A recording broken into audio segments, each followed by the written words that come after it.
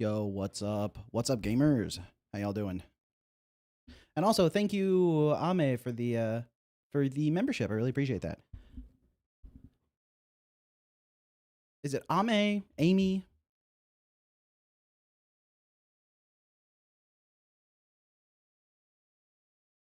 I like to do the wave emote as well. Like am or am. I still don't know how to read that. uh,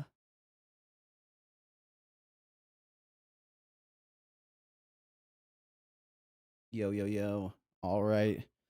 You guys ready for the big reveal? What's up, gamers? We have a new overlay. As in I am. Ah. What's up, peeps? You're on chat now. I got a new mic, got a new capture card for the camera. Everything is improved. Green screen? Yep. Also, I got this set up. Let's see if it works. We got a holy from Lyra.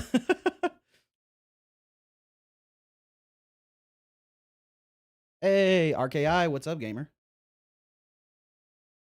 That way I can highlight the message in chat that I'm actually responding to.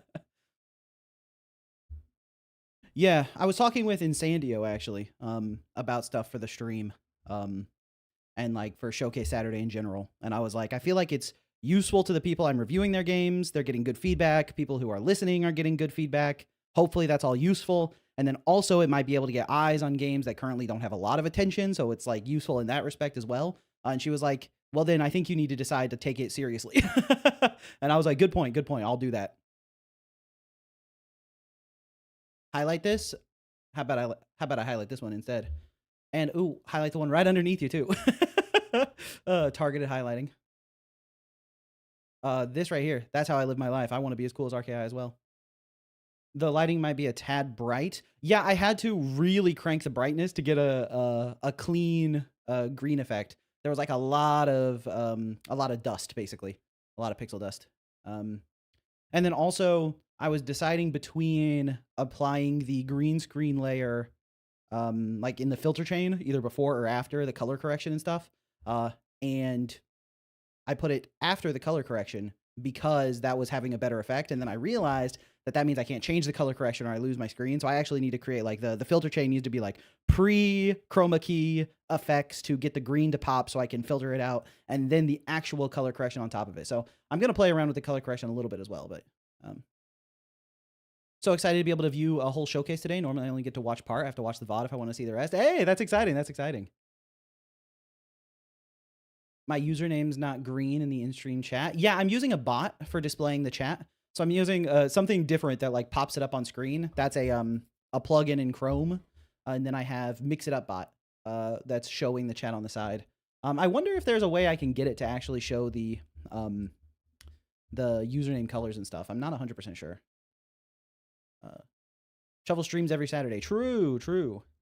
This is new Isadora art. So actually this particular piece is it's like one of the very first ones I got commissioned when I was thinking about doing like the wallpaper and Patreon stuff, but I didn't specify for it to be a wallpaper. I just commissioned a piece for Isadora. So it's sick. I love the piece, but it's not a wallpaper. So I haven't really been able to use it for anything. I think it would fit like a phone screen. So maybe I could do like a phone wallpaper for it. But when I was putting together this overlay, I was like, oh, I should use that piece on the chat box. Tried out a couple different pieces. Canon Isadora is futuristic now. Yeah. The setting for Isadora's Edge has always been future fantasy, but I know sometimes that's not clear. She does have like a beam sword, but it's a really cool looking piece. Oh, right. I need to make sure I'm clicking on messages when I respond to them. It's a really cool looking piece. Thank you. Peak presenting peak. Let's go. Isadora above chat is peak. Thank you, Lyra. Thank you. Yeah, we played with several different illustrations up there and a bunch of different backgrounds and stuff for the stream, but ultimately I liked this one. I thought it was kind of sick. What's her whole body art look like? Ooh, good question. Let me get that pulled up. Oh, also I have like a bunch of stuff running. Let me close Premiere. Close Media Encoder. Close Photoshop. Close Cassette Beasts.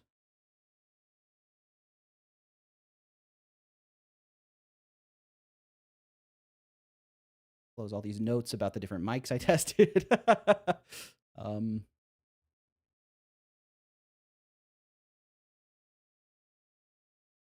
Did everyone get their bad ideas jam game in? I saw Flying Tank game in the most rated category. Yeah, when I was looking at the bad ideas jam page, I saw that that Devil May Fly was like second in popularity. So that's it. Great job.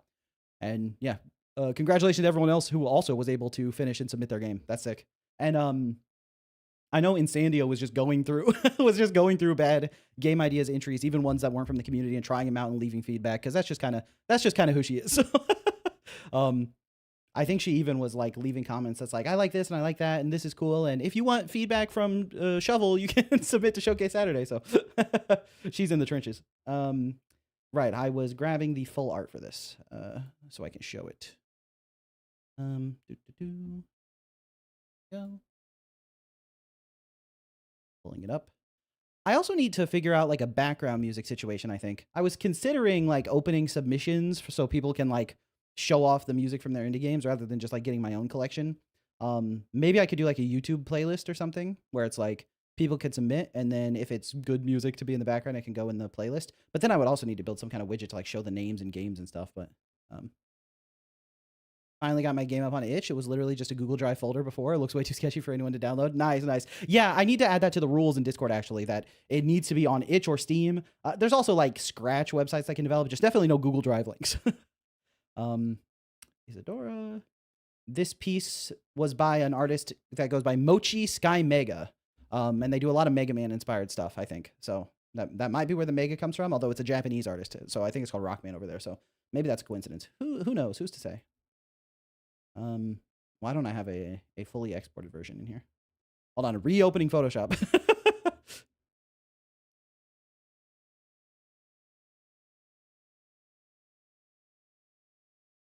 Okay, zooming. All right, and then close that. Get that all good, dude. And using a capture card for the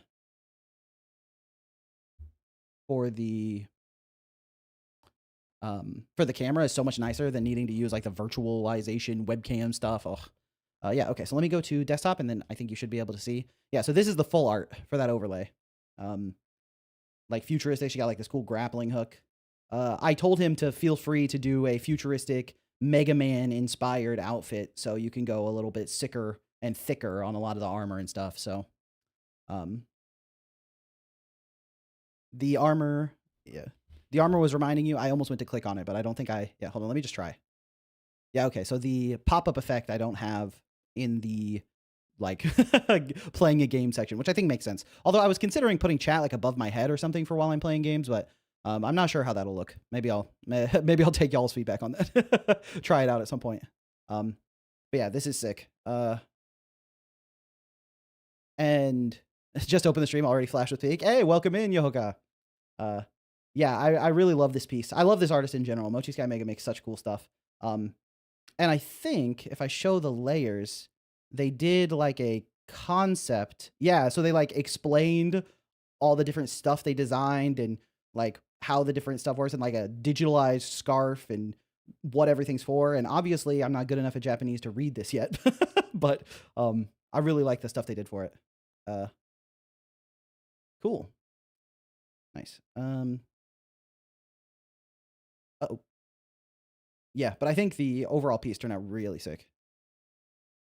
That's so descriptive. Yeah. Went really the extra mile in getting this all like, and like labeled each, like this is 0.1 and 0.2 and 0.3. I need to use like my the Google Translate, like the camera one where you can just like hover it over something and it'll translate. I need to zoom in on each of these and figure out what they say. But yeah, I really love the piece. Maybe I can use this as like a phone wallpaper or something. But yeah, awesome. Okay, let me go back to my talking head view. What's up, gamers? Shovel, I read the things in Japanese. People just love misinformation nowadays. Ain't that just the case? I agree with Lyra. What would your top most important tips be for beginner devs? I'd say for beginner devs, the thing that's most important is to just like get some experience under your belt. You want to make small projects and just get in there and start learning, because it's easier to understand something when you have the context for what you're trying to understand, right? And so the more you do, the more you'll be able to grasp, because your ability to understand it is going to expand. And also just the more experience you get, the better you get at doing stuff. So I think that's what I would generally recommend. Yeah, the more you make, the more you learn. I would 100% agree with that. Me, when I purposely spread information on the internet. Purposely spreading information? That's Pog. Is there a filter or safety for the overlay chat in case something rogue is written? Yeah, I have the bot set up to not show messages that like trigger the auto mod and stuff, but I haven't tested it. I wasn't like, I wasn't offline. I had like a private stream going where I was testing everything. I wasn't like typing slurs into my own chat to make sure the mod got it. But in retrospect, maybe I should have, but we'll see. Uzi based? What did Uzi say? Oh, this shit looks so peak. Thank you, Uzi. I appreciate that. I appreciate that. Oh, right. I totally forgot to post the update in Discord that I went live. I was managing so many things. I got the green screen all set up before the new capture card for the camera came in, which I realized when the capture card got here, I made a pretty big mistake because all of a sudden the camera quality was much higher, but also the colors were way different. So let me go ahead and post. We are live with Showcase Saturday. Although it seems like a lot of people have made it in here already anyway. Cool. Boom. All right. And then let's close out of Discord. Perfect. Get my chat back. Whoa, when the stream get an upgrade, or have I missed that much? This is the first stream with the new overlay and the new chat and everything going on. Oh, Shovel, do you need background music? Yes, I do. I'm thinking, like, I talked about it a little bit briefly. Kat. Everyone like the stream, like the good viewer you are. Thank you, Kat. Thank you for reminding me. Yeah, make sure you click like if you're enjoying the stream, or even if you're not enjoying the stream, you can click like. What's it going to cost you? But yeah, make sure you click like on the stream. It actually helps a lot, increases the reach and stuff. So thank you. Can you play the leaked GTA 6 build today? I didn't know there was a GTA 6 build that leaked. I probably won't play it on stream, but that's crazy. Hey, Paul. What's up, Paul? Hey, Shovel in chat. Hope everyone's doing well. Thank you, Paul. Paul, longtime Patreon supporter. I think, Paul, has your name been in the credits of every single video ever since I launched Patreon? I think it has. Yeah, thanks for showing up to stream. And thank you for the support, Paul. Wait, Isadora's Edge has no music yet? No, Isadora's Edge does have some tracks. It needs a lot more for sure, especially converting to a Metroidvania. I was planning on having like 1 or 2 tracks per level, including then the boss music and maybe music for the mini boss. But now that it's a Metroidvania, there's going to be different regions and all kinds of different stuff. So I think I'll probably need to increase the track count by quite a bit. But on the music front for the stream, I definitely need some background tracks. So. Vari said to check the music channel for background music. Vari, you think I'm gonna fall for that? You think my brain is so small? I know you're itching for revenge since you typed in the please ban me channel. I know. Looks like the chat capture didn't show the URL for Steam for Isadora's Edge, so that's evidence it's filtering some things. Nice. Okay, perfect.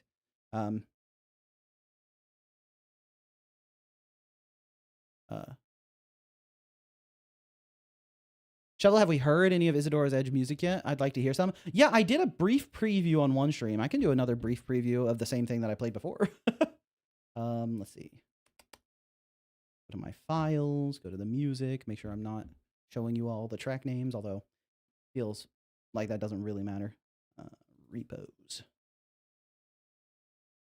Music. Yeah, I think I shared this song. I'm not playing my desktop audio right now. Also, my audio is really loud. Let me make sure I'm not blowing out my own eardrums real quick. Okay. All right, let me just make sure this is correct. I have all the different like tracks separated so that I can do like fun audio effects. Like if the boss hits you, maybe the drums fall out or whatever. But right, okay. Let's see. How does that look on the?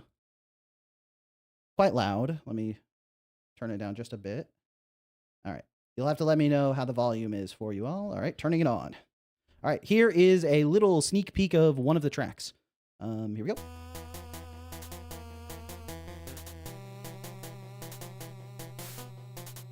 I think that's a pretty good volume. You'll have to let me know. Volume seems fine. Perfect. Dude, I love this. I love this track. Nice.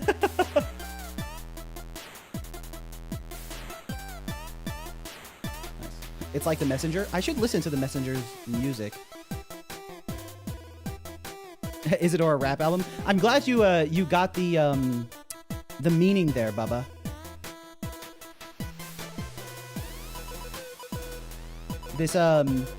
This track is supposed to sound like the boss is rapping at you in in pixel art. That's the theming behind it. All right, getting to the good part, so I'll turn it off there. Shovel, when are you playing Agent 102? I need to see your reaction. It's on the list. It's on the list, Egmac. One of the games that I think I'll probably get to today got added to the list on like December 10th. So when I was like, this one will probably happen today, I was like, ooh, they've been waiting a minute, dude. RKI. Oops, that's not. Here we go. RKI. I can confirm Vari's music is safe. Well, okay. If RKI is vouching for you, I will listen to it. Oh, and I still have desktop audio on, so. But Vari, if you like copyright claim my stream, I swear on everything, I will bring the hammer down. Seems safe when I opened it. Nice, nice. Oh, it's very very calm. Calmer than I would have expected for needing to take a poo. Sometimes you just need a good Rickroll. That's damn true. That's damn true. Check this out after. Got it, RKI. When do you think I should release the Steam page for my game? The advice I've always heard is to release it as early as you can. And I didn't take that advice for a long time. And then I finally made a Steam page for it. And then once I did, I was able to get wish lists. So it feels like it was a good idea for me to do it.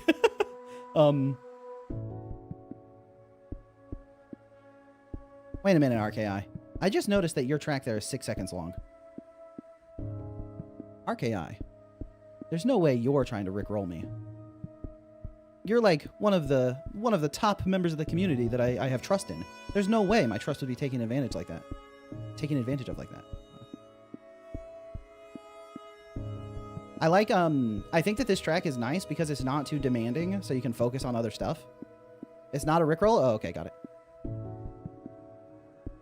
I have like 10 wish lists, so I don't know about that method. Hey, welcome in, Nikki. Yeah, but your game looks amazing.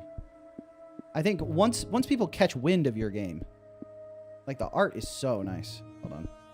Let me go to Inner Demon's Calamity.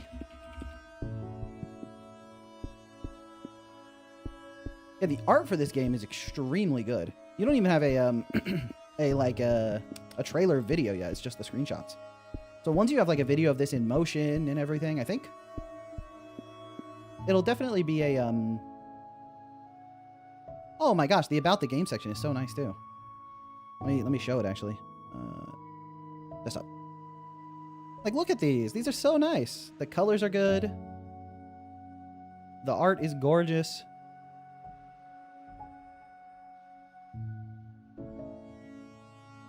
Look at the little mushroom. Yeah, and also it feels like there's a huge variety of content from just scrolling down. It's like, it feels like a lot of distinct areas. Maybe it's just a day-night cycle or something, but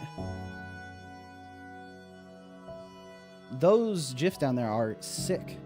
And also, like, I love this shot here. So, I think, like, probably you'll need a different tag here. Explore a colorful continent as you run, jump, and fight in this 2D platforming adventure. Also, I think this capsule is just a little busy. I like the handwritten font, and I love all the colors here. But it gets a little busy along the bottom, and then it's, like, a little empty around the top. So maybe you could do a little bit of capsule optimization. But overall, I think you have a very compelling visuals here for sure. And then I assume once you have a demo and people can like play the game and test it out, that'll be pretty helpful as well. Yeah, I think you got something really good on your hands here. So this game is so gorgeous. That's for sure. It's like if I was just like scrolling along and I found this game and it said it's similar to Hollow Knight and Silksong, And I was like, oh, the art's super nice, super cute pixel art. Is that like a boss fight? All right, I'll play the demo. It would get me in there for sure. So, yeah. In fact, I mean, it is already on my wish list. So, okay, back to my talking head view. All the text on the page is just what people told me to write. Well, explore a colorful continent as you run, jump, and fight in this 2D platforming adventure. I feel like... Okay, one thing that's for sure is Silksong is... Silksong in a lot of ways is really useful for, like, analysis, like what did they do right in the game design and stuff. But for, like, marketing, it's almost completely useless. They didn't have to market anything, dude. The game sold itself.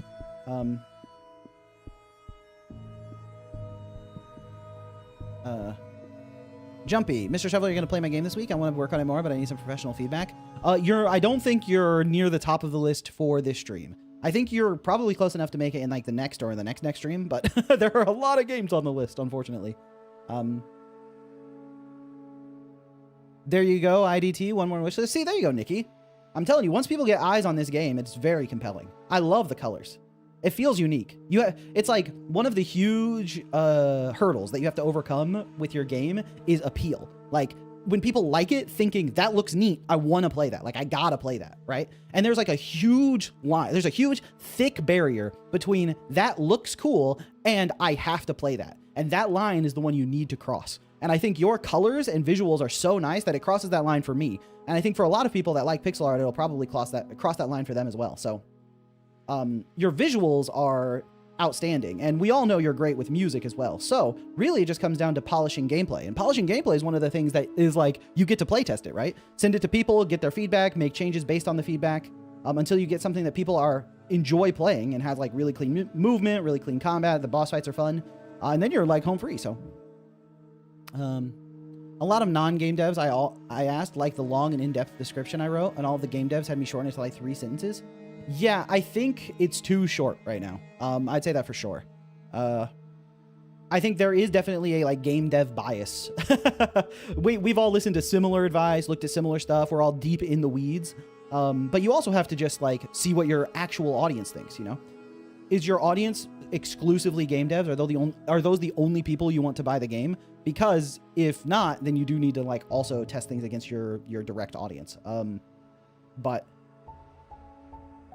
I think right now it's just short enough that it like triggers almost a like a this is placeholder in my mind, so I almost like filter it out a little bit. But I'm new to game dev. Where do you think I should start? Like I made Flappy Bird using Unity, but I don't know what to do next. Join a game jam. Game jams give you a strict deadline, which is great because it means you won't just cycle forever.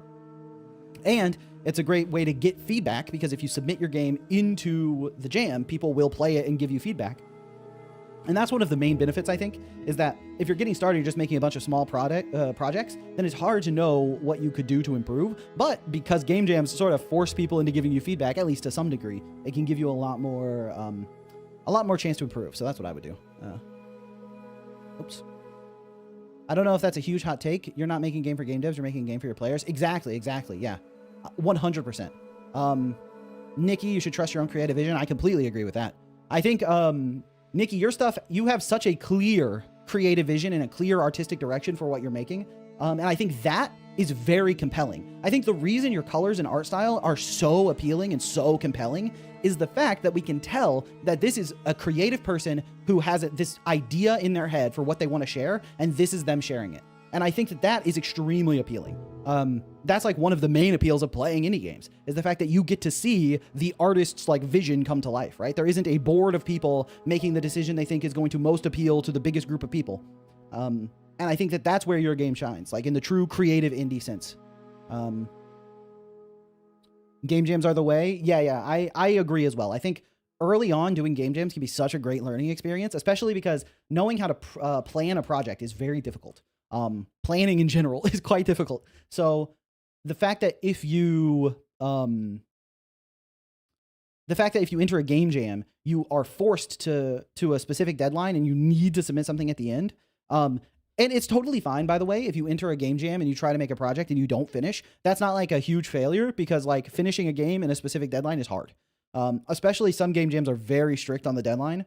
Some are way too short and you don't have enough time to do everything. Some are way too long and you burn out before you finish. And so finding the game jam that suits your particular deadlines, right? The game jam that's going to suit you the best is totally up in the air for what your work style is. So entering the jam and not finishing is a learning experience. And one thing that's important to remember, because it's really easy for devs to make this mistake internally, is that time spent learning, even if you failed, is still valuable time spent on game dev. It's not time wasted, right? It's like I did a task for Isadora's Edge yesterday that I estimated at 2 hours, and I spent probably like an hour and a half on it. It went a little bit faster than I thought, where I was like, I want to test how many times you can turn around in this one window during a specific state. I just wanted to limit turnarounds to see if that felt better.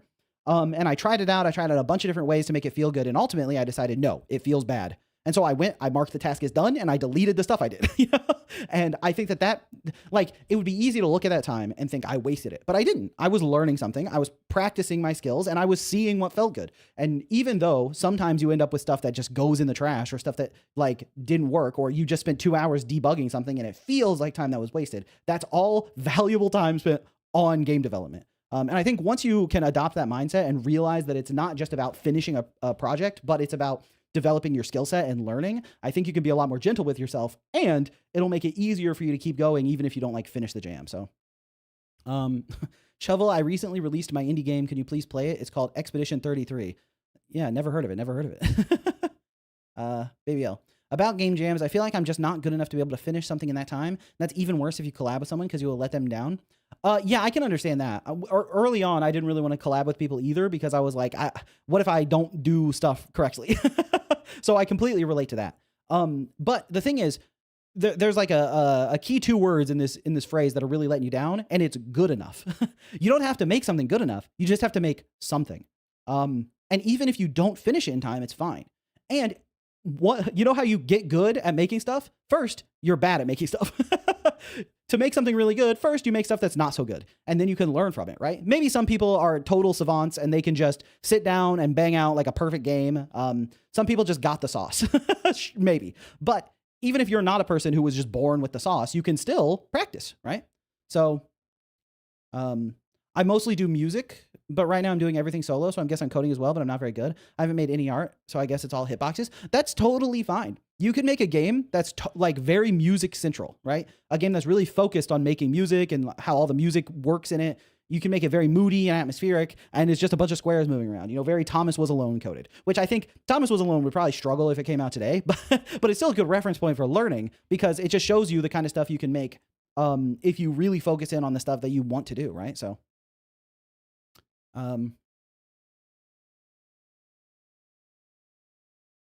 I almost didn't finish Solarpunk in time. I pulled an all-nighter to get it done in time, so I wouldn't have to cut content other people worked hard on. Yeah. I think game jams are really also useful for learning how much time stuff actually takes. If you're like honest with yourself, you know, after my first game jam, I was like, yeah, I basically had to stay up all night and really push through to the end because I overscoped. And next time I'm not going to do that. And then the next jam rolls around and I'm like, hey, guess what? Guess what I'm going to do? I'm going to overscope it again, baby. Shovel, I'm not sure if that's your field, but is a matchmaking system possible with P2P or no servers? I mean, possible, yeah. You might have some issues with not having like dedicated servers if you want it to be competitive. Like if you wanted a matchmaking system that's just for funsies, right? Like co-op or whatever, that's totally fine. But if you mean like super competitive matchmaking, you're going to have some issues because you really don't want people modifying their client to get an advantage, right? And if they're the ones if they are the authority, or if everyone is self-authoritative, then you have even more problems. So, yeah, so you're going to run into issues if you want like hyper competitive integrity, but it depends on what kind of matchmaking you're doing, you know? So, overscoping is always a problem. Yes. Learning how to scope things properly is something that is really valuable and like no one's good at. It's so funny. It's like, I think that's like Vari's calling card in Discord is someone's like, check out my work. And Vari's like, you've made the classic blunder because you overscoped. And the fun part is she's almost always correct. So, yeah, RKI, that's how I won the Jam Septic Eye. I was just online 24/7 posting stuff and hyping up other people's games so they thought I was nice and played my games. Yeah, I think that like that's an underrated part of game jams that a lot of people even like take umbrage with, where they're like, that's not really what making games is about. Building a community and like satisfying your players and making people happy with the things you made is like fundamentally a part of game development, because you're making, like, I really focus on the artistic side of making games, right? I really care about making it really fun to play and really executing on stuff. But do I sound like that in your head because it's not far off? Yeah, because fundamentally you are releasing a product, right? It's like, and some degree of product management and like making your players happy exists as a part of that. And I think that in general, being able to manage a community and make the people around you happy and feel good is like also a part of game development. So that's not networking. It's just manipulation. It's not manipulation. Being nice to people isn't manipulation. Now, if you're like, I secretly hate these people, but my goal is to get them to play my game and say nice things to me, so I'm going to be really nice to them, then like you are trying to manipulate people, but don't do that. And also, in general, I think that like when you're trying to manipulate people by being like overly nice or something, like people have a pretty good sniff test for it, right? I don't think everyone is like a brainless husk, like walking around like they were nice to me, so I must give them positive feedback. So, I posted a long comment at the same time someone else did. I love bad timing. What'd you say? Jumpy Neb? When I started, I was watching Griff Patch Scratch tutorials. I've been doing Scratch for 4 years now. Then I did the Shovel Jam with some game dev experience. I think that's why I did surprisingly well. Yeah, I think getting into game jams early on and like doing projects early on, it's okay if it's not good, right? It's like, yeah, you might discover that you just have some like natural talent for a particular aspect of game development, or you might discover that you really are going to have to work pretty hard at like certain aspects of it. But in general, I think that's totally fine, you know? There's always room to grow and room to learn, so... if you make a very short game, then who's even going to play it, right? No, I don't think that's true. I think a lot of people want to just play something short just to like kill some time, right? Especially for game jams. When people are going through game jam games and they want to like play a lot of them, they want to give a lot of feedback, they want to get the experience. Sometimes giving them a very short experience that they can just enjoy and move on is like exactly what they were looking for. So, is it fine to make a game with Python with no game experience engine? It's hard for me since I'm only 12, but I'm good at Godot, so I think it'll be fine. I think Python is good to work with. If you're getting started on game development that young, I think it's fine to just do whatever interests you. I think if you're really like, if you were like, I want to learn game development and I'm very young, then like you have so much time to learn. So I think that's totally fine. I'm actually a Unity developer, and massive respect from one creator to another. To be honest, just be nice to anyone regardless of the benefits. That's true. That's true. I think being nice to people is good. I think people often conflate being mean with being honest, because you can be mean and lie, and you can be honest and nice. Those are not the same thing. And people also conflate being overly harsh and overly negative with being honest. Like, is there a perfect game out there? Yes, Silksong. No, even Silksong has problems, right? And it's like, I could say, yeah, Silksong, I don't even know what they were thinking, man. They have fetch quests. Why would they add fetch quests to a Metroidvania? It's like such a huge mistake, really. Like, I don't even know what they were thinking. Classic. And when you use the harpoon, you have to wait for the silk to regenerate, so you're just like hanging from rings. That's like such a beginner game developer mistake. What were they even thinking with that? Honestly, it just shows that they really don't have that much experience. It's like, yeah, I could say that. But that's overly harsh and pretty dishonest. And being overly harsh doesn't mean the feedback is good. So, Shovel, how do you get people's comments to magically show up on stream when you're replying to them? When I start reading them, I click them. I have I got a Chrome extension set up that makes the comments clickable if I pop out chat. And then I have an overlay in OBS that is reading from the pop-ups and just puts them on the screen. And then I did all the like styling and stuff, so it kind of matches the overlay and stuff. So, have you ever seen a Metroidvania with multiplayer? I actually have. It's called Embryo Genesis by the fantastic Keegan. This emoji is elbow cough. It's a dab in disguise. That is absolutely a dab. Calling that elbow cough is crazy. From my teaching experience, kids can learn so much so quickly regardless of what they're working on. Yeah, and I think like just exploring the things that interest you and like exploring your own creativity, your own imagination is great. I always appreciate how Shovel is deliberately sensitive in his feedback delivery. Yeah, I think that feedback is better when it's kinder. I think it's easier to accept feedback when someone isn't being mean to you. And I think that like making sure I'm not taking the easy feedback of like, this feels bad, or like, this isn't good, or just like being overly harsh. I think that that can be harder to accept, and it can be harder to learn from. And honestly, I think trying to focus on things that are positive and express ways that those positives can be amplified is the best way for people to learn. So, Shovel, listen to RKI song. Oh yeah, he did tell me to listen to that. RKI, I swear.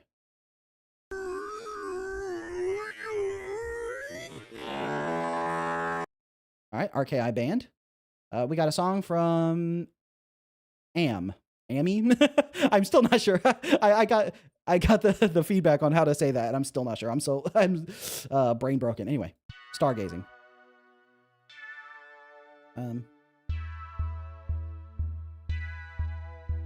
Something I absolutely loathe is when people are mean but act like they're just being honest. There's always a way to be nice about feedback. I think even if your feedback is, dude, you need to restart. Yeah, I completely agree with that. I think it's like a very valuable skill to learn, is that being kind and even-handed in your feedback is, it's harder. It's like, it is easy to be harsh and mean with feedback. That's like the easy way to do it. Because if you don't like something, it's easy to be like, that sucks, that's bad, I don't like it. But figuring out why you don't like it and then expressing that gently is like difficult to do. And so it's a skill that people actually have to learn. I think like giving good feedback is not an easy skill. And then as a developer, learning how to take all the different feedback you get and parse it intelligibly is also really, really tough. Because some people will be very aggressive, and some people will be very kind, and some people will kind of hide their true intentions. Some people don't want to hurt your feelings, so they'll say something, they like something even when they don't. So learning how to filter all the feedback you get is tough, right? And it's something that just takes a lot of experience. And the more feedback you get, the better you get at it. The harsh and mean people are more popular, sadly. Yeah, it's interesting. I think maybe there's like an entertainment factor. I don't know if there's like a, I don't know if there's an air to it of like, because they're getting bashed, it makes me feel better about my progress. I wonder about that. Is there like a sense of, oh, at least I didn't make that mistake.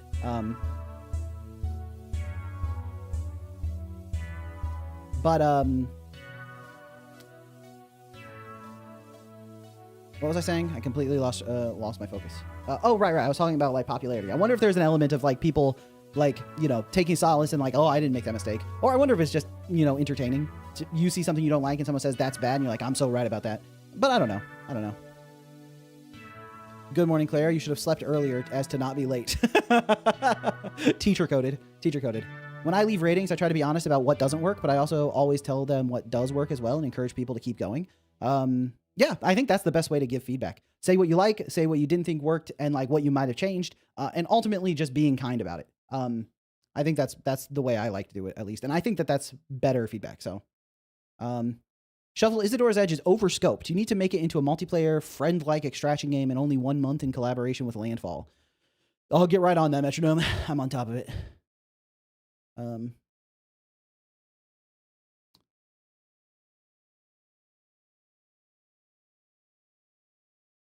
Oh my, that's too fake feedback. That's just people being nice. I hate it. I hate it. I'm not sure how to parse this comment. I think people do conflate kind feedback with like filtering themselves or being dishonest.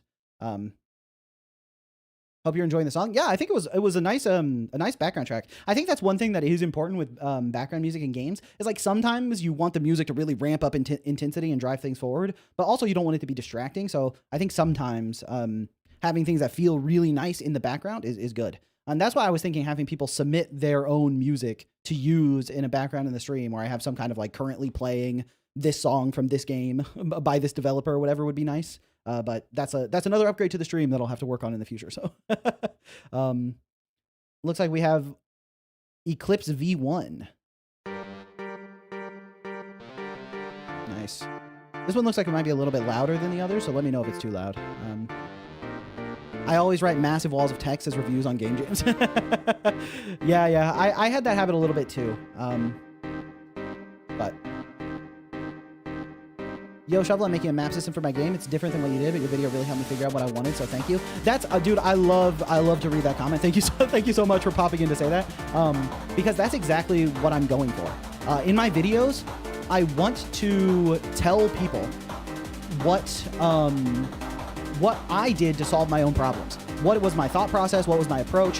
Why I wanted to do things a specific way and how I made those decisions. Because I think that that's the valuable thing, right? Rather than just telling you this is the answer, telling you how I figured out my own answer can hopefully help you figure out your own answer. So I'm really glad that that worked for you. So this is so beautiful, getting to see everyone's icons blown up. Yeah, I really like the fact that it shows the profile picture down there. I think that's really nice. I turned the main character of my game into Garfield for April Fools. Nice, nice. Hi, YouTube TV. Lyra said, I'm famous now.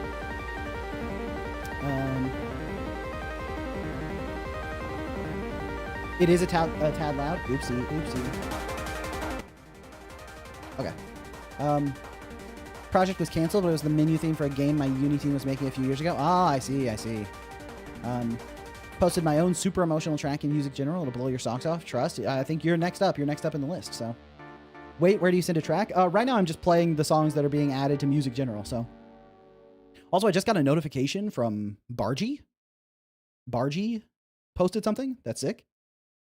That's better? Okay, good, good. All right. Hopefully this volume level is appropriate for Bubba's track as well. Emotional title. It's 39 seconds, so.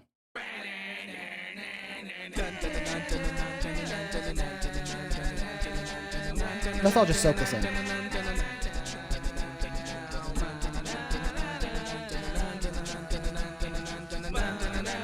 Oh, what did Casa Toby say? I think game development is going to be ruined by AI. I wouldn't be too afraid of that. This is stirring something deep within me, actually.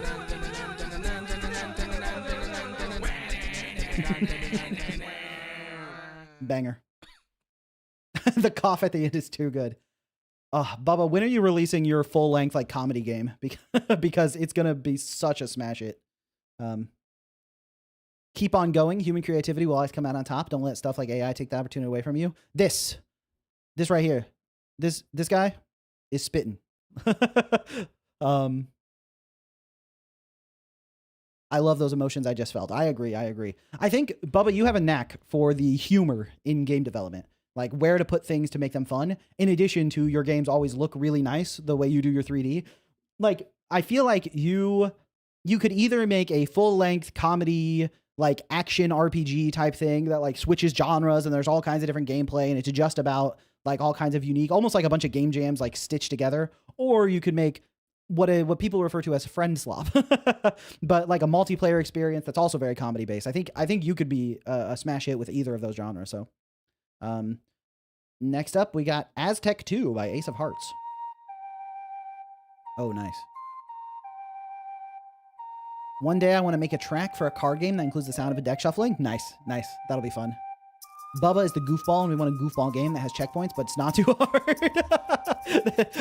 This is spoken by someone with experience with Bubba's games. We want a goofball game, but please checkpoints, and please not so difficult. Dude, I'd love to make some shit like that. Thank you. Yeah, I think it would be such a huge hit. Friend slop is such a terrible name for that genre. Yeah, I generally don't like putting slop at the end of things that aren't generated by AI. I feel like it almost feels like a psyop from the billionaire class to get people to stop associating the word slop with AI stuff. They're like, we're just going to start calling everything slop, see what catches on, have our bots post comments calling every possible genre slop. So, fun Vari fact. My current top post IGTAP plan is to make an incremental friend slop. Nice. I'm going to be honest. Incremental friend slop sounds like the kind of genre I would anticipate you to go for. It feels very like properly analyzed for peak performance in the algorithm. I'm making a 2D Metroidvania. Took inspiration from your idle animation. I love your art style, man. It's great. Thank you. I think the artists I'm working with are incredibly talented, incredibly good. So, nah, dude, I'll hit you up eventually. You're just so fire. Well, Luna, if you ever need an animator, not to impose myself, dude, Luna Bubba collab?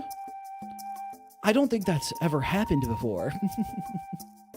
Hi, which community games are you playing? So there's a channel in the Discord called Showcase Saturday that has a huge list of games.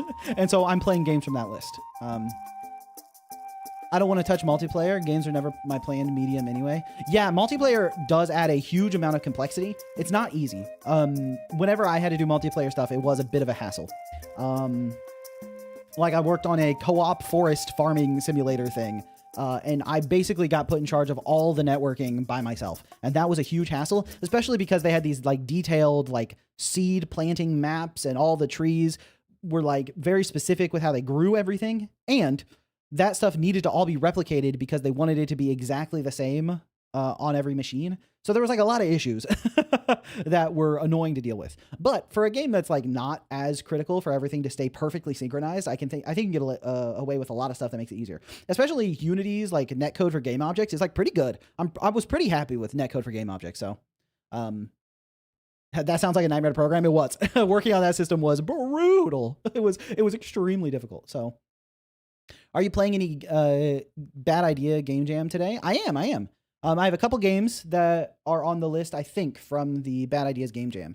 I didn't want to totally pivot because there are a lot of people who've been waiting a long time. And like, I need to play Keegan's game for sure.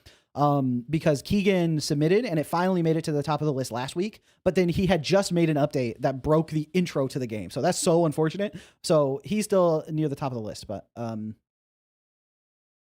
considering your experience, a 3D Luna game would go crazy. Right? Oh, I would love to play a 3D Luna game, especially collabing with Bubba. Multiplayer is why I remade my chess game so many times. Yeah, multiplayer is tough. Oh, Bubba's doing the opposite, putting more effort into learning pixel art. Let's go. Bubba, I feel like you're not to glaze too hard, but Bubba, aren't you just kind of good at everything? I feel like every game you make is so polished on like every direction. It's like you and Nikki, I feel like, are both so good at like every aspect. Although I think you're more of the 3D specialist and Nikki's more of the pixel art specialist, but it seems like you're both good at everything. So Bubba's just cool. Hard agree on that front.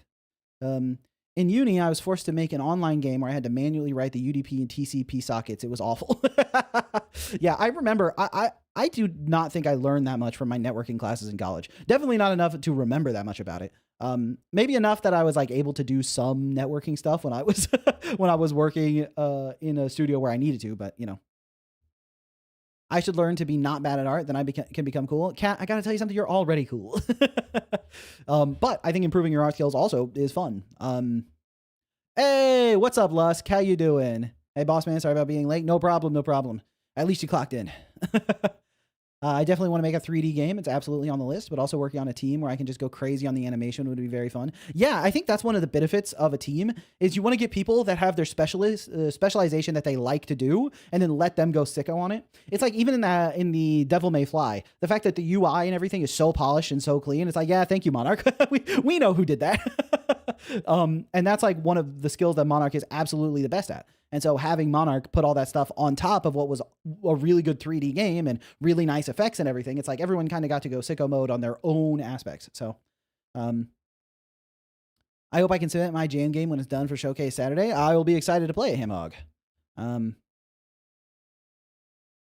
Maybe I'm weird, but I really like thinking about the packet flow and whatnot. I mean, that's an incredibly valuable skill. I mean, I know you're already making a multiplayer game, but being someone that enjoys doing networking makes you a very valuable asset for a lot of teams, because if they want to have a multiplayer game, someone has to do the networking, and sometimes it can be a huge hassle. So, oh, don't forget to like the stream, chat. Thank you, Lyra. Thank you. If you haven't already, make sure you click that like button. I appreciate it. Hey everyone, sorry I'm late. Again, what a beautiful screen I'm looking at right now. Hey, thank you, OB, thank you. Put a lot of effort into getting the stream's quality significantly upgraded. So, did I see Elshian's new game? Would love to hear your thoughts. I don't think I did. What's it called? Dude, Shovel should totally look at Bad Ideas videos. Ours was so fun to make. Oh, did you have to like submit a video about your Bad Ideas game? Like, was that a part of the jam? So. Shout out to Tofu for editing it. He killed it. Yeah, I think Tofu is a pretty good editor. It's my personal opinion that I think Tofu is really good about editing. Is really good at editing. And I think YouTube channels should really be reaching out to him to get him on the team because he's very good at it. So, I think anyone that really like nabbed up Tofu to work on their stuff would be really smart. So, Tofu's editing skill is peak. Hard agree. Hello, Shovelman guy. Hello, Toxic Sludge guy. Every entry needed a video. I see. So everyone had to make like a pitch for it. Oh, right. I need to go to the next song. We listened to Aztec, so next up is Lava Run. Nice. Tofu's going to be the first dude I hit up for anything edited. Yeah, he's really good. Video is one of the rating categories? Dang. Okay, this one is like a little bit quiet. Turn it up just a little bit. Okay. Jess! Welcome in, Jess. How you doing? Jess makes such good asset packs. Wait, how are we suggesting songs? Hey, what's up, C-Boobs? Good to see you. It's just in the music general. I said I needed background music for the stream, so people have just been posting it. So I've just been clicking through it when I remember. So, I think meant Leashian. It's a lunky horror game. Oh, okay.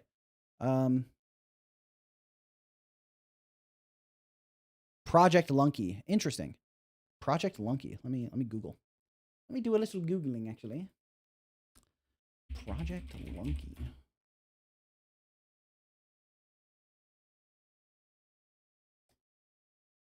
I made a lunky horror game for Markiplier.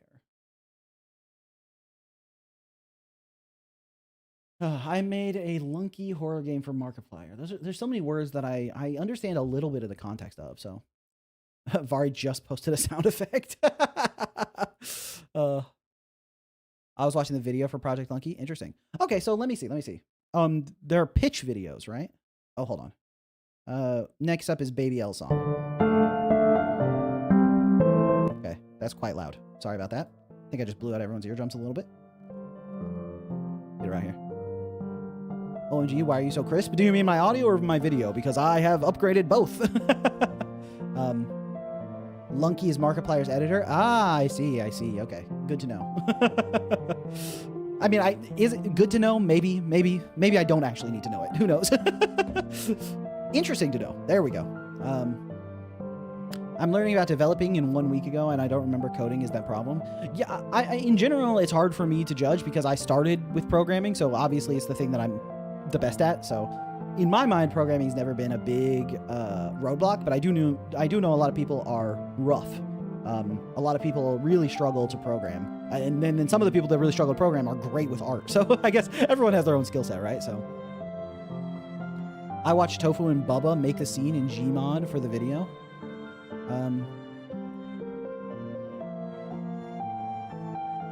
Question, are you in everything about game dev? Like book, YouTube video, podcast, you just doing stuff without too much influence? Yeah, I mean, right now I'm just doing YouTube videos and then working on my game and also this stream, right? And then I ran the game jam. I got invited to a podcast or two maybe, and I got invited to GDC, but I didn't want to take too much time away from the stuff I'm currently doing, so I turned down most of that. Although I might do some like podcast appearances once the demo for Isadora's Edge is ready or something, just as like a marketing stint. Who knows? And I don't really think I need to write a book. But we had to make a video pitch because the YouTuber is famous for his bad game idea video format, so I had to make their own as well. I see. This track would be great for visual novels. True. It's like a nice calm. I feel like it has a lot of space for being able to read and imagine scenes. Like a rainy scene. Right. Okay. By Metronome.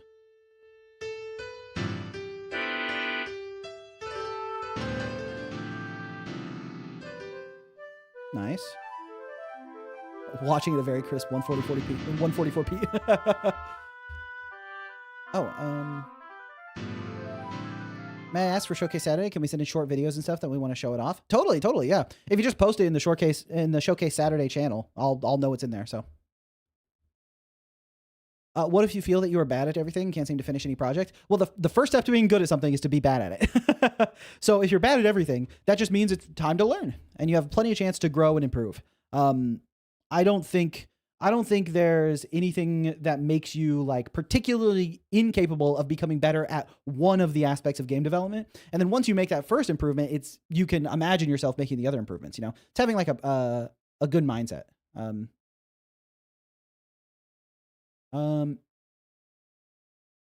Me when the page of the book has an edge or something. I like how you were slightly committed to that joke. Slightly. Should I submit the link to the pitch I made? It was a little last minute, but the script was good. Sure. You can also edit your Showcase Saturday post if you want to include that there too. What if you make a separate Showcase Saturday channel for things that aren't games to show off during the yapping section? That's potentially a good idea. I could have Showcase Saturday and Showcase Saturday miscellaneous or something. Coming from a guy that never did art, but now I knows pixel art or two. Nice. Yeah, being bad at things is the best time to make improvements because you can only get a better understanding from there. Yeah, it's like when you're still new, you can see pretty massive improvements pretty quickly if you're really focused on improvement, right? Once you're already quite good at something, it can be hard to take those steps in the positive direction. And there's less resources. When like the resources to go from a complete beginner to being like pretty good at something are quite abundant, then going from pretty good to being like expert level in something, I feel like it's harder to find good guides. A lot of it is like self-directed learning. So learning is the biggest game dev skill. I think that's kind of like a like I haven't heard that much, but I think you might be like really onto something there. That like being able to learn new skills and pick up stuff is so valuable. When do you think Isadora may be finished one day? I really wanted to have the demo out before the end of the year so that people could actually play it. But I don't know if I'm going to be able to make that goal. It's already the beginning of April. I was hoping to be a little bit further than I am right now. Things are going well in development, and I've been like destroying tasks. Like if I go check my Jira board for this sprint, let me go see. I've been doing 3-week sprints because I like that.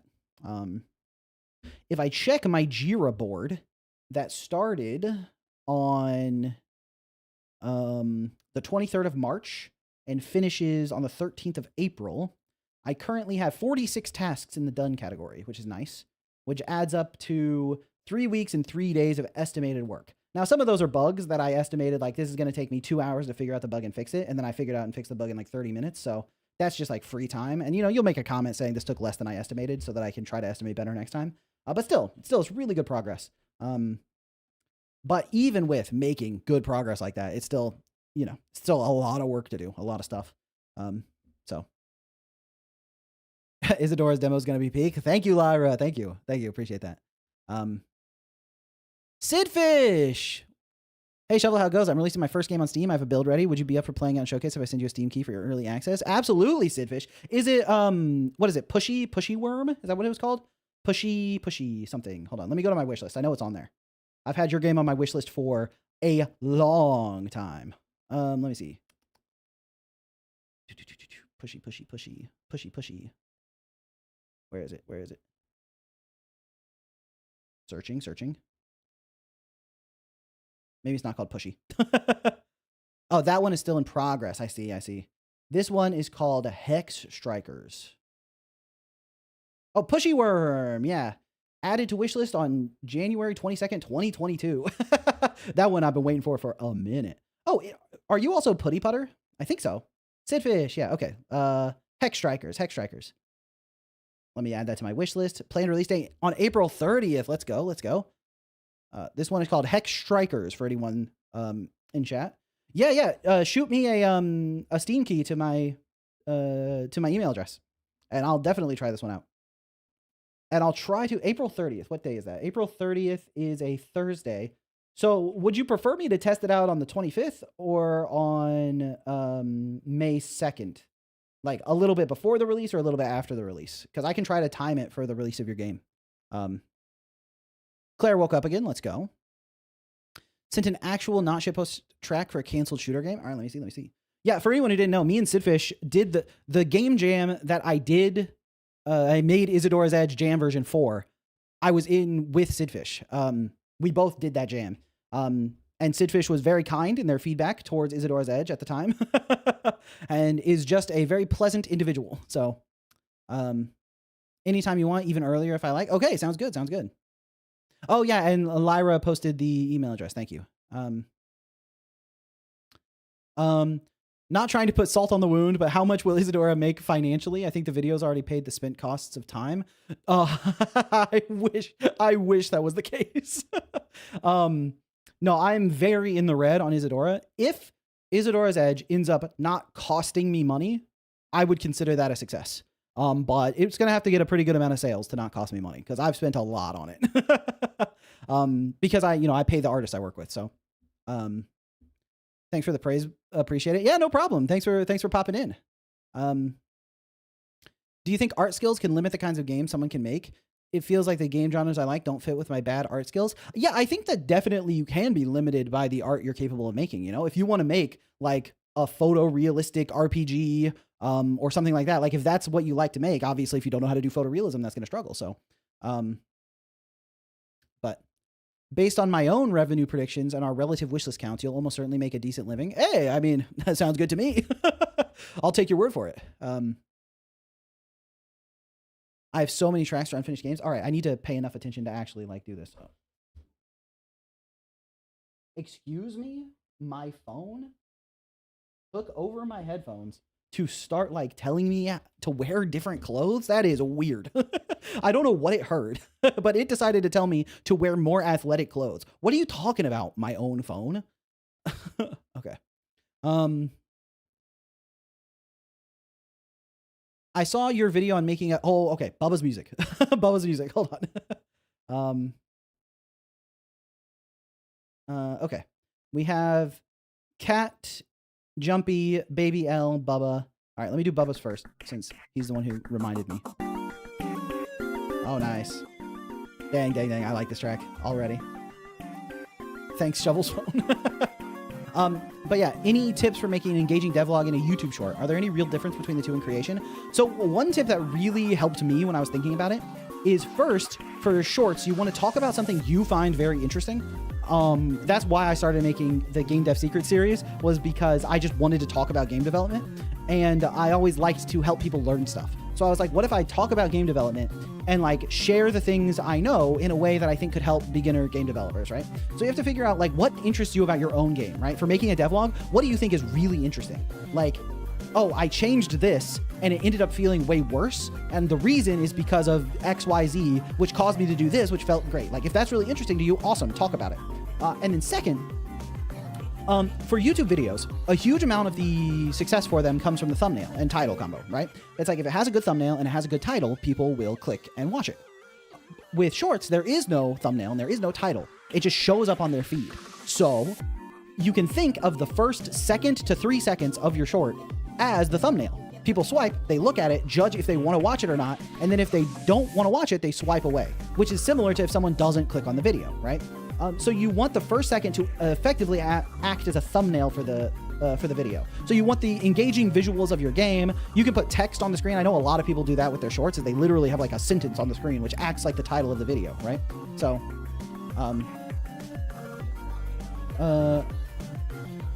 aren't you and your artist like a team? Do you only meet online? Yeah, we're completely remote development. My team members are just wherever they happen to live.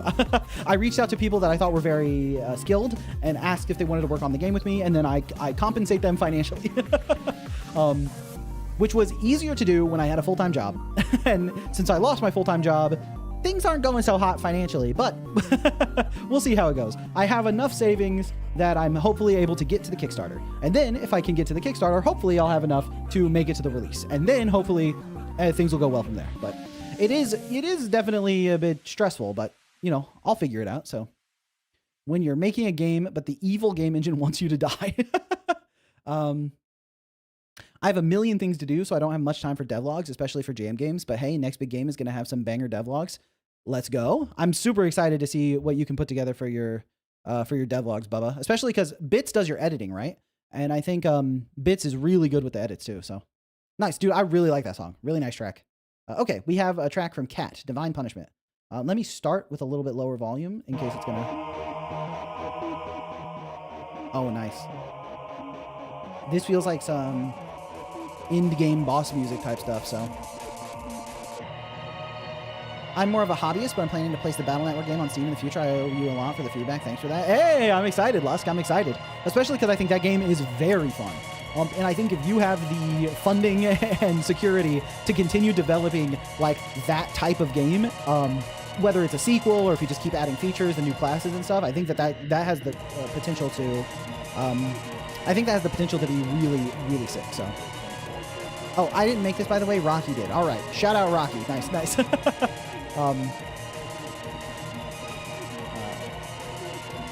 This one is great. I listened to it. Nice, nice. Yeah, I like it. It feels like some really sick in-game boss music type stuff. The music is still too loud. Oh, okay. Let me turn up my own volume in my ears so that I have a sense of the volume a little bit better, because that wasn't too loud to me. Okay. Guess we're calling Shovel God now. When did that happen? This is from Solarpunk? Oh, nice, nice, nice. Yeah, I'm looking forward to seeing Aiden depression posting in Discord. Everyone writing Bob says me so annoyed I haven't been able to write all week. Aiden is so good with music. No problem, homie. I know it's somewhat stressful, but it'll be good. What do you think you'll do with your life afterwards? Hopefully, make more video games. I would love for Isadora's Edge to be successful enough that I can just work on my next game immediately. That would be the ideal, you know? Go straight Silksong mode with it. It's like, I have the funding secured to just grind away on the next game for 5 years or something. Ooh, Isadora's card game? That would be fun. I even had the inclination of making like an in-universe card game, kind of like Gwent or, yeah, like Gwent is the best one. Oh, I really like in Final Fantasy VIII, I think? Final Fantasy VIII. There's an in-universe card game that I really enjoyed, so I was considering doing some kind of in-universe card game. I think Sea of Stars has one too, just because I like it, but I think that would be a huge amount of effort. For no good reason. That's something that is overscoping that I need to cut out. Maybe as a DLC or something would be cool, but you know, make it roguelike. What's your time ratio on making devlogs and working on the game? I'm struggling to decide what I want to do. So my camera devlog took a little bit longer than I usually spend, and I spent about a week and a couple days of full-time effort on it. But some of that time was fixing up some camera stuff so it looked better for the video, and I needed to do that anyway to make the camera cleaner. So a little bit of that was development time. And then I try to spend the vast majority of the rest of my time working on Isadora's Edge. I'm trying to put as much time to it as I possibly can. And Insandio is always reminding me whenever I try to like take on extra responsibility or extra work for myself, she's always telling me like, make sure you're giving yourself the room to focus on your game, because I do have the habit of taking on more work than I can actually do. And so reminding myself that I need to actually focus on the game is important. Sea of Stars is my inspiration since it shows me that horrible games can make it big too. I like Sea of Stars. I thought Sea of Stars was really fun. He said his studio ran out of funding and it shut down. Yeah. I was working at a game studio and the funding just dried up and it shut down, unfortunately. But that was what happened at the previous studio I worked at as well. So the one before that also just ran out of funding and shut down. And then the one before that ran out of funding and did a bunch of layoffs. And unfortunately, I got hit by the layoffs. And it was so funny. My the audio director of the game, he really liked me. So he really wanted to keep me on. He tried to fight for my job pretty hard, but they just didn't have the money to keep me on. So yeah, Shovel running every studio out of funding. It do be like that. It do be like that. Where are the cool musics? My attention span is only 8 seconds. True. This one. Okay, nice. I want to start Lamplighter dev again, but I need to finish Behavior Tools first, since it probably won't get any sales, a good experience. And in the last leg, I want to start Lamplighter so much. Yeah. It feels like every 5 seconds you hear the word layoff these days. Yeah. I think the people in charge of the studios and all the funding and stuff are like, I almost just straight up said stupid. They're very blinded by AI, and they're making decisions that aren't good for their games because they think they can just replace people with AI. And they don't want to fund also the games industry. Like in general, the money that the games industry makes has had like a kind of straight line up and to the right. That's to the left, up to the right, until recently. I also think COVID also accelerated it. But recently, the amount of money in the games industry has been like stagnant or decreased a little bit, and that scares the big money types, so they don't want to invest money in studios anymore. So, you know, gotta go, y'all. Have a nice stream. Thanks for hanging out, RKI. It was good to have you here. Yeah, this track is nice. I agree. I hope I can make so much money from game dev that I can be an indie game publisher. Being a publisher would be fun. It would be nice to like make enough money as a game dev to be able to just give funding and marketing resources to games that I think are really sick, so that they can get fully developed and get popular, so that I can keep playing them because they're fun, you know? Sometimes you just gotta maximize shareholder value. I think I just vibe with your tracks, Baby L. Yeah, I really like this Bilewater inspired track. But my ears aren't bleeding, you know? I'm still sane. I feel good about things, you know? the track makes me feel pleasant in some ways, so not sure if bile water can really be the inspiration there. Being a game dev angel investor, yeah, more or less, that would be fun. But my goal is just to make enough to continue doing game development independently. Yeah, and it's like, you know, my studio shutting down and not having a full-time job has its own stresses, its own unique issues and stuff. But having full-time to work on Isadora's Edge, I've made so much progress and made so much cool stuff. And I'm really happy with the movement right now. And I'm really happy with kind of the different layouts I'm doing and all the different features I'm adding. And the combat is finally feeling really good. It's like for a long time, I thought the combat felt okay, but it wasn't good enough. And finally, I think the combat feels really good. So 591 milliliter is now a publicly traded company introducing ML AI, maximizing your shitomology metrics with our new AI model. Dunkey made a game. Yeah, Dunkey started it's called Big Mode, right? Big Mode. Is there talk about MVP in studio game design? Yeah, for sure. That's how they justify a lot of like what goes into it. So how do I go full time on my indie game without ending up on the streets? Good question. If I don't end up on the streets, I'll let you know. I mean, I heard really good advice from Ninja Brian, a musician from the band Ninja Sex Party, who was like, when you want to be an independent artist, one of the important things to do is to keep your expenditures very, very small. Like keep your operating costs very lean. I also think Teller from Penn and Teller said it, right? It's just like to make sure you don't have too much extra expense so that you're giving yourself more runway on your creative projects. So, your game won a Big Mode Game Jam? That's sick. Patreon, YouTube, grinding, and luck, I suppose. I wouldn't know. I'm already full-time via unemployment. Yeah, speaking of which, if you're interested in the development of Isadora's Edge, you can subscribe to my Patreon. Thanks for the chance to plug, Bubba. Yeah, I post a monthly development update where I talk about the stuff I worked on and give some insight behind the scenes. It's a chance for people to share their thoughts about what I'm currently doing. And there is a playtester tier that will be the people I contact for my early playtests, where, in general, I am planning a playtest for the basic movement soon. Once I have it to where I'm like pretty confidently going to lock movement and I'm not adding more movement features to the demo, I think I'm going to do a playtest to see what people think of it, to see if there's anything I need to change or any big issues with it, or if they find bugs that I'm not aware of. So I'm probably going to be doing one of those early access playtests pretty soon. So if you're interested in the Patreon, interested in getting behind the scenes development access, or you just want cool wallpapers, check out the Patreon. It's really helpful. The Patreon support has actually been huge. They've been able to make it possible. It's like, for example, like being able to upgrade the stream and stuff. I don't think without the Patreon support, I don't think I would have been able to do that. Yeah, it's just a huge boon. It's very helpful. Give Shovel money. Hey, Kat, there's a message I can get behind. Also, the YouTube channel members, of course, also incredibly helpful. So, I only work part-time, but I have a good long-term plan and started saving early in my life. So I know I'll be all right retiring eventually. Just need to survive 35 to 40 years to get there. Nice. Actually, a good question from Kat. Oh, what did Kat say? But can you read my previous message? Oh, okay. Hold on. I keep sending messages at unfortunate times. Can you give some advice for early prototyping? Okay, for early. Oh, shucks. Claire, dear Shovel, did you know I'm gonna win game name jam? I believe in you. I believe you, Claire. Can we get some +2s in chat for Claire? I appreciate the fact that when talking about funding for Isadora's Edge, you chose to renew your membership. I really appreciate it. Thank you so much. We need stimulation. Oh, true. Next song. From Frizja. It's called Aqua Flute. Although this one's only 10 seconds, so. Did I hear give money? Oh, and Lyra too. Lyra with the membership and okay with the super chat. Thank you both so much. Oh, that's so funny. Clicking on the super chat to heart it popped it up on the screen. Oh, and there's like a cool little logo. I didn't even make that logo. That's like built into the plugin. That's cool.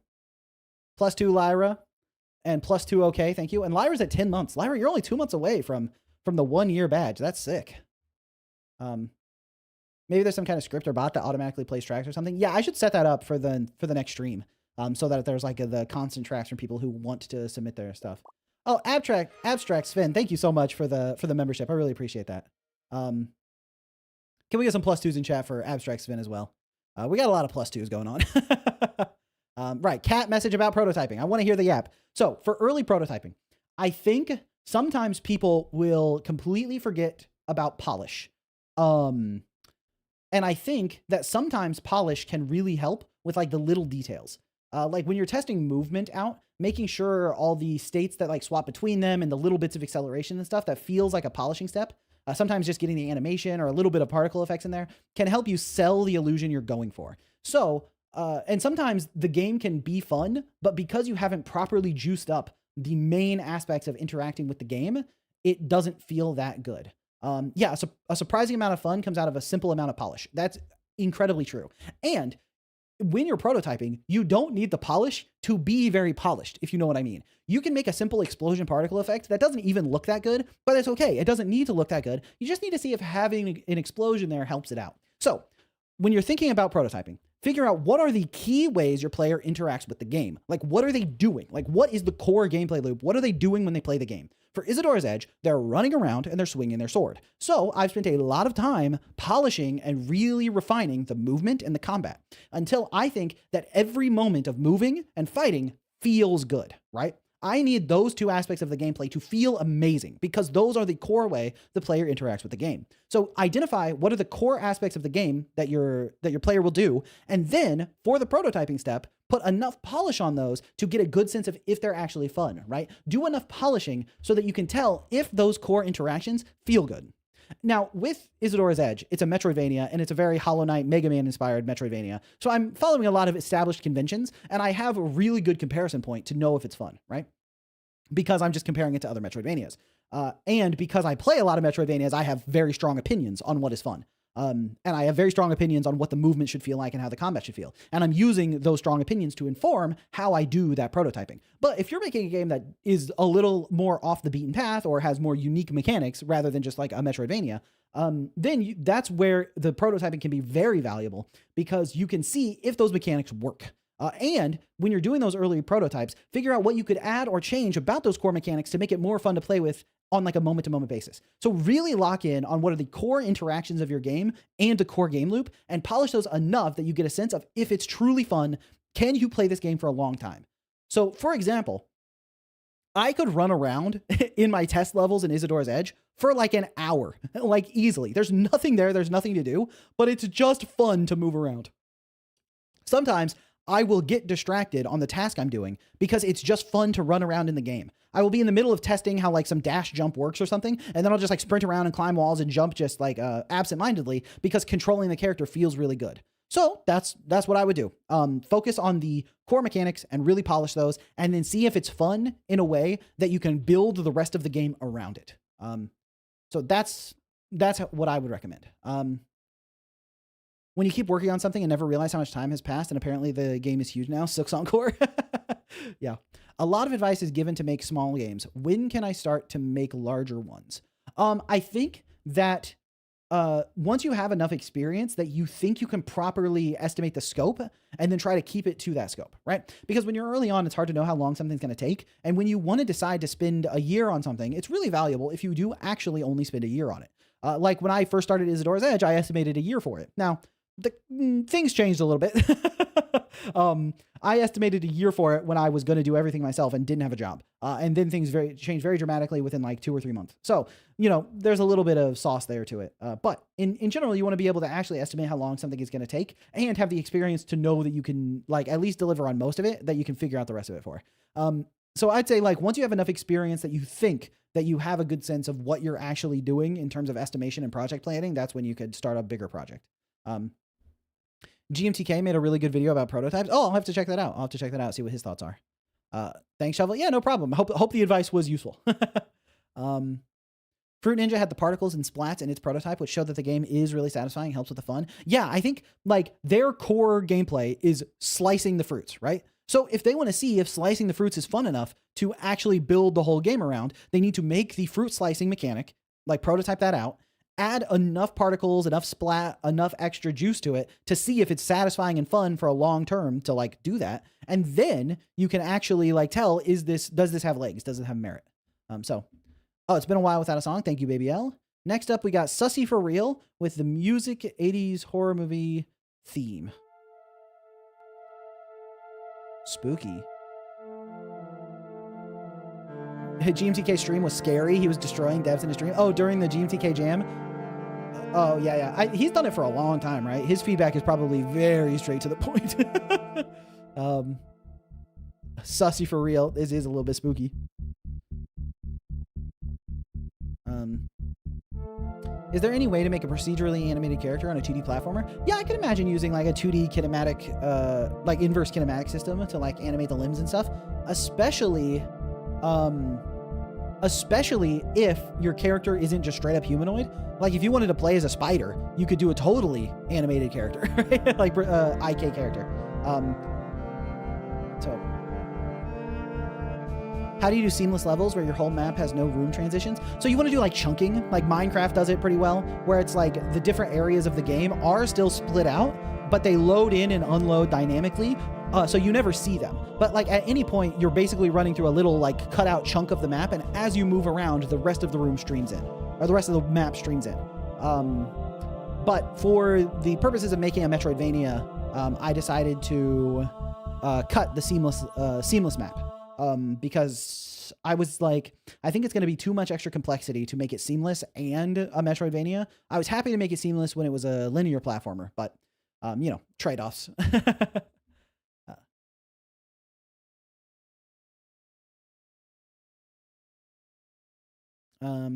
I just finished Igtap's 7th level. Let's go. Let's go. One of the devs of the Bad Ideas Jam played my game and didn't realize for 5 minutes that you're supposed to click because you're supposed to hold click because he skipped the tutorial. Oof. Yeah. That's one of those things, that like, if you have to click every time, that your game is going to feel very painful on the fingies. Hey, Inbound, when do you usually start playing games? So I usually yap for a while, but I've been really enjoying my new overlay and having chat there and being able to pop up the messages. So I think I've been responding to people and answering questions a little bit longer than usual and listening to music and stuff because of the fact that I have this cool new overlay and I'm more or less just playing with it right now. So this is Good Steps by Ga. They already started judging. I thought it was Thursday. Oh, interesting. Yeah, but it is very interesting to me that the Bad Ideas Jam required a pitch video. I was thinking about adding a devlog section to the Shovel Jam. It's like someone gets an award for like the best devlog, because it's something that I have experience with. So it's something that I also feel qualified to judge. And it's something that's nice because it maybe could help people learn some marketing stuff. Although devlogging and marketing aren't exactly the same thing, but it's still like a helpful skill. But you know, I like this song. It's giving me Donkey Kong vibes. It is a very cool overlay. Thank you, Hio. Thank you. Yeah, I was pretty happy with this when I got it set up. And now that I finally have chat on screen, it's nice too. Because before, whenever I would check out the VODs for these, this intro section was very difficult to watch because you couldn't actually see what people were saying or what I was responding to. But now, if you were checking out the VOD, I think it's going to be a lot easier to tell what's going on. So, we love the overlay. Thank you, Kat. Thank you. What do you use to stream? OBS? Yeah, I'm in OBS. Do I know of any tutorials for making a procedurally animated character? Not off the dome, but I'm sure there are some that exist on YouTube. You might just have to do some searching. When I tried to make a Metroidvania, I made a map so big it lagged my friend's PC. Yeah, that would be a good chance to use chunking. Do I have a composer? Yes, I have a musician I'm working with for Isadora's Edge right now. It was a nice jump scare. Nice. Dude, I was very excited when I was getting it all set up. And once I got everything working, I had the green screen working, had my new mic hooked up. The mic was sounding much better than previously, and the quality of the mic was better, and it's louder too. I have like 4 studio lights on right now to properly light the green screen and light myself so everything looks proper. And those studio lights are hot. So it's much hotter in here than usual. But then I also got the cam link so that my camera isn't so blurry anymore. And once I got it all working and it looked pretty good. Oh, and then I tested chat and stuff too. Once I got it all working, I was like, this is cool. I hope people are going to like this. So, he said composter, not composer. Right. A composter. I mean, I compost my own stuff when I cook, like when I made lunch. So what are my tips for learning Godot?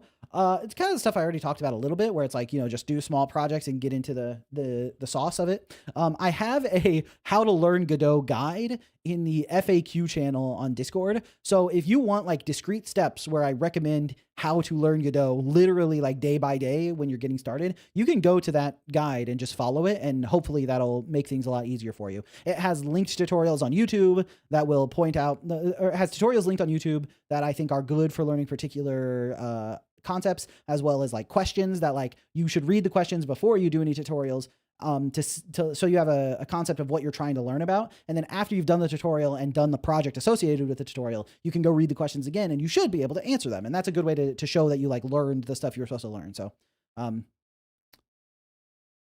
hope Isadora's Edge will randomly switch to a fixed perspective survival horror game with tank controls. Yeah, something like that. I have a composer. He did an all right job. It's me. This was my second time making music. That wasn't bad. Nice. How do you choose games to play on the Discord channel? I'm on it randomly, and how many weeks they've been trying. So I have a big list, and I try to keep things varied in terms of like genres and art styles and stuff, so that it's not like, you know, 4 pixel art platformers in a row where I'm giving the same feedback over and over again. So I try to vary it that way. And then also the longer a game has been on there, I try to like, you know, bump it up in the list as well. And then when there are like other needs, like for example, for the Bad Ideas Jam, people submitted their things that were a work in progress that they wanted feedback on before the jam ended. Similarly, if people are going to like release a demo soon, or they're trying to do like playtesting and changes for stuff. But yeah. Shovel, can you play my jam game when I finish it? I need to show the world that I'm the GOAT. Of course, Claire. Of course. Once you finish it. I believe I've told you that several times already, but I will reiterate it again. Absolutely. No problem. What's the healing system in your game? So right now I'm considering doing something very similar to Hollow Knight, where it's like, it's a channeled heal of like essentially like 1 heart. But I'm not committed to that yet. I still need to test. 3 times in 1 scroll.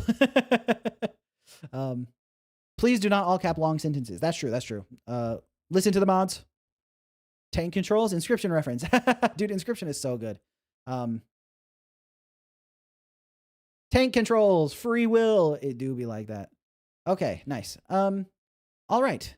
I think probably a good chance for me to actually get started on some games. So that we are able to finish some today. Let me close my Jira board. Open up my task list. Okay.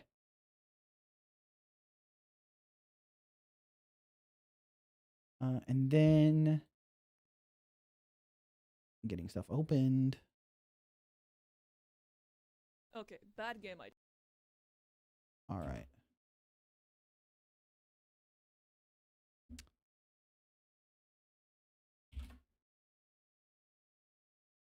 Okay. I think I have YouTube muted right now. Let me make sure that even if okay, the volume on my own stream is completely turned off. So even if it comes from YouTube, you're not going to hear echoes, I think. But let me know if all of a sudden the volume starts echoing on itself.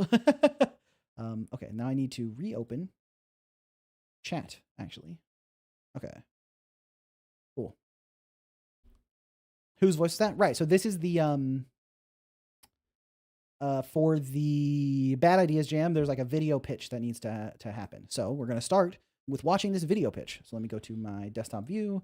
I want to build like a specific overlay for the desktop view as well, so that like it's not just me in the corner, but I think me in the corner is also not that bad. Okay. We got OK's pitch. It's your standard turn-based combat game. You pick some characters, figure out a strategy, and fight monsters that have goofy themes and catchphrases. Except Nice. You also have no idea what's going on. You know that your characters are a king and a servant, but why are a king and a servant here, wherever this is, fighting monsters? And why do the monsters seem to know them? They make pun-filled remarks as you fight them, but then they say things that seem personal. What's with the weird backgrounds? What's with the screens that come up when you lose? But whatever, it's just a small fighting game, so you continue playing. But that is until you come across a boss you can't beat, the servant uses a move you didn't even know about, and you end up outside the arena. What is this place? Where's the king? What is this game even about? Then you get a glimpse of the larger puzzle, a riddle etched on a weapon, a fight in an entirely different mechanic, flashbacks to memories you don't know of. Maybe this game isn't about a king fighting monsters, it's about a servant who refuses to. But then, who are the monsters? And why would a servant need to fight them? Surely someone with such a quiet profession could just stay inside their box. Either way, I think it's a fun game, and it's up on itch.io for you to play. This has been my month-long effort for the Bad Ideas Productions Game Jam, and I'd appreciate you rating it if you've got the time. Good luck, everyone. Okay, bad game. Alright. I'll give it a try. Okay. Let's get this game pulled up, shall we?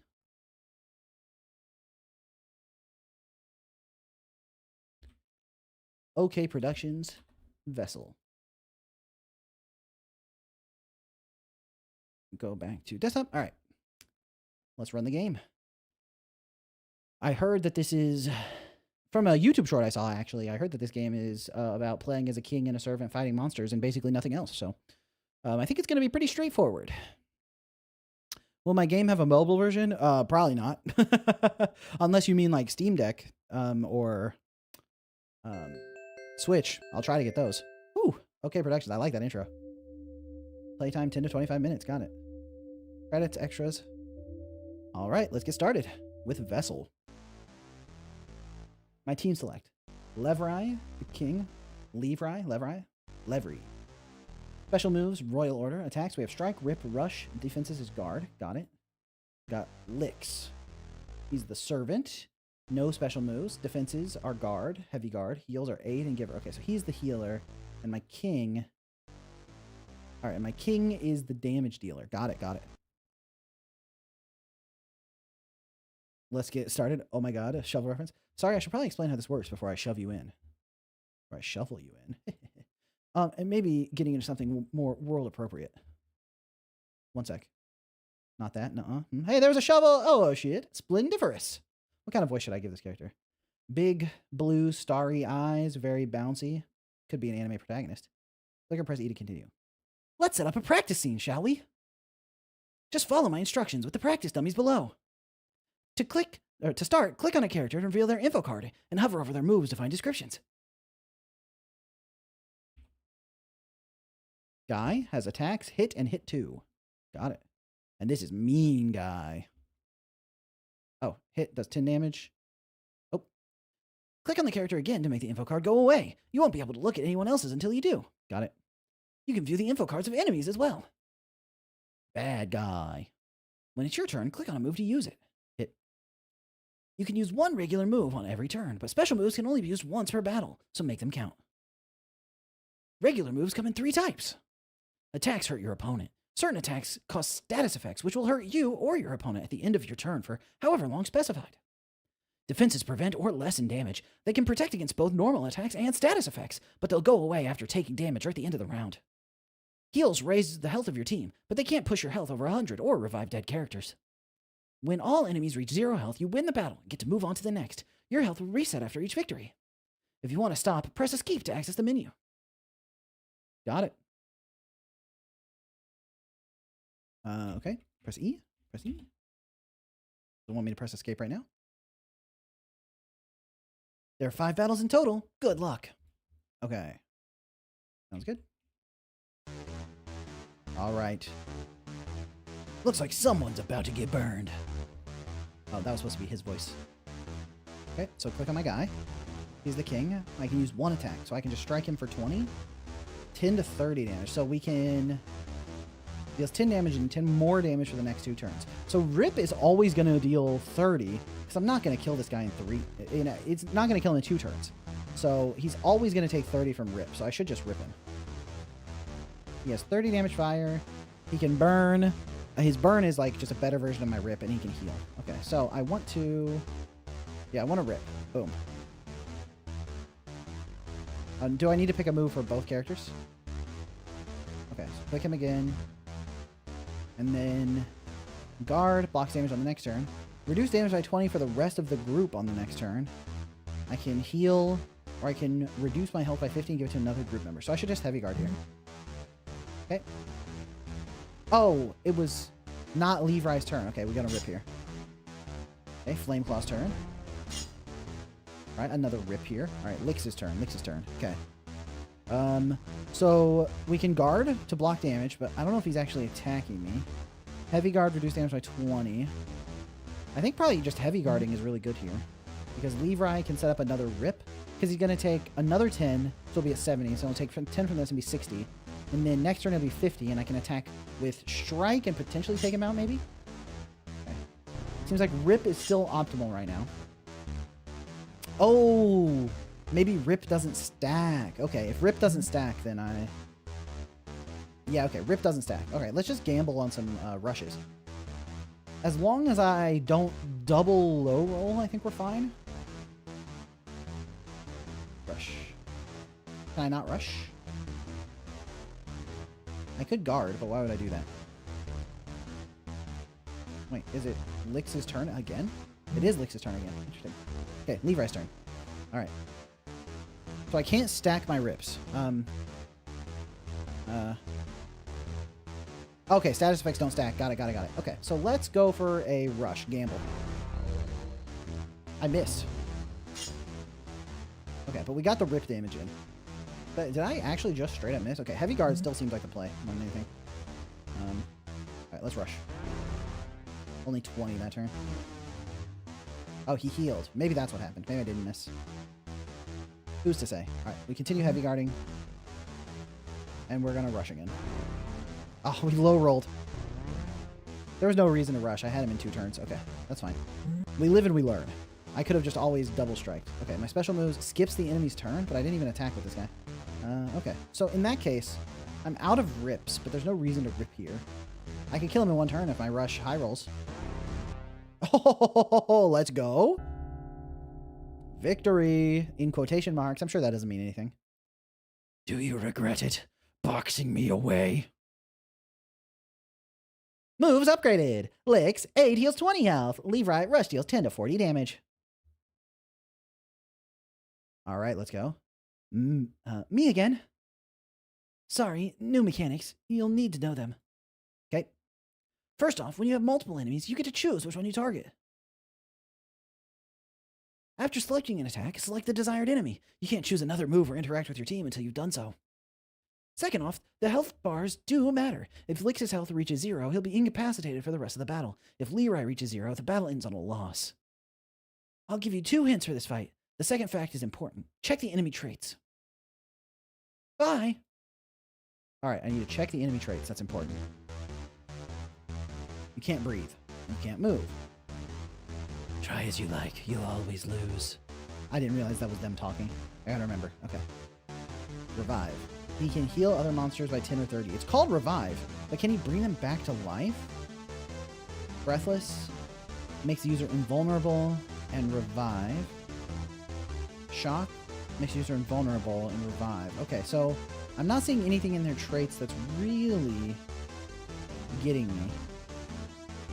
Shock. Okay, so he can go invulnerable, so I need to pay a lot of attention to that. Okay, I'm going to continue heavy guarding because it seems really good. And then, like we said, we always want to start with ripping. Let's just go for Lightning Boy first. Did I miss? He didn't take. He's still not taking any damage. Did he make himself invulnerable, maybe? Did I miss that? Did he cast static and I missed it? I don't know. There's not a turn history. There's no, like, history here, so I'm not sure. So I don't know. I'm gonna heavy guard. If it licks his turn again, my heavy guard's still up, so can I heal myself? No, I can't heal myself. That's good to know. That's good to know. So can I rip the lightning guy? Zap's turn. Okay, so rip, zap, and vortex.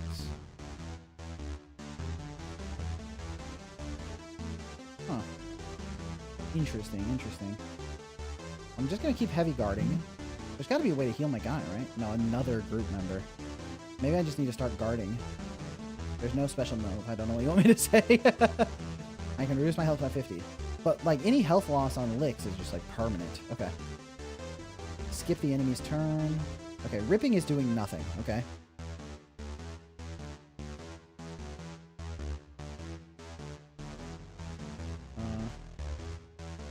Okay. Oh, the heavy guard is blocking his box. That's so funny. Oh, if you hover over their name, cannot take damage while attached to a host. So are they attached to a host? Is he hosted?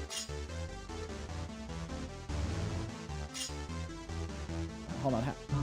I need the heavy guard to go away so I can... Bound. Cannot take damage while attached to a host. Got it. Cannot take damage while attached to a host. There's got to be a way to get them off of the host. So... Lix is getting absolutely toasted, so I'm just going to guard. Rush, guard, royal order. I don't see anything that, like, knocks them off of a host. So that's not good. I guess I'll just double guard.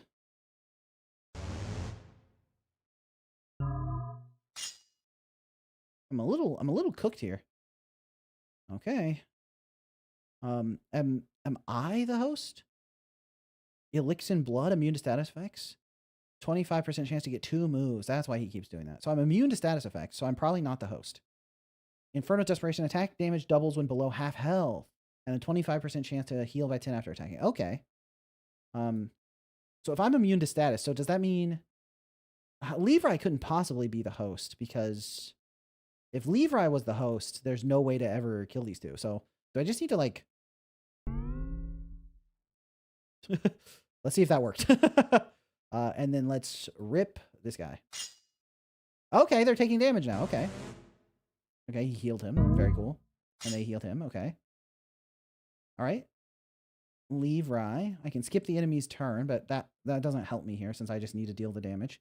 So let's just rush and hope we high roll on this guy. Okay, 30 is good. Vortex. He went invulnerable. So now let's rush down the lightning guy. Okay, boom. I wasn't paying enough attention to know how much damage I did there.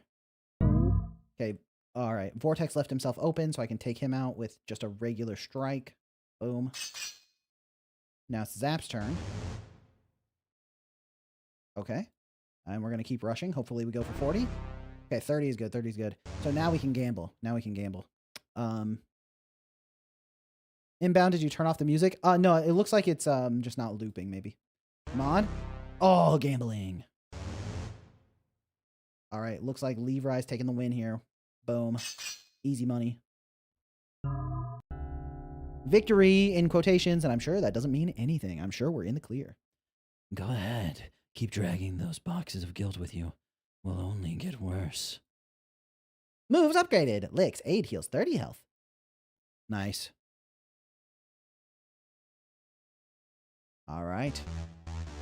Now we got little green guys. I may be poisoned, but you deserve to drink it.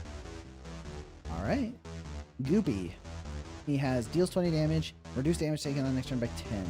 And no traits. Hovering over him. Okay, Venom King. He's stubborn. 25% chance of regaining 10 health after being injured. He can deal 0 to 50 damage. He can reduce damage for all monsters by 10 the next turn. And he can heal all monsters by 20. So Venom King is the biggest threat. But I almost... Should I take out the goobers first? I'm not sure. Okay, well, anyway, we heavy guard for sure. Try to reduce our damage a little bit. And then we always want to rip early. Because rip is lots of consistent damage. I feel like I should take out the little guys, but he has healing, right? Heal all monsters by 20. It's going to take quite a lot to be able to actually take these little monsters down. But let's give it a try anyway. Let's rip one of the little guys and see how it goes. Okay, Goopy.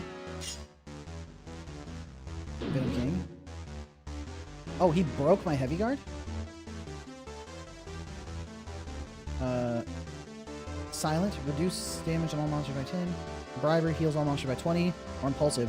Did he break my guard? I'm not sure. But I didn't take any damage, so I'm gonna send it again on that one. And you rush down, little guy. Come on, big damage. Oh, we rolled a 40. Let's go. All right. Okay, we're taking big damage on Licks here, which is not ideal. So we're going to guard Licks because we can always heal up damage on Levi. And then we're going to roll a 40 here, and he goes down. Boom. Oh, shit. Okay. Goopy. Uh-oh. Uh-oh. They simply didn't attack Licks, which makes sense. Okay, let's heal. And then you take out... Let's take out this Goopy. I said... Oh, did Licks get a second turn? If Licks got a second turn, that'd be ideal. Let's go, let's go, let's go. Okay. Boom, alright. We got a heal up, and we got the strike, and one of the Goopies is down. And then it looks like he went invulnerable. What is it? It's silent. Reduces damage by 10.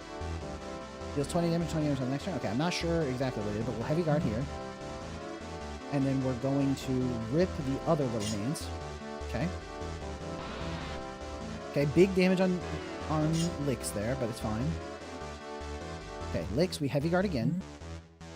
We're hoping for a double roll on Licks here. We also want these rushes to get as much as possible. Oh, did we crit? We did a lot. Holy smokes. Did that deal 20 damage through my heavy guard? Uh-oh. We're in big trouble here. Okay, it's fine. Let's rip big mans. Hopefully he doesn't one-shot us with 50. Okay, 40 is not good. And I have a chance to deal double damage, okay? So let's roll an 80 on this. Easy. Oh, no. Ah, oh, close one, close one, close one. Defeat. Unfortunate.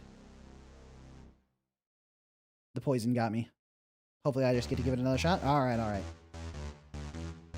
Yes, I deserve to drink it. All right. We give this another go.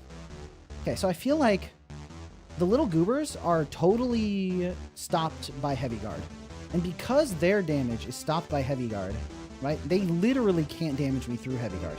So with that in mind, I think the big guy is the higher threat. So let's heavy guard for now, just so the little guys aren't doing anything, while we focus down big mans. All right, Venom King, you're my focus here. What? Did he deal 20 through my heavy guard? Wait, what? For the rest of the group? So this doesn't reduce 20 for himself? Oh, well, that's not ideal. Not how I thought that worked, actually.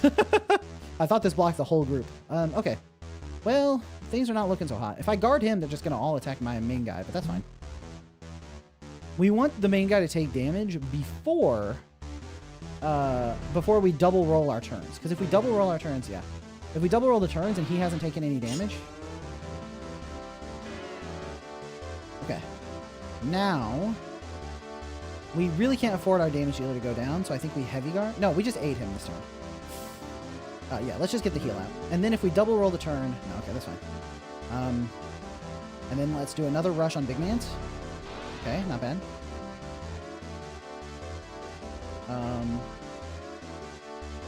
Goober. My turn again? I can't click me. I think the game might have bugged. Yeah, I can't click Levi. It seems like his, calculated ability. Use escape to reset the level. Oh, got it. Okay, escape. Restart. Yeah, it looks like it was trapped in Goober's turn. Okay. At least now I know how his ability works. Lix's? Okay. So let's just guard himself. And then we rip big guy. Start getting some chip. Nice. Great turn. Oh, they're both charging. That's coin. Reduce damage taken on the next turn by 10. Okay. So they both coined, which doesn't matter to me at all. We guard up, block damage, and then we keep rushing down big mans. Boom. 10. Oh, low roll. Venom King. Oh, Venom King only rolled a 10 as well. Okay. At least we both low rolled. If only I low rolled, we're cooked. Okay. We can continue guarding. Because we have to. Come on, don't low roll. Give me something good. 20. Oof. 10 into 20. We're definitely on the lower front here. Okay, he coined, which means we just don't hit him and we're fine. All right, let's heal our main mans. Okay, we didn't roll an extra turn, but we can rush down big mans. Come on, 10, 20, 10. Okay, he only rolled a 20 at least. At least we're both low rolling, you know? Could be worse. Okay, let's definitely heal. And then strike always takes him down. Boom.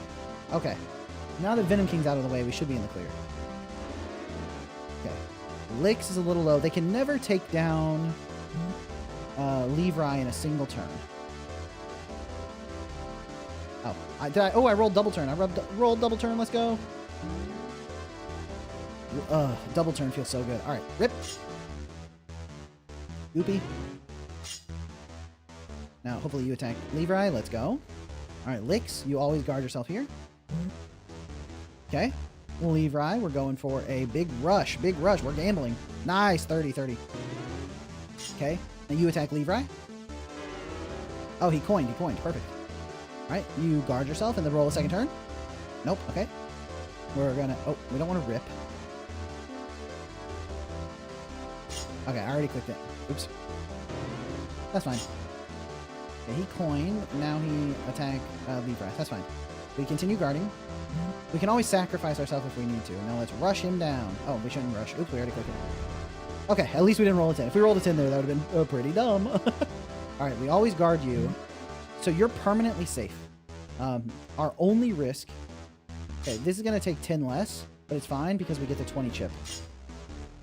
Okay, we can just perma guard Licks and try to roll double turns because double turns are free healing because this guy can't take us down.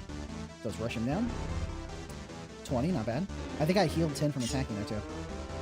Okay, he can only deal 20 damage, so I'm just going to keep guarding for now and try to get a double turn roll to keep him safe. And we rush him down.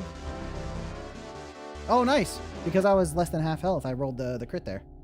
Victory in quotes. Nice. Cool. Don't use shields for Levi if he's going to have that status effect in the next turn. Interesting. Is that a dragon? Special move unlocked. Sacrifice. Ooh. RNGs be praised. That's what I'm saying, man. I love high rolling. Uh-oh. Uh-oh. I'm in the void. Not again. I should go even more anime protagonist for this guy.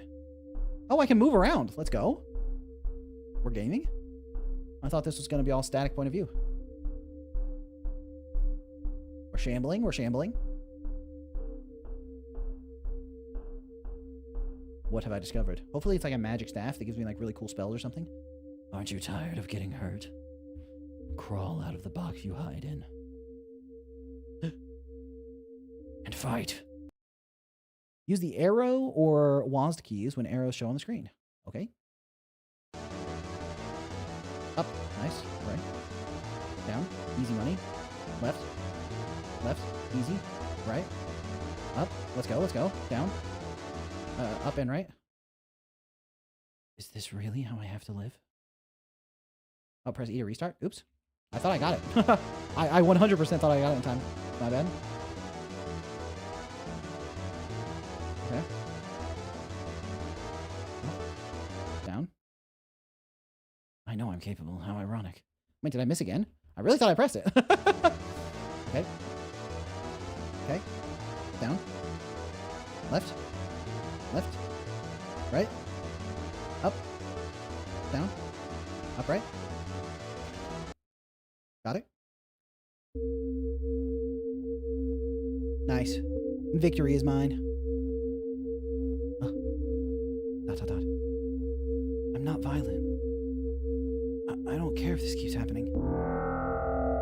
I won't fight. Stop trying to make me think I will. Whoop. Uh-oh.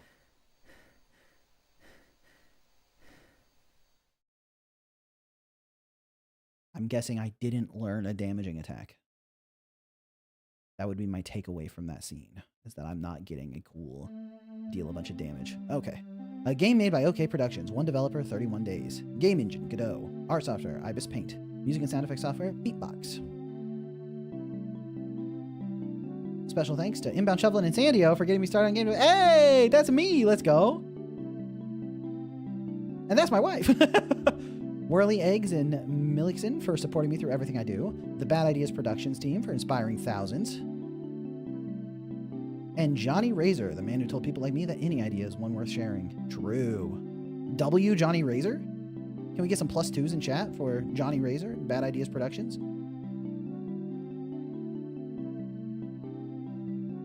Nice. Yeah, let's get some +2s in chat for Johnny Razor Bad Ideas and for OK Productions for this game. Yeah, so I think we can think critically about this game. Oh, unless I think this is probably just the end. Or unless, okay, cool. Extras. What do we got in the extras menu? Oh. Okay, said, bro. This was a 30-day game jam that I did alone. You think I have extras? Get out of here. Okay. There's Fire 1, Storm, Poison, Cold, and Shadow. Right, so Fire was the first single enemy, then Storm was the 2 enemies where I had to let my main guy die, then third was the Venom Lord, and then Cold, I don't remember the details of Cold that much. I think maybe I kind of cruised through Cold a little bit compared to Poison. Okay. What an amazing game. That's what I'm saying. All right, let me mute the audio and let's think critically about this game. Let's see what kind of feedback we can give to OK to improve their games. So first off, I think the thing that really stands out to me is the art is really good. The Cold you just got flung. I see. It was just the walking section. Okay. The art for this game is really nice. The character designs are really nice. The enemy designs are nice. Like if I just go randomly into one of these, the versus scene is really cool. I mean, look at these characters. They have a nice idle animation. There's like a lot of motion on the screen. The character designs are very cute. I like how there's like a lightning guy and like a smoky guy. And like clearly you had to do everything yourself in like 30 days. So there isn't that much room to expand, but it's very easy to see how you could expand this into a fuller experience where like you have like the panels here that they're standing on. And then the background has like the smoke effect and the shadows are like moving through it in and out. And the eyes like glow red and turn down. So there's a lot of motion in the background as well as having some more time to spend on like the UI design. Because in general, these UIs look really nice. They feel pretty good too. I like how they highlight and show all the different stuff you can do. But there are like lots of little details that would be nice to polish. For example, doing it on hover instead of on click would be nice. So that when I hover over Levi, his stuff pops up. And then if I move over to this, I can hover over it. And you could do some like hover chaining where it's like, when I hover over him, his box pops up. And then there's this big area that if I hover over it, stuff happens. And then if I leave this area, there's like a brief delay before it disappears. But if I hover over someone else that's like far enough away, it can change. So you could do some stuff to make like the ease of use a little bit nicer for the menus. Yeah, I want to animate the backgrounds. That makes total sense to me. I think having animated backgrounds, this scene would feel so sick because I love the characters. I love the thick line art. I love the animations you made. It feels very like, it has that like indie charm where it's like, oh, this is a particular vision with a particular style. The character designs are nice. I like how the guy who's only a healer has like the hearts in his eyes and he's very pale and blue and he looks a little more scared and beat up. And then the guy that does damage has like a big fire sword and a big fire shield and big armor pads and he has big spiky hair and he looks kind of angry, you know? It's like, that's a nice details here that also show the kind of abilities they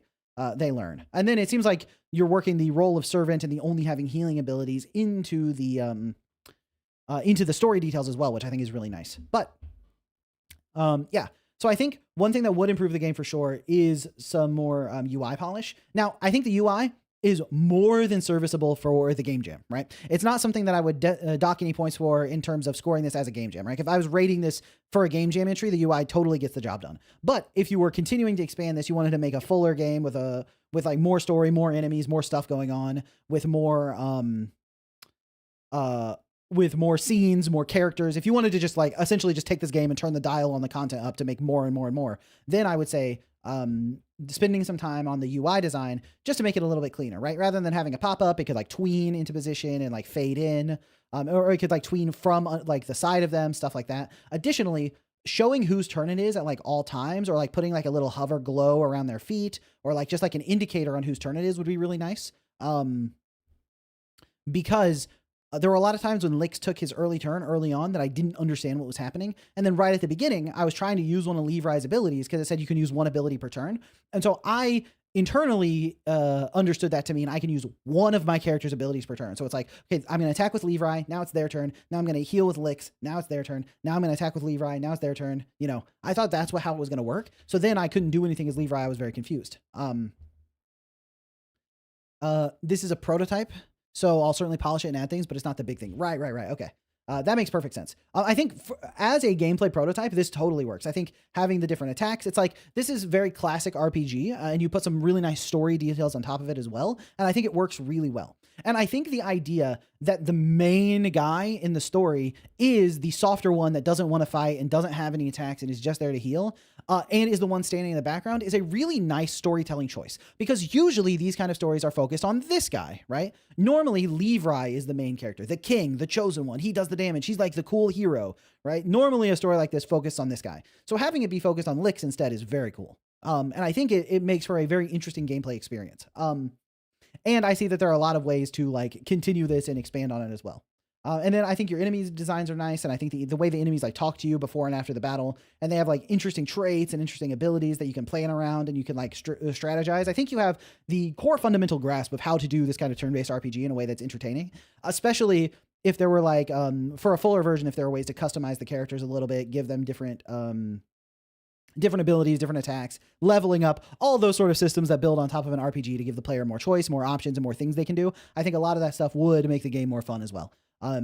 But I think it already is a fun game. Let me go back to the main menu. And let's go look at this section right here. I think, cold was me versus, yeah, blank's turn. And then it like pushed me down. Right. Okay. I think I missed the like blank turn when it popped up there. Special move unlocked sacrifice. I think like the way you frame the narrative elements using the mechanics of the game. Like I did learn stuff earlier. It upgraded my moves and stuff. It popped up the same way. So it makes that feel like it's a part of the game, but also it's being used to tell the narrative, which I think is a good way to do it, right? It's like you're using the mechanics of the game in a way that enhances the story you're trying to tell. And I think that works really well. And then I think the fact that the rest of the game is played from the viewing the screen RPG mode, and then you're clicking through to the next element, makes this really defy the player's expectation. And I think a lot of game design is just managing players' expectations. What are they expecting to happen, and how do you either deliver on it or subvert it? And this scene is a huge subversion of the player's expectations, because I clearly didn't think I was going to start controlling him and moving around in this space, and like suddenly the gameplay is totally different, right? So I think this does a fantastic job of subverting the player's expectations. And then the final fight isn't even choosing moves, and I'm not engaging with combat in the way that clearly Levi wants me to, right? Levi is all about dealing the damage and fighting the things and like, you know, the standard RPG stuff, right? But this is more of like obviously feels like an internal battle, and the way it plays is totally different from everything else in the game, right? It feels very hectic. It feels very frantic, very fast paced. And when you lose, it's not like you die. It's not like, you know, you have to restart the combat or whatever. It's more about like doubting yourself and like having these internal questions pop up about like, what are the issues you're facing? And I think that the way you subverted the rest of the game works for this narrative moment is very, very strong, right? And I think that's the kind of thing you need to do when you want to have these strong narrative moments in an RPG like this. You're using the player's expectation and subverting what they want to deliver on the moment intelligently, right? Even in like a more normal RPG, that kind of cutscene would usually lead to just having the ability. And sacrifice, I would go into the next fight and have the sacrifice ability, and it would let me do something cool in combat, and that's sort of how it would work. But for this game, it wasn't quite so much now you've unlocked a new ability in combat. It's like now you've just like seen the story. You understand what Lix is like dealing with. What are their struggles and what are their issues, and like how they're just a servant, right? That's kind of like what the story is trying to tell. So I think that has done you've done a really good job with the narrative elements and using the player's expectations to land those narrative elements a lot better. And I think the gameplay is very satisfying, and the art is really nice. So I'd say mostly the things that I would suggest improving on, the things that I could say that could take this game to the next level, is obviously more content, but that's mostly a factor of the amount of time spent on it more than anything, right? It's like there are only a couple combats and there's only the one big story beat. And that's because you animated everything by hand. There's a whole cutscene. There's a cutscene with quick time events, and there's the whole RPG system. You had to make a lot of stuff to build this game because there's a lot of disparate elements that you just wanted in there to tell the story you wanted to put together the story you wanted to tell. And I think that you did a good job with conveying those disparate elements. But to make a fuller experience, obviously, you would need more stuff, more of the standard gameplay with the RPG stuff, as well as more narrative elements so that you can tell a fuller story, right? So, animated everything by finger. Wow. Like you literally were drawing with a finger. That's sick. Then the other thing to discuss is, you made a whole character select screen. That's so funny. Because like there's only the two characters and you always play as these two. So this screen is like a lot of extra work, but this is like a type of expectation setting, right? Like this does make you think the game is going to be a specific thing. And by making me feel like the game is going to be a specific thing, you're setting me up to expect that, right? I like this character design too. And there's even a skip button. So that's very nice. Right. Yeah, the other thing is you could definitely improve the gameplay clarity. That's one thing that I would definitely suggest is right now, obviously, I don't know whose turn it is, without just either having remembered the thing that popped up on screen or basically knowing that Lix always goes first, from having played it once before. But if I was experiencing this for the first time, right, I'm a new player and I'm sitting here, a thing popped up, I didn't notice it in time, and now I'm just lost, right? So I'm like, what do I do? What do I do? All right, rip this guy. Okay, that didn't work. All right, rush this guy, right? And you saw me do that. And then, like with these abilities, like when I guard here, and then when I use, oh, it's Lix's turn again, heavy guard.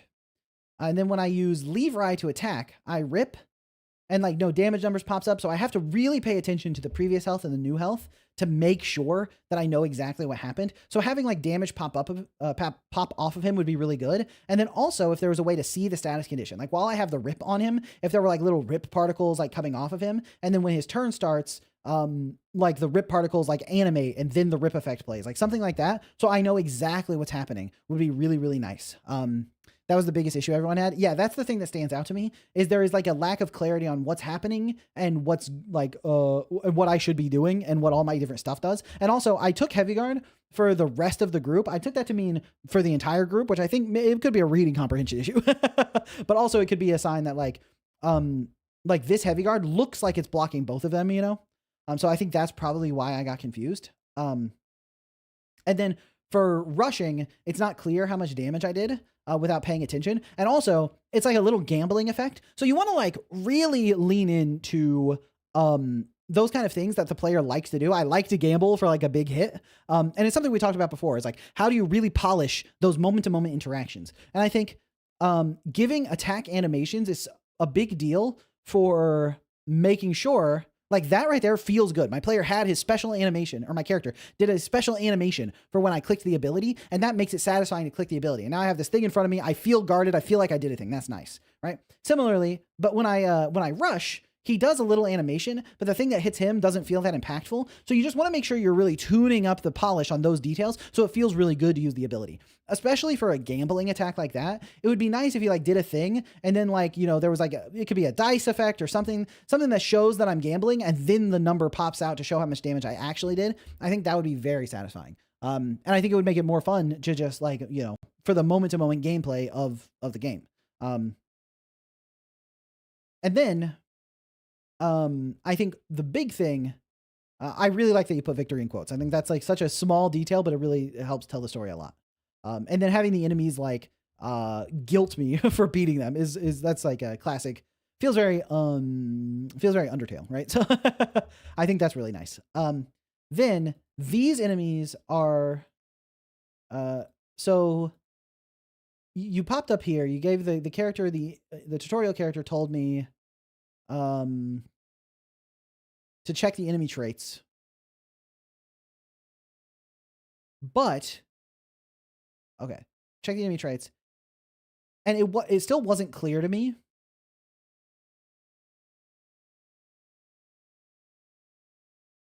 Lix's turn. Yeah, it still wasn't clear to me that I hover over their name to see their traits, so it did take a little bit to figure that out.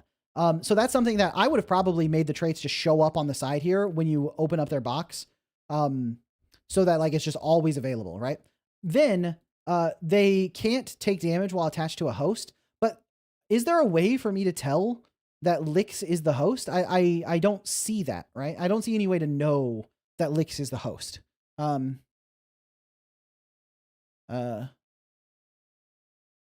like, I'm not sure.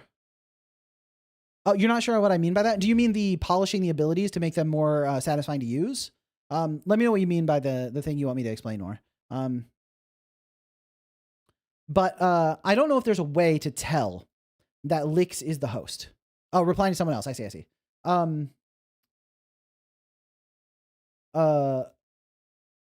Gosh darn it, an ad. That's so unfortunate. Why do you still get ads? Interesting. I thought members wouldn't get ads. That's strange. But yeah, is there a way to know that Lix is the host from like any details on screen? Am I just missing it?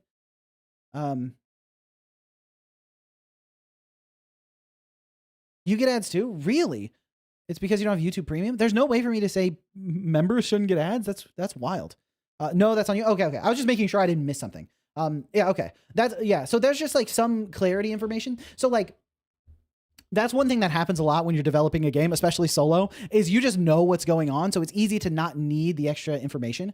It's okay. At least it means more money for you. Thank you, Kat. Thank you.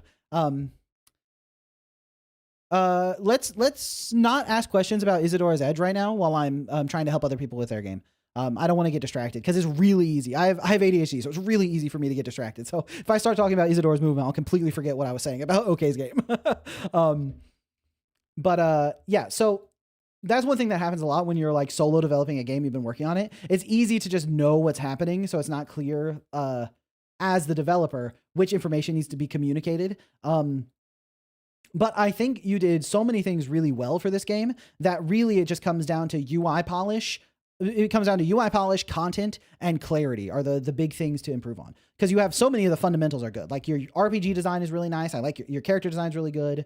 The animations are really nice. The storytelling is really good. And I think the storytelling is one thing that's really hard to get right. You added a section in the description. Okay.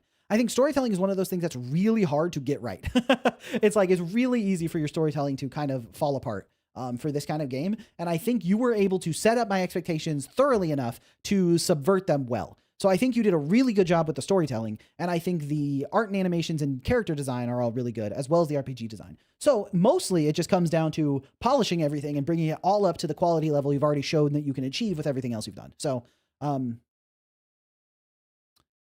yeah, so really, really great work. I really enjoyed the game and I enjoyed the story. And honestly, I'm disappointed that I don't have more fights to do. And that's a good sign, right? It's like, if that was the end of the demo for this game, let's imagine you polished the UI. So it was like a little bit cleaner and these all had animated backgrounds. So it felt like, you had everything was actually like completed. Once I got to the end of the demo, I would be like, well, I want to keep playing. I want to find out what happens next. Do I like what's going on with my boy Lix? And like, do I get more characters? Can I have a bigger team? Like what's going on? Is Levi a bad guy? Like it feels like maybe Levi is a bad guy. So I'm really not too sure about that. What are these things I'm killing? It's like you set up so many details that I want to know more about. And the game itself is fun to strategize and figure out what to do. I really, really liked, the poison level because I made a strategic decision about how to handle these enemies and it didn't work. And the reason it didn't work was because I misunderstand how the heavy guard worked, right? And because I didn't understand how the heavy guard worked, and honestly, just like a little bit of a strategic misplay, more or less, right? And so I tackled this enemy the wrong way and lost. And then I got to come back to it and tackle it with a new strategy and it worked. And that was very satisfying. So I think like the RPG design and also this background feels a lot more polished than the other ones. I think because the details that are a little bit fuzzier are hidden behind the characters. So it's easier to like for them to fade into the background. And because everything else is a solid color, like this background, I think works particularly well. So, sacrifice, he shoves Lix into the front and Lix gets a hole in the chest. Lix chose sacrifice, not Levi. Yeah, but I'm suspicious of this Levi guy. It's like you're making me fight even though I don't want to. Also, you're very vicious. You're very vicious. But in any case, I think that you have something very, very fun on your hands. And like the strategy here was really nice and the storytelling is really nice. So I would love to have continued playing this game. And so if it was a demo, when I got to the end of it, I would have been like, all right, now I want to keep playing. So you would have hooked me, right? If this game was like $5-10 on Steam and I got to the end of the demo, I would have bought it so I could keep playing and see what happens next, you know? It'll probably be more clear in the full game. Yeah, but that's the thing. You've set up enough of a curiosity, right? It's like you've given me a curiosity gap that I want to fill. You have put it in my mind that there's something going on here, and I want to know what it is. I want to know what's up with Levi. I want to know what's up with Lix. And if there was a full game of this where I get to play through more of the story and learn more and figure out what's going on, that's awesome. That's exactly what you should do. Make your player care about what's going on. And one thing I do have to praise you for, a lot of games make the mistake. It's happened over and over again on Showcase Saturday, where they don't let you start playing the game because they put a bunch of lore in front of you, right? They tell you a bunch of story, they give you a bunch of exposition, they talk about the characters. A lot of stuff gets in the way of playing the game, right? But instead, you just let me start playing. You gave me some tutorial stuff so I could play the game, but you didn't make me like read a bunch of stuff. There wasn't a bunch of story things happening. So because of that, I instantly got in here and started hitting. And I was able to identify that Levi is the attacker and Lix is the supporter. Lix doesn't do any damage. He has to support, which instantly made me as a player think, okay, Levi is the important one, right? Lix is expendable. I can sacrifice him. He does not matter. In the grand scheme of things, if Levi goes down, I can't win. But Lix, he can go down. And honestly, he doesn't have a way to heal himself. So once his health gets low enough, I should just give the rest of it to Levi anyway, right? And so because of that, because of the fact that Lix is less important gameplay-wise, I also think he's less important, like, character-wise. That's just how I feel while I'm playing. So then you let me play the game, and you let me draw those conclusions. You let me think Levi was the important one. You let me heal with Lix, and I got to use the characters. Before you hit me with the narrative stuff that utilized my own understanding of the characters against me in the narrative, right? And I think that's a good way to do it. You made me care about the characters, you showed me their strengths and weakness, and you let me play the game before you started telling me story stuff. And the story stuff is related to the gameplay enough that I care about it. So like, I think that's really, really strong, right? You had me care about the characters before you started giving me story details. And then the story details really suited the stuff you already had me play through. So I think you did a really good job with that. I think you showed the restraint you have to show for this kind of game to really get the narrative across. Because if you started with the narrative stuff, I don't know who the characters are and I don't care about them yet, right? But instead, you let me play with them first. And I think that's huge. I think that's a huge deal. So really good job with that. But yeah, great entry. And I'm excited to see how you do in the jam because it's really fun. I do... Tofu! Shovel, sick new camera setup. How's it going? Sorry for being off topic from the showcase. No problem. I was about to move on to the next game anyway, which means I can switch back to the talking head view and you can experience this. Huh? Pretty cool. Pretty sick, right? You were in ultra flow state just now? Yeah, I was kind of spitting a little bit. Yeah. Yeah, because I have ADHD, I have to really lock in to make sure I give my feedback before I get distracted. So, that's also why I end up repeating myself a lot of times because I'm trying to get myself back to the point so that I can continue my thought process from where I was before. Otherwise, I will jump over things that I need to say. So that's me on there on the chat. Nice. I'll probably head to bed now and make sure to go back and take notes on everything you said. Can't thank you enough. Yeah, no problem. No problem. I wanted to make sure I did your game first since I know it's very late for you because you're in Australia, right? So wanted to make sure you had a chance to see your game live and that you would be able to ask any questions or let me know what you were thinking on certain stuff so you could hear my feedback more conversationally because there is some benefit to just watching someone play and then hearing their thoughts without saying anything. But there's also benefit to watching someone play and then discussing your thoughts with them to see if certain things landed or if certain things didn't land. So I wanted to make sure you were here for this. So yeah, so have a good rest. Tell you're like one of the animals that sees himself in the mirrors right now. You got 3 YouTube ads? Dude, that's brutal. Doing a great job. I love the new talking head. Thank you. I appreciate that. Locking in. Trying to make sure Showcase Saturday can be the best it can be, you know, taking it seriously. I just dropped in to say hi. Unfortunately, I can't stay long, but I have a lovely showcase. Thank you, Tova. Thank you for stopping in. Oh my gosh.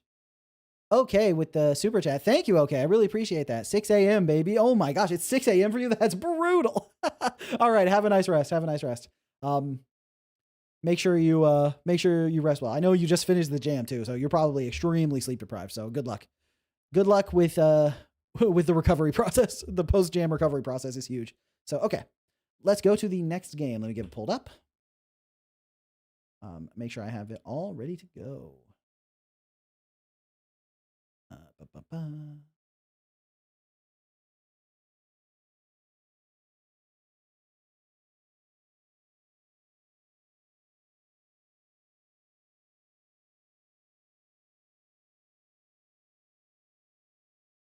I think this is updated.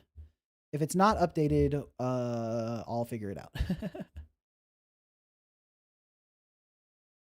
Every time I try to stay up late, I just go to sleep at like 1 a.m. and then get 9 hours of sleep anyway. Yeah. I'm finally like on a really good schedule of like waking up early and then instantly locking in and getting a bunch of work done in reasonable hours. I'm on a diet right now, so if I don't stay extremely regular and reasonable in my schedule, then things can go awry very quickly. So, okay. Okay, so the game is not launching. It might be because I have Godot open. And sometimes if I have Godot open, other Godot games do not work. So let me close Godot and then try opening this again. I'm on the double challenge of jam recovery and CPAP starting the same week. Yeah, that's brutal. That's brutal. But, oh, dude, I was right. Closing Godot did cause it to open. Perfect. Yeah, but CPAP is so beneficial.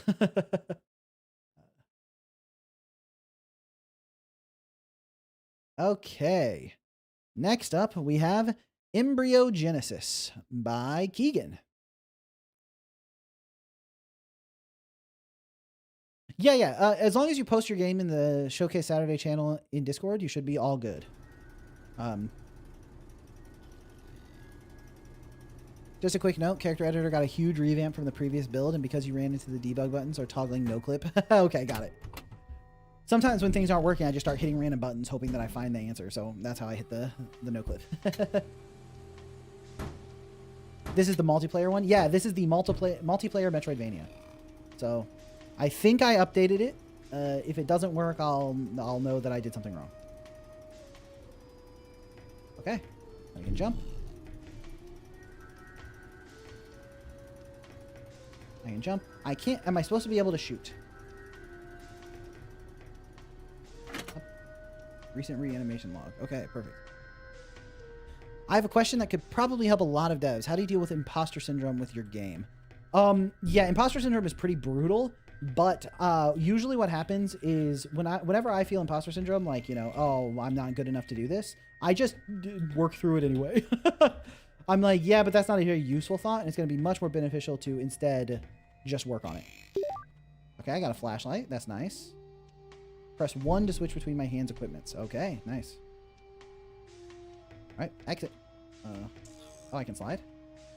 I can crawl. Okay. We're scooting up the ledge. Boom. Error. Okay. Keep scooting. Keep scooting. I'm so blessed to never get that. Praise for all my afflicted homies. Sure, Nikki, sure. Okay. Open mechatronics. Close mechatronics. I just opened it. Okay. There's no time for imposter syndrome. Gotta get shit done. Yeah, I'm like, yeah, whenever I'm feeling kind of down or feeling imposter syndrome or anything like that, I'm like, but I really just need to lock in. All right, a new error. Did I say bork? It's borked. Okay. All right. Can't go up there. Can I interact with this machine at all? Oh, I can. Activity log. Bioroid deployed, connection severed. Is it all over? Oof. Someone is not happy. Someone is not feeling good. Okay, can I go down here? I can go down here. Oh, what's this? Deceased, anomalous, deceased, stable. Okay. Stephen Landburn is doing okay. Is there a person in there? Spooky. Okay. Spooky. Okay, I can ledge climb up here. Well, I thought I could ledge climb up here. Oh, I can. I just can't jump. Down we go. All right. This is getting a little bit spooky for me. Connection lost. All pods unknown. That doesn't seem like a good sign, if I'm being honest with you. Feels like that could be somewhat bad. Uh-oh. Restoration location updated. Oh, is it like a save point, maybe? I don't mind a save point. Okay. Hello? Are we friends? Nice to have made a friend in a scary place like this. Alright. But, come with me, buddy. Can you come down here? Yeah, he can! Nice! Alright, let's go, bud. Oh, this is also a dead end. Alright, sorry. I led us the wrong way. Come with me, buddy. Ooh. Reinforced armor required. Okay. Download map data. Will do. Oh, hey, nice. There's like a Metroidvania map up in the corner. That's sick. I do love a good Metroidvania. Oh, my buddy got lost. Hey, come here. This way. This way. Come on. This way. Yeah. I need to get him to the other side of me. All right, there we go. Now push him back this way. Now follow me down here, bud. Yeah, there we go. That's what you like to see. Okay, well, he didn't follow me down here. It's his loss. Uh-oh. Is there a wall here? I can't actually see. Oh, I turned my flashlight off. My bad. Okay. Oh, let's press up. Main power required. Ascend. Descend. Okay, I don't have power. Okay, so I need to get power over here before I can do stuff with that. Got it. Okay. Alright, nothing over here.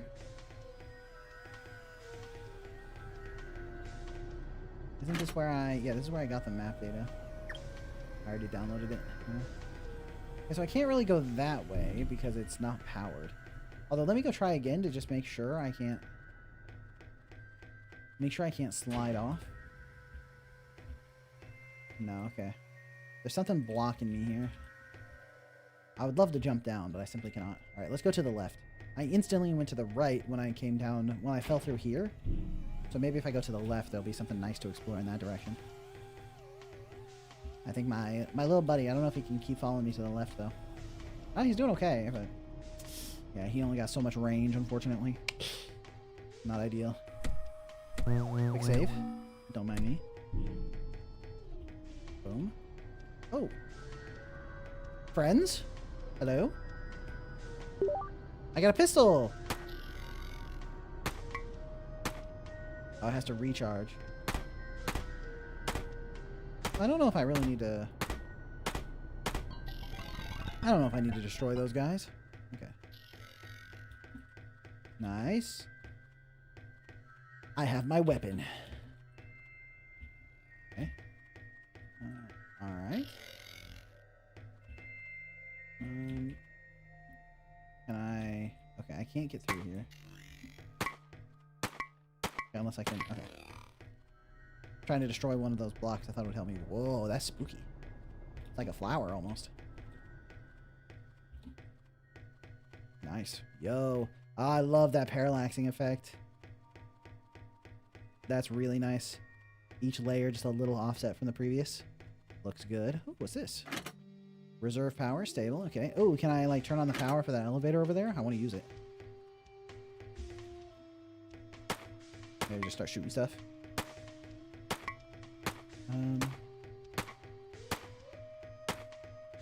That's what I like to do.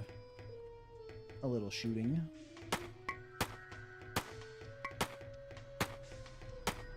Causing a little drama. Oh, I can keep going down. Oh. That's still closed, so I need a way to open that door. Saws, okay. What's this?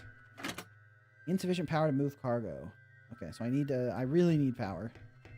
I'm really hurting for power right now. More than anything else. Okay, what's this? Oh no. Ooh, power over here. It's in standby mode. Enable backup generator. Let's go. This is exactly what I was looking for. Nice. Okay, we got a backup generator, ladies and germs. Okay, perfect. So let's go do the transit stuff. Don't really know what the transit's gonna do, but I know I want to enable it. Wait, main power required. I only have backup power. Oh, damn it. Okay, well, now I have backup power. Maybe I can... Oh, hey, what's up, bud? Hey, buddies. How you guys doing? Okay. We have an exit this way. Oh, shit. That one is not a buddy. Jerk. Oh my gosh. Their bullets come out so fast. Okay. Gotta be on the lookout. Whoa. He's shooting me from off screen, bro. Okay. Whoop. Aha. Oh. Okay. Main power required. Okay. Still insufficient power. Okay, but at least we have the backup generator on. Okay, main power is required for this one as well. Okay. So I'm still locked out of these. Okay. Woo! Nice. That's a fun slide. Okay, okay. Alright, okay. We are kind of gaming. I only have 4 HP. It'd be really good to find a save point. Which I know there is one around here-ish. Okay, we can't go through there, unfortunately. Or through here. Oops. I done locked myself out. Oh. Oh, these ones are friends. These ones are friends. They don't shoot at me. I almost hurt my buddies there. Now that would have been sad. Okay. Right, the save point was up this way.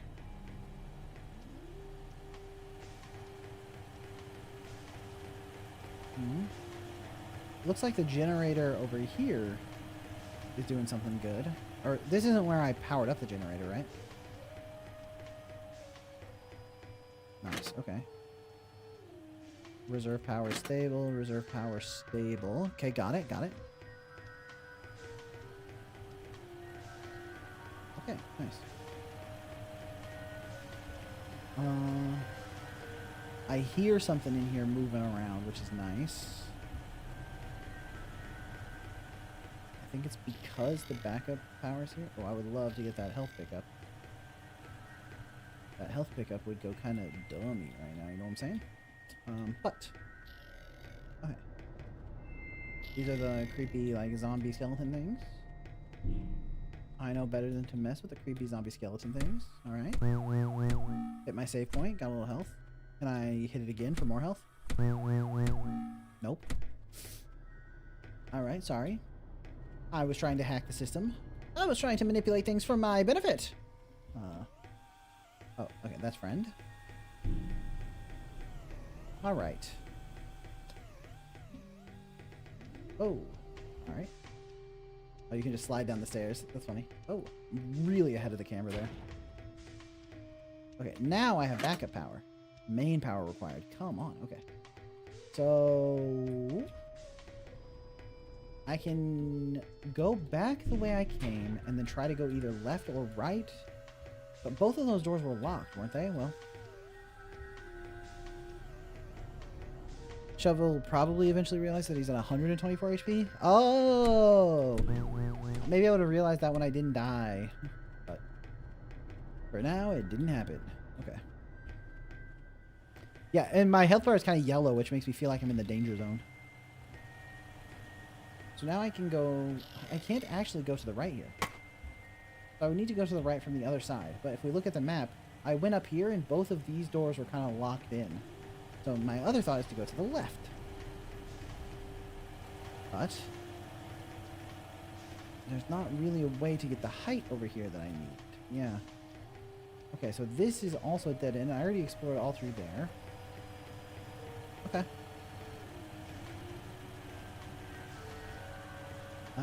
So let's go this way and see if there's something I can do about those two doors that are kind of blocking my progress right now.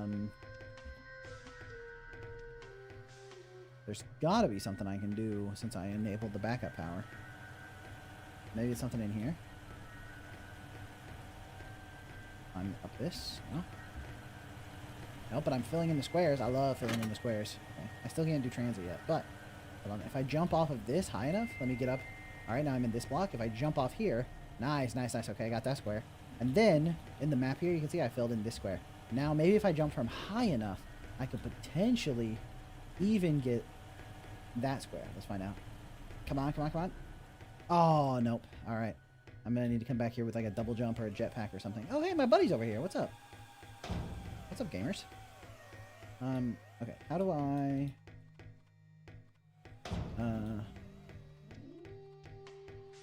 both of these doors are locked. So the power didn't help with this situation. Can I go down from here? Is that where I'm missing? Ah, yes, go down here. I haven't checked this out yet. Perfect. Oh, ow. What the heck? Oh. I didn't realize those were obstacles in my path. Alright. Boom. We're exploring. Oh, dodged, dodged. Easy money. Okay. Oh. That is spooky. I don't like it. Okay, that's a buddy, right? Yeah, okay. That guy's not shooting at me. So he's a friend. Oh, there's a nice ledge here. Come on. Oh. Oh. Oh, no. Okay, spooky. Oh, and I'm kind of stuck here. Oh, but I can grab that ledge to get out, maybe?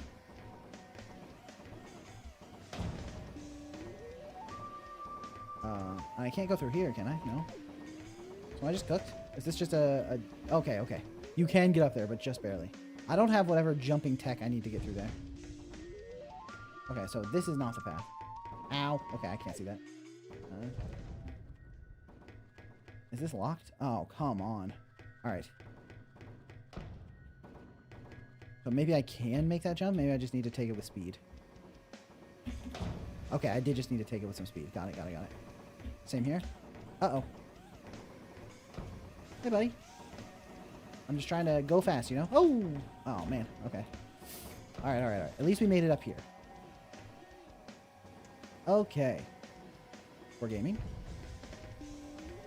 Oh, this is a dead end. Well. Ah, but I can sort of go back and forth. Yeah, one thing I would say is with these particular obstacles that are like in the darkness, right now they're like a little bit too hard to spot. They're like move a little too fast. And like are like that's really hard to see without paying like super close attention to it. So I might consider, even if you want it to be an obstacle that does punish you with like you have to pay close attention and look ahead early, it's the kind of thing that you might... Oh, I wanted that. I wanted the health. Instead, I took damage. Oh, I'm such a clown. It's the kind of thing that you might want to consider making more visible the first couple times that you encounter it, so that later, when you make it harder to see, your player already knows it's something they need to watch for. That way, it feels like, okay, almost got it, almost got it. That way, it feels like, oh, you know what? I was not... I did not properly pay attention to be ready for that obstacle, rather than like, oh, what even hit me, you know? First you show them the... Oh, dang it. I'm going to die trying to get this health pickup. First you show them the obstacle where it's a much safer place for it. Then you show it to them again when... once they're aware of it so that they know that it's their fault that they took damage. Oh, no, no. Okay. Whew. Didn't fall. Come on, give me the health pickup. Okay. All right, all right. Come on. Nice. All right. Just keep jumping. Okay. I can get up there. I know it. I know it. I had lights on him, but I ran into the 15 light max problem. Ah, right, right. You might be able to fake it with some, like, fake light sprites. Like, you take, like, a sprite and put it over top of the enemy, and it, like, fades off on the boundaries, and then use, like, a shader or something. Nope. Okay. I didn't have enough speed? Okay. Okay, okay.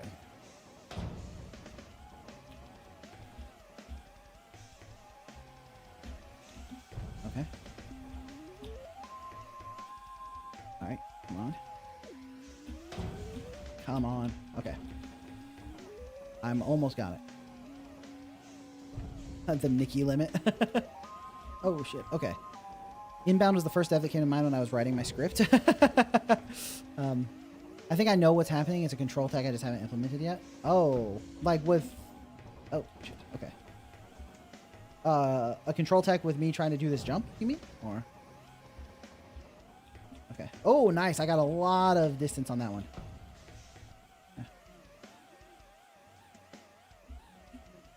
Oh, right. I was holding down during the jump because I was holding down for the speed. Got it. Okay, yeah. That's something that I would have kept doing over and over again. But this right here is such a classic example of good game design, right? You earlier had plenty of slopes that I had to slide on to gain speed, right? And then you put it in front of me in a way that it's like you're going to naturally, like, accidentally do these, like, big sliding jumps, right? You put it in enough places that it's, like, natural that I would have encountered it before I get to the spot where I need it. Then, now that I know the technique, because I've encountered it ahead of time, I can use it to progress through this obstacle, right? You put an obstacle that requires me to use the skill. But this isn't particularly challenging, right? You can get through this pretty easily as long as you are not a doofus. Which I just doofused it up. Don't mind me. But, yeah, you get here, and then you run and jump here, and you climb here, and it's just fine. Then there's a tiny slope and a very visible, very alluring health pack up here. So naturally, your player wants to get it, right? And so they do this difficult challenge version of the obstacle to try to get the benefit that you dangled in front of them, using the skill they kind of taught themselves from playing the game. You use the obstacle to block their forward progression. Then you also give them an extra challenge. It's like, hey, do you really understand it? Do you really got the skill unlocked? Now, this game design was a little bit hampered by the control scheme making me lose the ledge grab because of the way I was holding the down button. So it could be like when you do a slide jump, the down button won't cancel the ledge if you held it through the entire time, right? You do a virtual release of the button when they slide jump so that when they grab it again, the button isn't held down. That way, if they do press it again to buffer letting go of the ledge, they can. But if they're still holding it from doing the ledge slide, then it won't count as them pressing the button, right? So I just added it to the list to make sure I get to the cycle. Nice. But yeah, so this is a good example of classic game design, of introducing it, putting an obstacle in your way that stops you, that you have to use the thing you taught yourself, and then add the hard mode version of it with an alluring reward that is like, hey, if you want the reward, show me that you learned the skill. That's really, really good stuff. The only potential criticism, other than the control scheme thing, is you might want to make the ledge jumps that you use to get over here happen even more naturally. Because there were a few times it happened, but it might be nice if it was even more like even more obvious, right? Like if it happened even more. Okay, so I can't walk that slope. Good to know. So that you were guaranteed to, like, basically accidentally interact with it. I'm going to die. That is 100% going to happen here. I've accepted it. That's another thing, is when you're teaching these sort of mechanics, I would have probably had the first couple jumps of this section where you're doing, like, the slide jumps and stuff, just have you fall into a pit where you have to climb out and restart, rather than putting the obstacles that, like, to make you take damage for failing it, so that you get to practice with the skill a bunch where it's safe to practice before moving on to needing to do it to avoid damage. That way you get the amount of iterations on your ability in a low stakes area, right? Honestly, what am I even trying to jump to? I'm just, like, doing the jump for no reason. Am I trying to go up there? Oh no. Okay. Cool. Oh, right. I'm still holding the down button. Okay. I need to only get a little bit. Okay. Nice. All right. Yeah. Okay. Doing the movement tech is the movement tech is very satisfying. Okay. Climb up here. Here. Do a little bit of running jump to get here. Jump to. I want to get up on that one, but I can't utilize the slope. Oh my goodness. I can't utilize the slope. Nice, okay.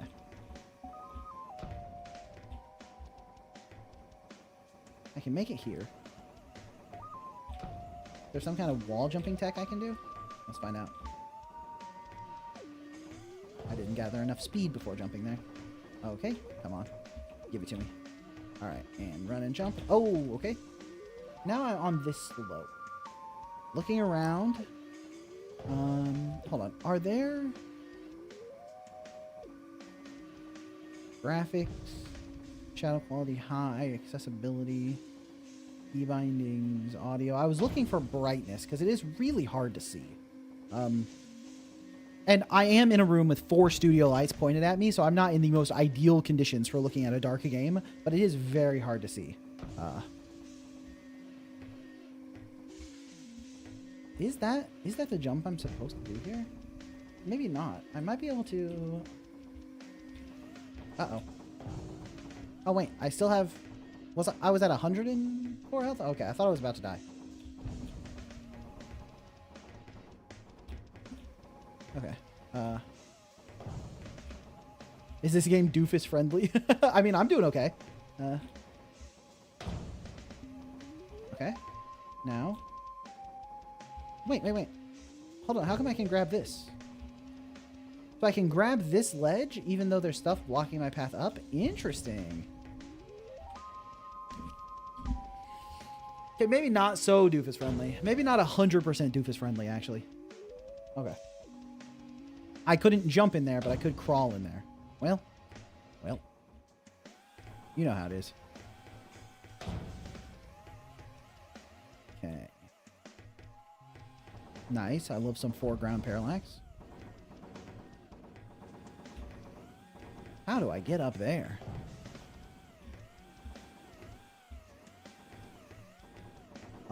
Okay. I'll figure it out. Ah, that looks like a nice path. Get some speed. Nice. Climb up this. Oh, using the ledge grabs to navigate there is very satisfying. That is fun. That is fun tech. Okay. Jump. Oh, okay. I didn't take damage though, so we're all good. Okay. All right. And then we use these hand grabs. Nice. Okay. We're going to do it again here. Hand grab 1, hand grab 2, hand grab 3, hand grab 4. Okay. We didn't fall all the way. Oh, that is a tight jump for sure. Okay. I want to get up there. Oh, nice. Okay. Very generous on the grab on that one.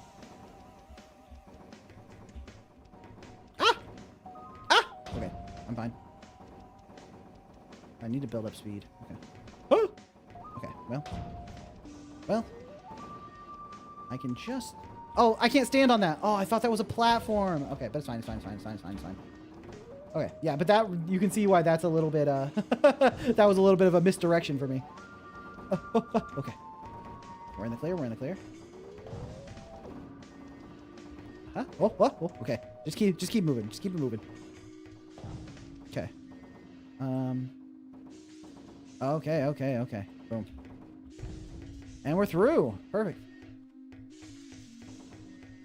Okay, we're not perfectly through. Think. Aha! Hello, save point. Don't mind if I do. Nice. Oh, I can see now. There's like the extra color in the background that I have another bar. Yeah, that one is not super clear. Oh, what? These are enemies? I saw you in chat said you didn't communicate to shoot stuff. I didn't realize I could... Oh my gosh, I thought those were made of metal. Uh-oh. Think.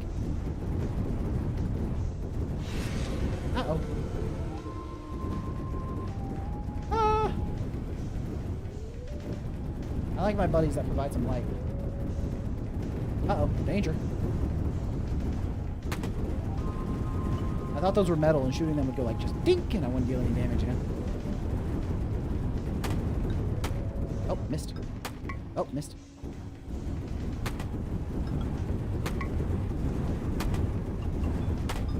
Nice, okay. Oops. I do have to hit my bullets for them to be effective. Okay. Alright, and now we're going up some stairs. Uh-oh. Hello, friend. Oh, what? Sorry, gosh. I was just trying to take in the scenery, bro. You don't gotta be so mean about it. Alright. Wait, is this the safe point I already hit? No, it must not be. Right, yeah. Because I fell down, I went up. Okay. This is clearly a different area. Yeah, get shot. Come my little pea shooter, bro. You good, dog? I think my dog might not be good, actually. I think my homie might be struggling, you know?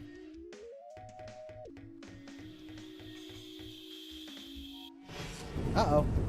Well, looks like my dog is a little bit good, actually.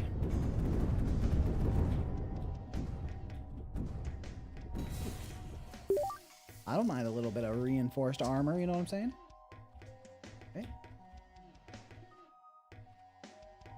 Perfect. Ooh, is this a new weapon? Railgun. So wait, can I... Oh my gosh, the recharge on that is unbelievable.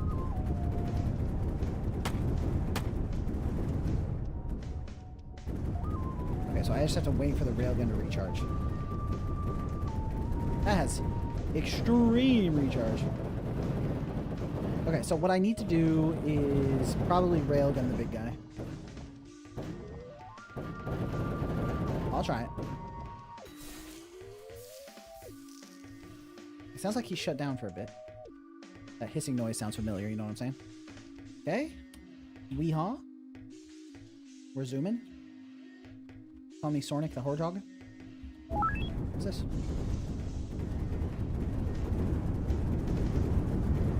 Uh-oh. Sorry, bud. Boom. You don't?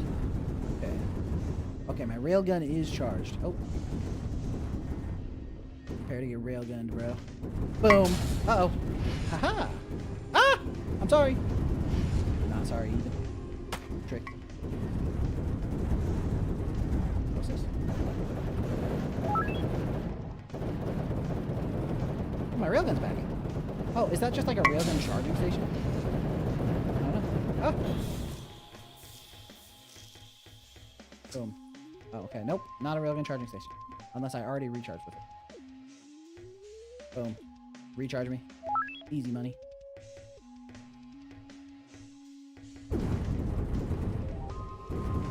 Bozo! Okay. Ah! Ah! Nice. We're in the clear. Yeah, come right here, bro. Oh, railgunned. Uh-oh. Ah! Let me recharge my railgun. Bro, not even fair. Ah! Okay, I need more railgun charging stations. I need this guy to get out of my dang way, you know what I'm saying? Eh? Do you? Did I use up all my charging stations? I think I did. Boom. Okay, nope. Oh, there's one more charging station. There we go. Railgun him. Boom. Oh, I need to wait for him to break down before I railgun him. Oh. Well, you know what? That makes a lot of sense in retrospect. You know? Well, you know. It's the kind of thing that you would just expect. Ah! I'm sorry, I'm sorry, I'm sorry. You want to break down anytime soon? Ah! Ah! Okay. Coming that way. Alright. Nice. Hey, you want to say goodbye to your stupid head? Boom. See you later, dork. Oh, yeah. Get outmaneuvered, bro.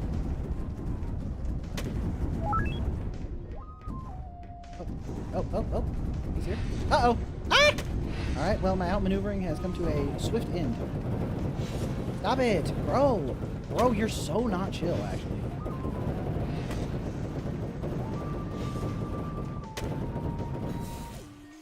Oh, he took a break, Can I hit multiple? I sure can. Uh-oh.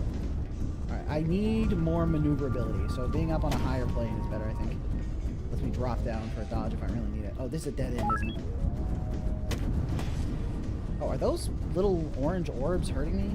It looks like maybe they are. I really wasn't paying any attention to them. It's coming down to the wire. Just me and this big strange worm thing.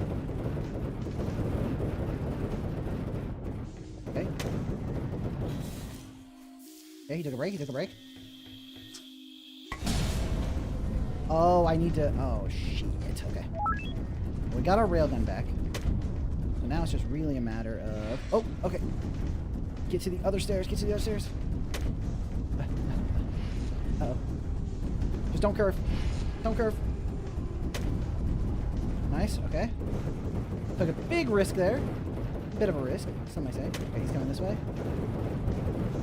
I have to stay close enough for when he breaks down. I don't want to destroy those four. Oh, no, no, no, don't kill me, don't kill me. Okay. Boom! What's up, sucker? Get owned. Oh, shit. I'm out of here. I think there's a recharge station over here. Oh, I already used it. Let's get some height. Uh-oh, that's a dead end. Ah! No! Don't shoot me! Uh-oh! I would like to apologize for my words and my deeds. Don't mind me. Uh-oh! Alright, somehow alive. It's a miracle. I need to recharge my gun. I would like to shoot him in the head, please. Where's he at? Down here. Did I hit? Try again. Oh, it was that? Oh, it was at the top. Dang it. Maybe that was obvious. Maybe I'm dumb, huh? Consider. Okay, okay, okay, okay. Uh-oh. Dodging. Coming this way. Uh-oh. Uh-oh. Uh-oh. Uh-oh. No! Oh my god, I have to do it all again? How are you even supposed to dodge that? It's like a perfectly spaced line. Oh my gosh, I have to do this whole fucking fight again. Kill me. Alright. At least I have my railgun. Okay, okay, okay. Oh, I can't shoot through the wall. Unfortunate. Unfortunate. Okay.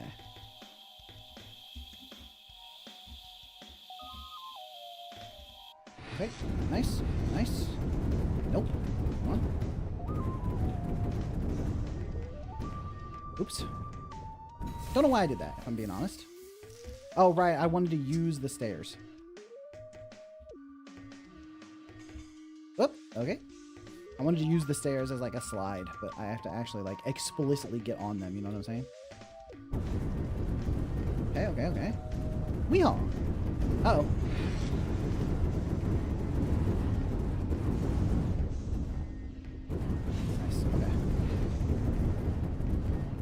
Get to my railgun recharging stations. Those are my lifeline.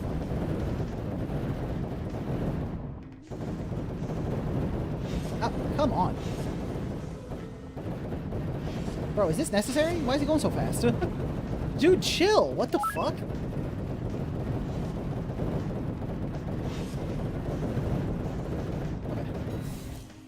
Okay.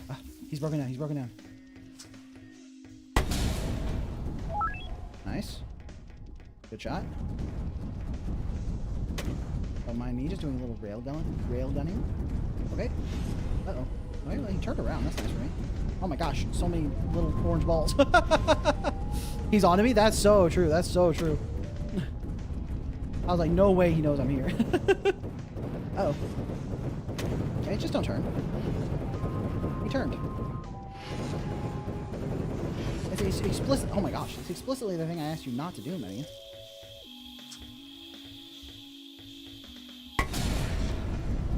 Didn't get all of them. Railgun, quite a lot of them, though. Quite a lot of them. Is there a way to dodge that?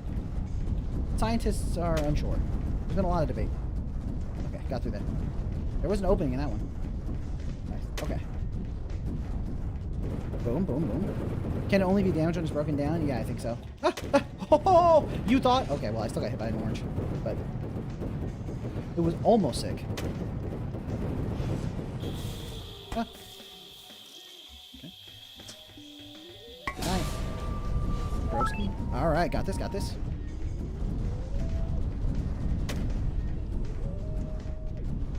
Dude, get out of here with your oranges, bro. I am not in dire need of vitamin C. Okay. Oh! Alright, wait for an opening. There was never one.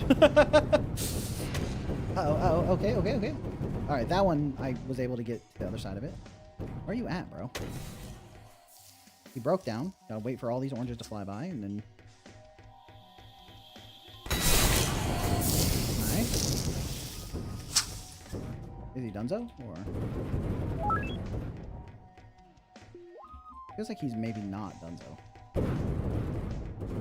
Perhaps he is donezo. Perhaps he is donezo. Okay. Boom. And then... Oh, that's not... Where's he at? Bro, where'd you go? We were having a fun little boss fight. Now you're running away.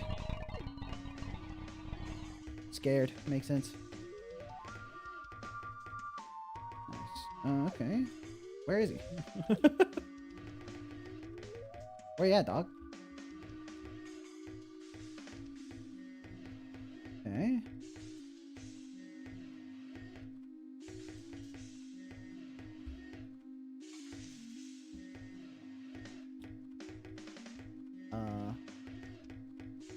Maybe I just missed it down here. No? Let me go. Can I fill in this little dot? Yeah, I can. Let's go. Map completion.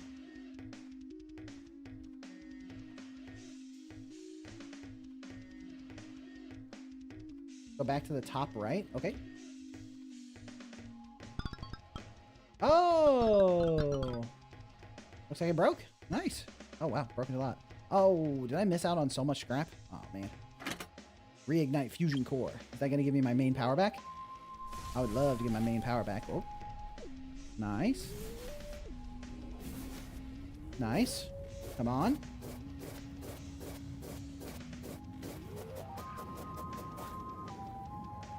Let's go.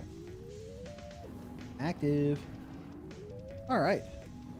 Now we got our main power back. I fell down. Don't mind me, I fell down. Okay.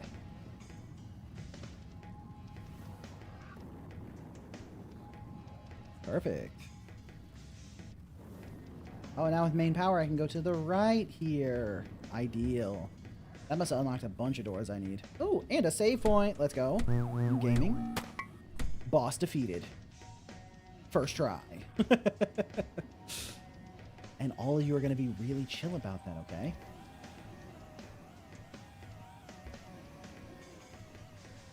Okay.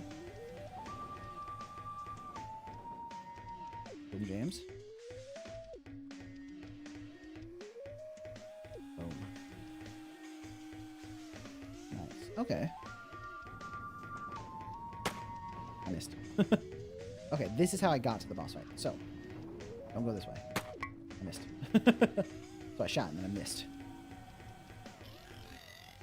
Alright. Okie dokie. I must have unlocked so much stuff. Now that I have power back, I can do transit, whatever that means. Okay, I know what transit means. I mean, in the context of this game, I can do transit, whatever it means. I'm in the fusion core.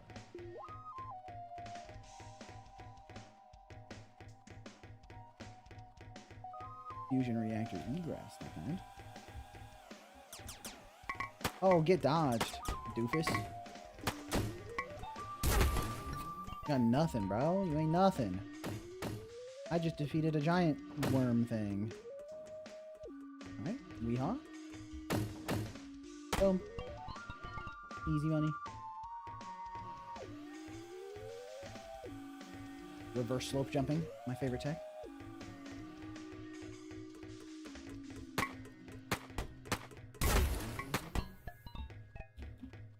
I can't reverse slope jump upstairs, unfortunately.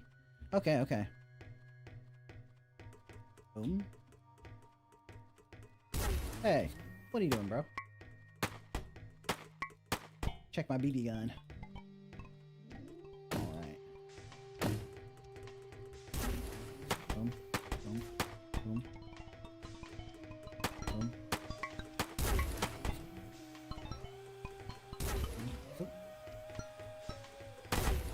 Oh, they got me. Lots of spiders. Oh my gosh, they're like, oh my gosh. They're going sicko. Oh, that one's like hiding up in the crack right there. That's spooky. That does seem like something spiders would do, huh? Wait, did I come through here before and there weren't spiders and now there are spiders? That's crazy. I guess it's because of the fusion core. Hey, stop it. Nice. Okay, there's a bullet coming. Just gotta be on my toes. As long as I'm on my toes, I'm just fine. Ah! Ah! I must have been distinctly off my toes. Can you stop? Oh my gosh. Dude, the basic pistol fire rate is so... it's so slow. Okay. Honestly, it feels better to just run past these enemies, if I'm honest. I'd like to engage with them, but instead, what if I do this? Weehaw. Yes, I see your enemy when I raise you, simply jumping. My shrimply jumping strategy goes tremendously. Okay. Alright. Now this is the way... Oh my gosh, there's spiders here too. Y'all are so annoying.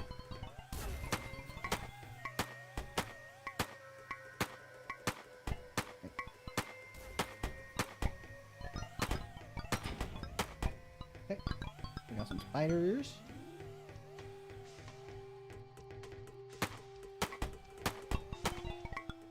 Alright. Oh. Oh, can you chill? Okay. Perfect. Nice, nice, nice. I think the bullet should be faster. Yeah, I was thinking that as well. It's like the bullet's travel time is very slow, which means I have to like extremely lead my shot in a way that's not that satisfying. But okay, so this is the cargo. So there was the cargo transit. So this means I need to go do the cargo transit first before this section. So let's just slide. Slide jumping, baby. Uh-oh. Oh my gosh. Slide jumping betrayed me on these stairs.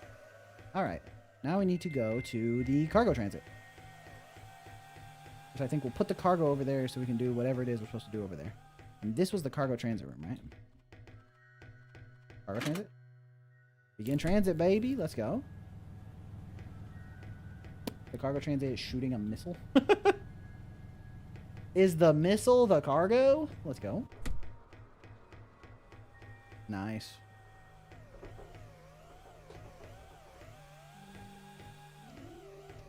Yeah, you enjoy being transported, bro. I've been trying to transport that cargo for a hot minute now. Okie dokie.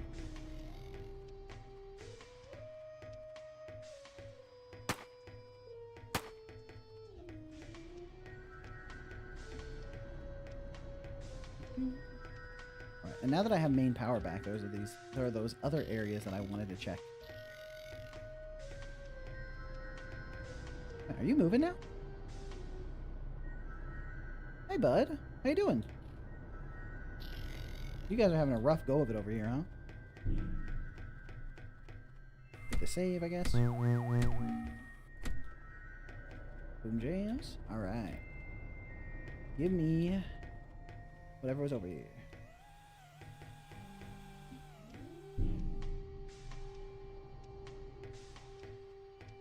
Slide jump tech. Okay. Cargo's en route. Locks engaged. Well, okay. Can't do that yet. Okay.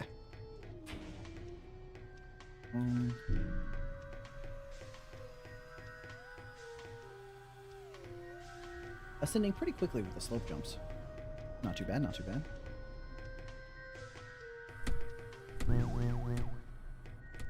Alright, we go back down. Say hi to our good buddies that are wiggling their little feet. Nice.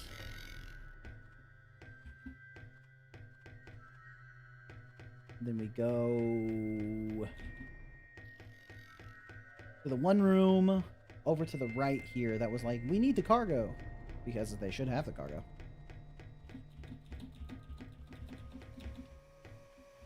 Okay, perfect. Hey, buds. We're making good progress in here, huh? Nice. We already destroyed these spiders, so we should be kind of clear over here. Perfect. Go up this slope. Alright, the cargo should be here. Cargo's en route. Did the cargo get blocked by something? Do I need to go, like, unblock the cargo?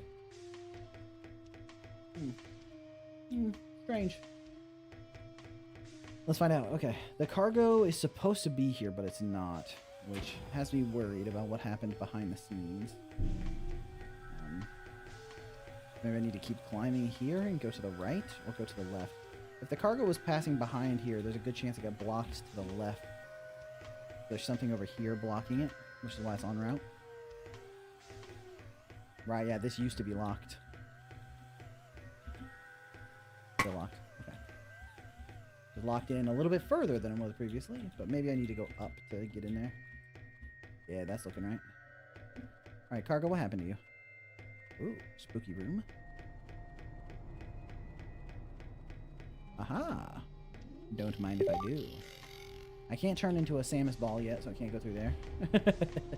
But once I can turn into a Samus ball, you already know, bro. It's on site. Okay. Alright.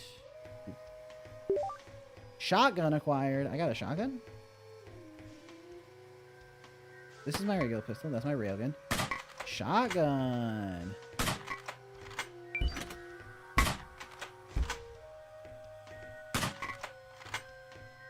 Alright, let's give the shotgun a try. Kind of fun. Over this way. Oh, it's locked. Alright. It's just locked further than it was previously. Okay, so maybe the cargo is being blocked.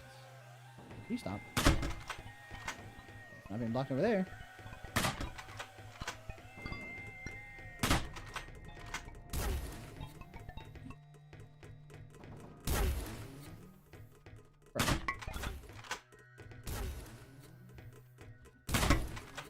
Wow, the full shotgun blast didn't take him down? Holy moly. How tanky is he? Alternatively, how weak is the shotgun? Come on. No, my buddy! You stupid spider. You made me hurt my friend. Nice. So is the cargo getting delayed over here somehow? But I already came over here. Maybe I need to go to the left up there? Was that blocked by something? Was there like a locked door or something? Okay.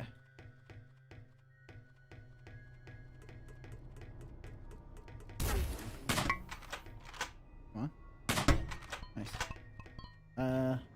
Oh, go back to the weapon bench. Okay, maybe there's something more to do over there. Let me go back to the weapon bench.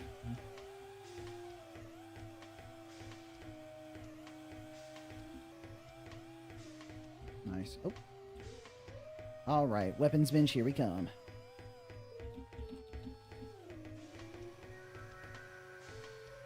Oh, I can press up on it. Okay. Oh, I have scrap. Okay, so I have my pistol. I can increase the reload time or increase the damage.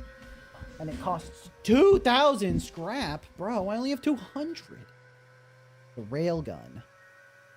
I can increase its recharge time, or its damage, or give it penetration. And the shotgun, I can increase the reload time, increase the spread, or increase the bullet count. I can't increase the damage. Let's do the reload time. Okay, now I'm out of scrap. Unfortunate.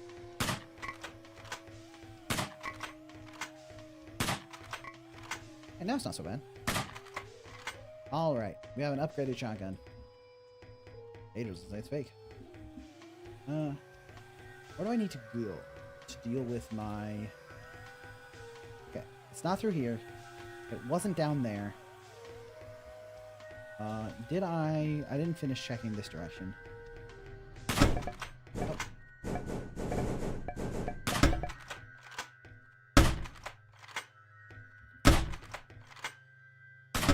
Do I need a railgun through this? I do need a railgun through that. Okay. Interesting. I need to pay close attention to the cracks on the walls. Got it.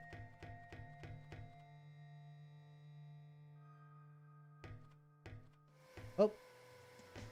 Yeah, I'll press this one. Ah, got it. Just to save a bit of time, there's nothing blocking the missile. I suspect there's a bug. Oh, so am I like soft locked or?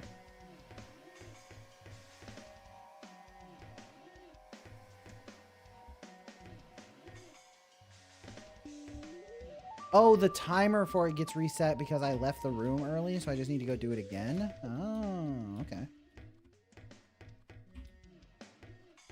Just need to keep the elevator room loaded in. Got it, got it, got it.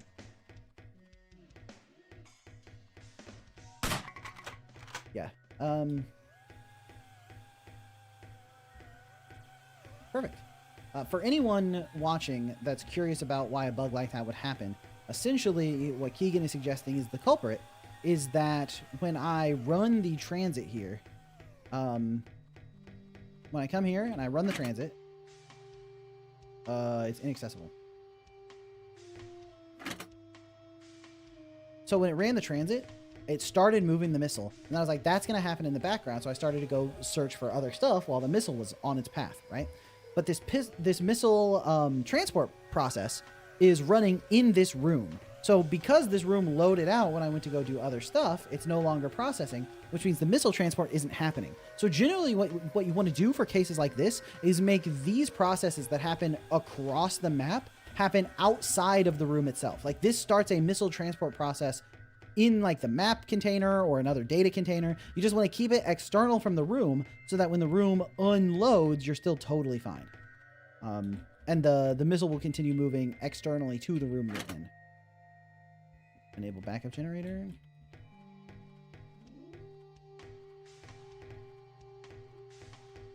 That's intended. So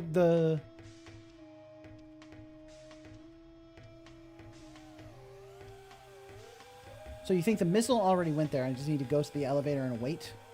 Got it, got it, got it. Let it finish its process.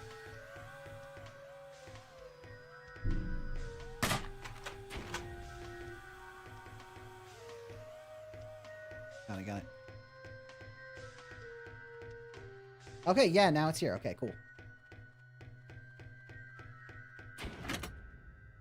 Cargo secured, begin transit. Descend. Do I need to press this one or something? Descend. Perfect. And up we go with our missile.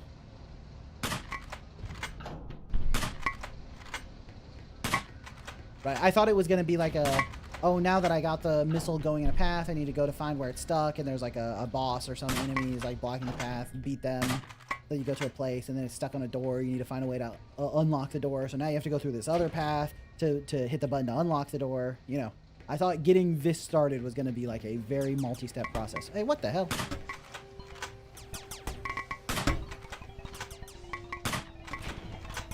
Oh, what? That didn't hit him?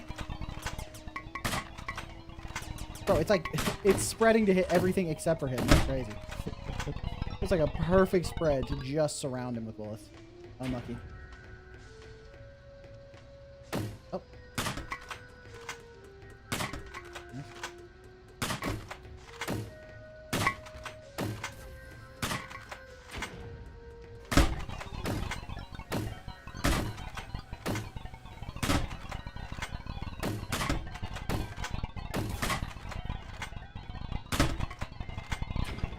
Nice. Okay. I'm taking out the spiders.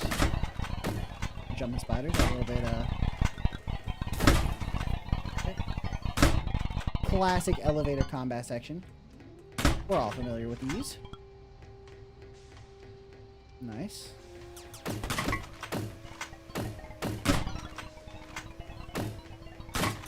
Oh my god. Okay.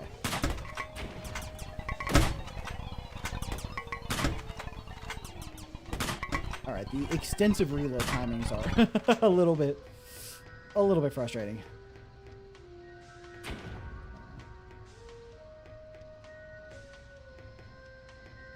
Oh, we made it.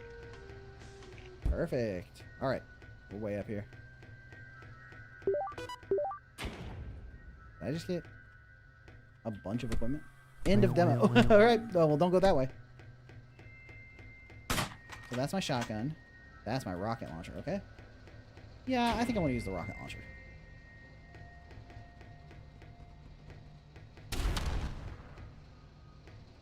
Oh, wow, the rocket launcher reloads shockingly quickly. Oh, can I shotgun jump? Obviously, I have to hit the ground. I can. All right.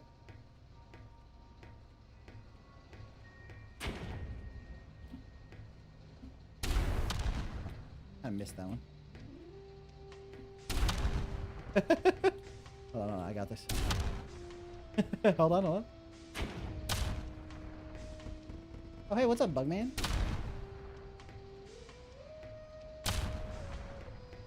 Nice. Rocket jumping. Whoa. But can I clip through the end of demo using my rocket jump? I bet I can. I bet I can. Fine. Let me clip through here. Nope. Okay. Hold on.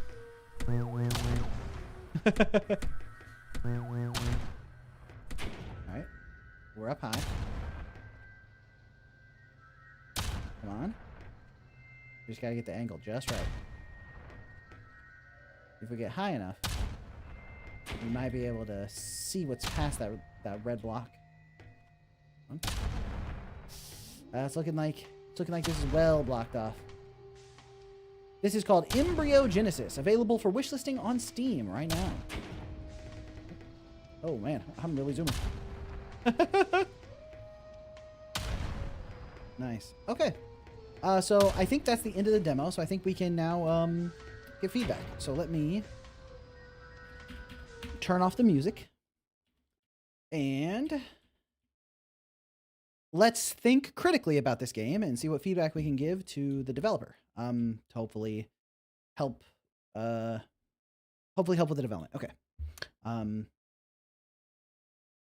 Yeah, so I think the game has like a lot of positive things going on. I think you have a good sense of like the game design fundamentals in a lot of places where you set stuff up. And a lot of the movement tech is quite fun. Like this stuff, these like slide jumps and such are quite enjoyable. Oh, I found a secret.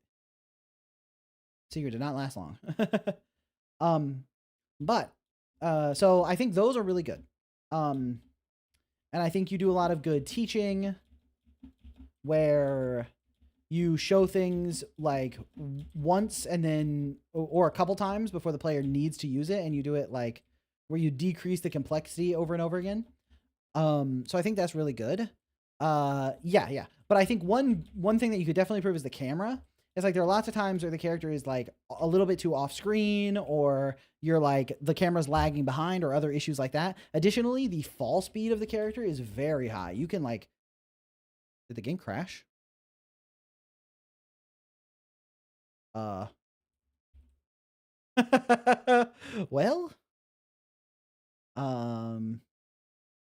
I don't know why that happened.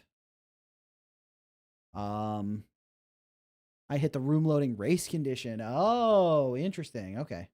Well, I'm trying to lock down. Well, I mean, at least here's one sample of it happening. Yeah, let me hide my screen real fast so I can restart so I can talk about it.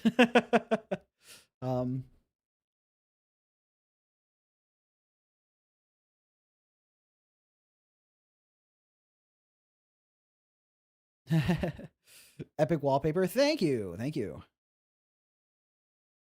These kind of wallpapers are available on the Patreon. If you subscribe to the Patreon or you subscribe as a channel member, you get a monthly Isadora's Edge wallpaper. So thank you, Caitlin, for the opportunity for me to plug. Always be plugging. That's what I've been saying. Okay. Make sure we're in full screen mode. Okay, and let's get back in there. And let's desktop view. Okay. Oh, I'm at the end of the demo. The sound also started grating on me after a bit. Yeah. One thing about the sound for sure is the weapons feel kind of piddly. Normally I like to stay muted for the feedback, but let me just like turn on the desktop audio. Like listen to the sound effect of shooting the pistol. It's like the shooting sound is okay, but then the sound when you hit something is very like, it's not very impactful. I like the muzzle flash, like there's a flash when you shoot, but overall shooting the pistol does not feel as good as I think it should for a game that's primarily about shooting enemies, right? That's like one of the main ways you interact. the railgun has cooler effects and a better sound for sure.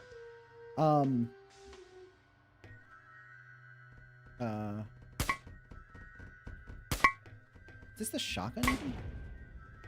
Oh, the shotgun? Wait, is this the shotgun? This is the pistol. This is the railgun.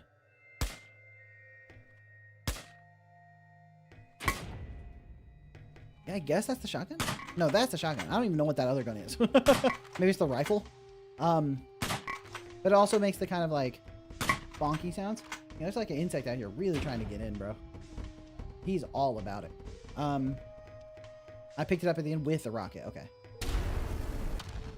Yeah, those sounds are much nicer. I do like those sounds. And obviously rocket jumping is quite fun. But the pistol's like the main weapon.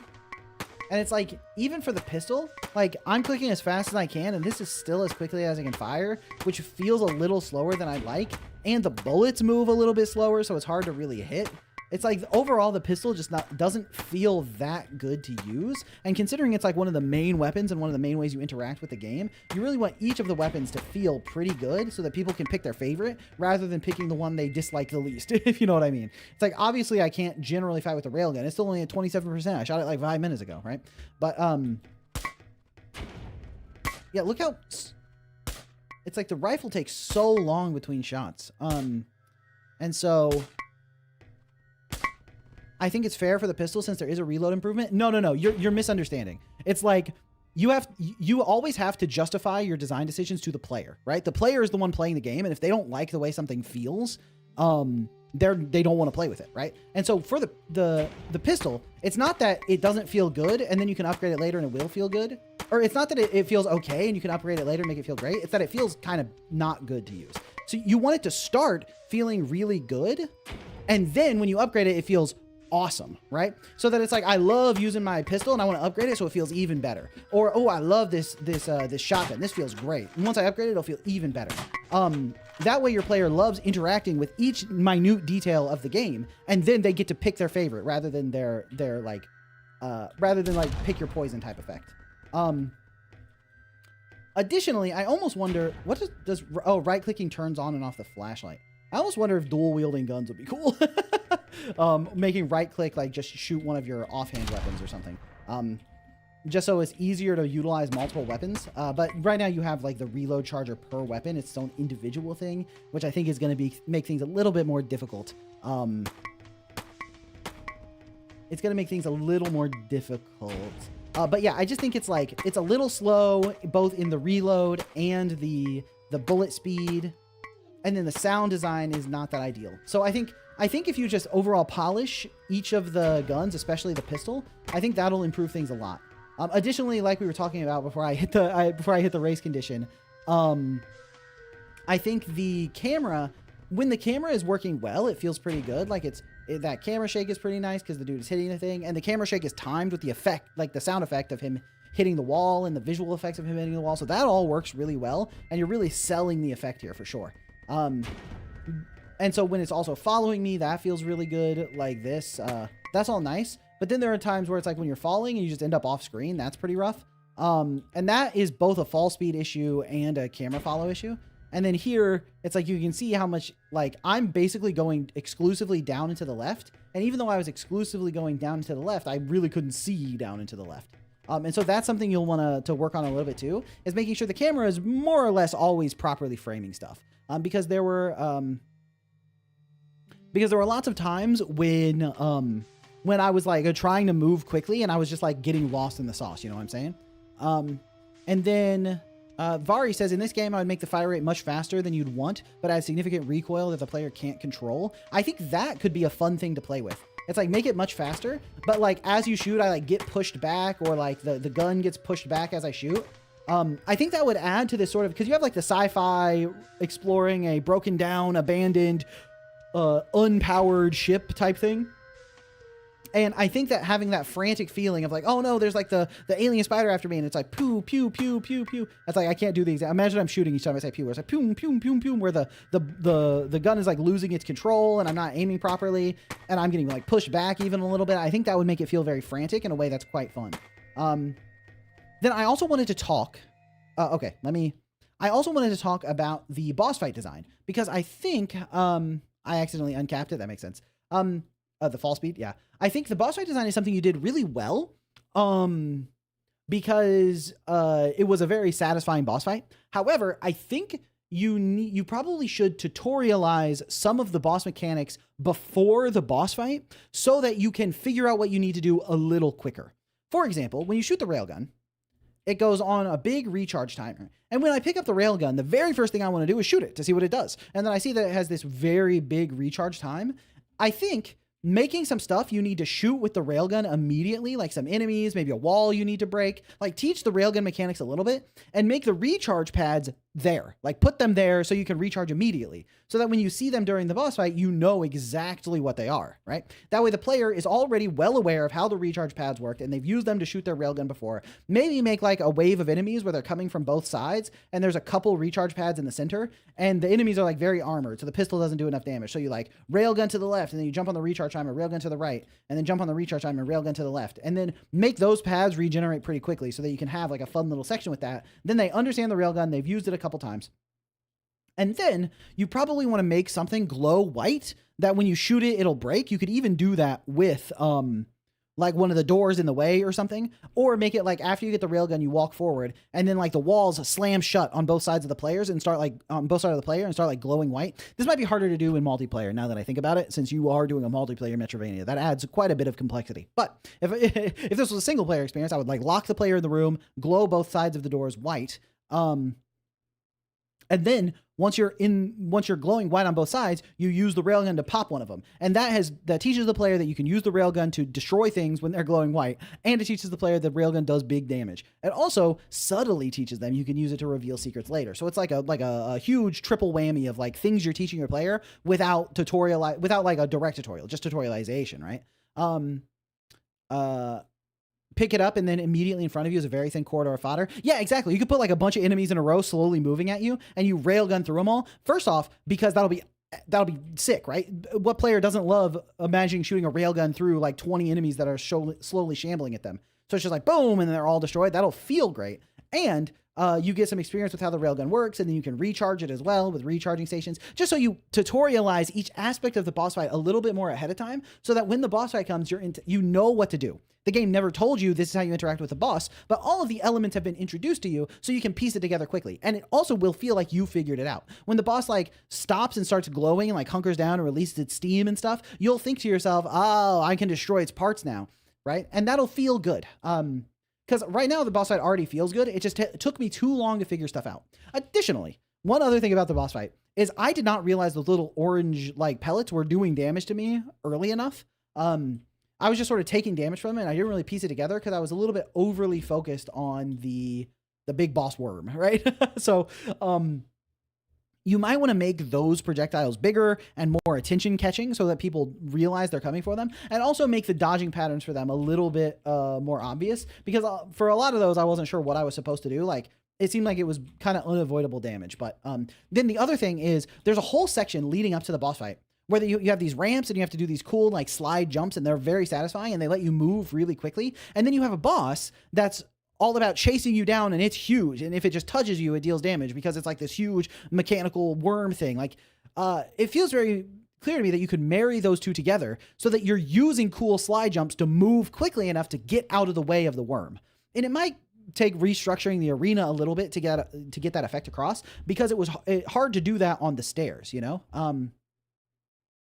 Maybe it helps to make red flashing on damage for them because I didn't see them. Can also have missed it. Yeah, it would be good. Like, I think when the player takes damage and when enemies take damage, you should also juice that up more, because you can always juice it way up and then dial it back until you get it to the right level. But right now, I think it's a little bit on the conservative side of how much juice you want on both taking and dealing damage. And so you should probably make those particles it shoots out a little bit more impactful, like a little bit bigger, a little bit more attention catching, and make when they take damage for it to also be a little bit more attention catching. It's like when you look at a lot of Metroidvanias, when you look at Hollow Knight, when you look at Symphony of the Night, look what happens when the player takes damage. It is excessively obvious. I mean, Alucard like floods the screen with blood, and Hollow Knight, the whole game like stops and there's like a vignette and sound distorts and everything.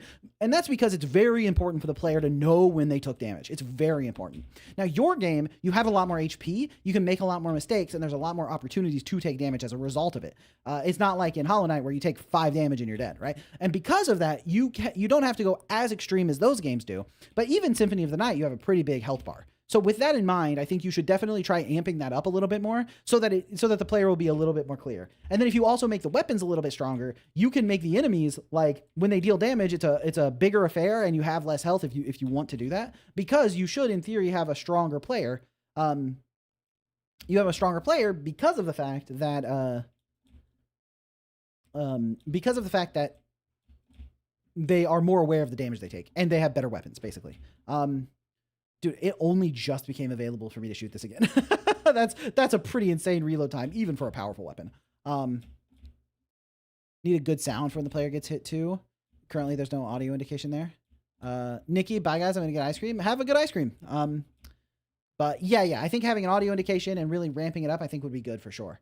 But yeah, I think if you tutorialize some of those elements a little bit ahead of time, and then make the projectiles that shoots out a little bit clearer and a little easier to dodge, as well as work in some of those slide jumps so it feels like you're zooming out of the way so that the boss doesn't run into you. I think you could have like a pretty showstopper, demo selling boss fight where it's like when people get to it, they have a lot of fun. Also, early on, it was a little bit hard to figure out which direction to go, which in Metroidvanias is good. I think that this is good Metroidvania design, but it feels a little bit more mid-game Metroidvania, if you know what I mean. I feel like there are areas early on where you might want to guide the player a little bit more, do a little more signposting and a little more breadcrumbing so that they can figure out where to go, especially because it's a demo. I don't think it's that far off, but I think in general it's good Metroidvania design. You might just want to signpost it just a teeny bit more so that the player doesn't have to circle around too many times to figure out where they need to go. Haven't done a great aim behind the player animation yet. Yeah, it kind of makes sense. Like when you're...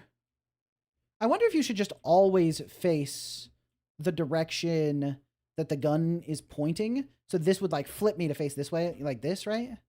And then just have like a walking backwards animation. Which the way you did the animation, it looks like you'd be able to do walking backwards pretty easily. I think that would feel better than this. If going above my head here, flip me like this. And now if I go to the left, instead of doing this, if it just, walked backwards, I think that would feel a lot better too. That's a small animation thing, but, big signs for reactor this way. Yeah. Stuff like that. Just a little bit to give the player a little bit more of a heads up on like which direction they need to go. You know what I'm saying? Yeah, but overall, I think this game is like actually very good. I like a lot of the things you did with it. The other thing that I would recommend is maybe thinking a little bit on some of the clarity issues. I should stop doing that while I'm talking. Well, I think it's probably a little distracting. Some of the clarity stuff, like the signposting is a big one. Making it more clear when you take damage and more clear where to go. And then a little bit of like literal clarity in terms of like what I can see on the screen. Obviously, like I said, you should take this feedback with a grain of salt because I have 4 studio lights pointed at me. But the screen is very dark and it's sometimes hard to tell what's going on, hard to tell where the enemies are, hard to tell what's shooting at me. Sometimes the enemies shoot me from a little off screen or from right when they come on screen. And so there's a lot of areas where the game is a little bit lacking in clarity. And those are just some little things you could probably improve overall for a better experience. But yeah, I think I want to make walking backwards a bit slower too. Yeah, that could totally work. It's like you always face the direction you're aiming your gun, but walking backwards is a little slower. I think that could totally work. Brightness control is nice to have. Yeah. Yeah, once you get brightness control in here, I think that would help a lot too. Because obviously my situation is pretty bad, but some people do just play in brighter situations. Yeah, and I think that you have really good lighting effects. So I might lean into having more of these cool lighting effects, like have like hanging lights that are like maybe not flickering, but have stuff like that. I know you're already reaching like lighting limits, but where there aren't lighting effects being utilized right now, maybe work some of those in a little bit more. In addition to maybe some particle effects like fogs and smoke, some more ambient stuff to just really enhance the vibe of this place you're in. Because I think you have a really good setting here. And I think you could just like take it a little bit to the next level with just a ton of touch, right? You have a variety of tiles too, right? Hey, Monarch showed up. What's up, Monarch? More dynamic lights moving in the background. Right, yeah. Just more movement in the background in general could be cool. But I do think you also are riding the line of that sort of like space sci-fi abandoned thing. So like too much movement could like ruin that atmosphere a little bit. But I think there are ways to do it for sure. But overall, I think your game design fundamentals in this game are really good. And you have like the movement is pretty satisfying. And I think the boss fight was really well designed. And I liked hitting those slide jumps through that whole section. But I think you need to do a couple more iterations to really get the combat and the guns, the pistols, all that stuff feeling really good. A couple more iterations on how the enemies behave, maybe with how they like shoot from. Maybe make them get a little bit closer before they start shooting. Like give the player a chance to recognize the enemies there and identify that there's going to be an attack coming at them before they start shooting at you. Stuff like that. But otherwise, I think you're like got something really cool on your hands. And it's crazy that this is multiplayer. Like multiplayer Metroidvania sounds very fun. Yeah. So I think that's it. I'm trying to remember if there's anything else that came to mind. But yeah, I think that's really cool. And feel free to submit this to Showcase Saturday again in the future if you want to, if you make a bunch of changes and want some more feedback.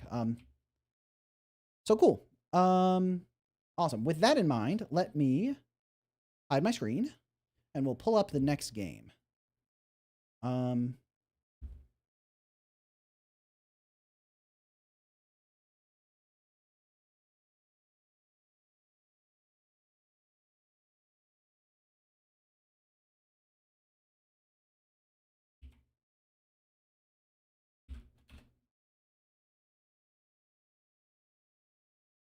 All right. This one is for the Gerbob Silly Jam, which I hadn't heard of, actually. It's called Tiny Town Terror.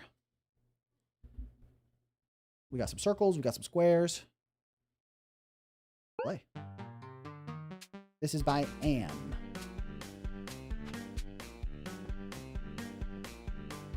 We're jamming. Okay. I've collected a sign.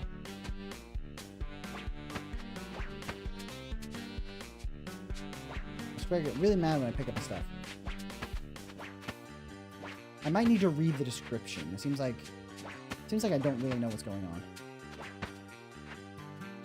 Hey, you ain't gonna do anything about it. It's my sign, bro. Alright, see you later. Stole his house. Ow. Alright.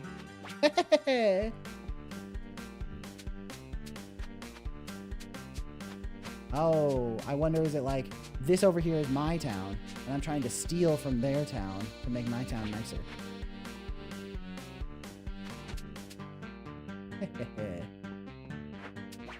I pick up multiple stuff? Nope. Alright. Boom. That box belongs to me. I need to go steal some houses. Those seem like big ticket items.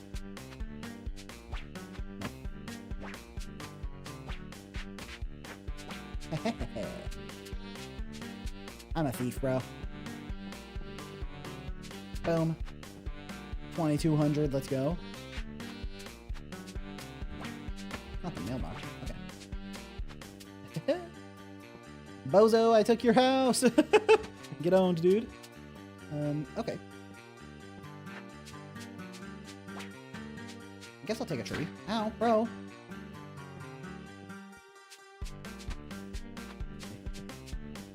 Uh-oh. That's unfortunate, because now... Is his house over here? Because maybe if I steal all their houses, they'll no longer fight me. Bib.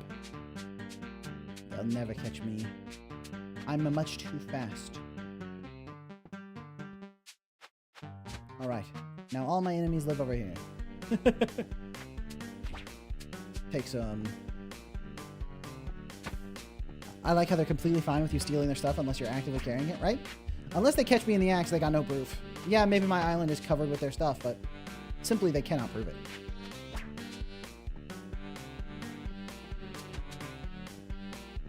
Nice. How much are the boxes worth? A box is 50 points. Okay. How much is it? This tree worth? This tree also 50? The tree is only 25. Okay. How much is these pathways? Oh, the pathways are pretty good. 150. Boom. Get out of here, tree. Anyone can grow a tree. Not very many people can grow rocks. Let's go.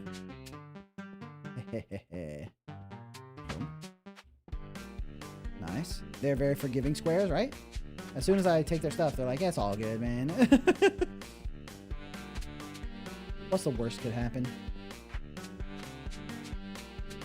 It's not like I damaged their house, I just moved it. Mailbox is mine, baby.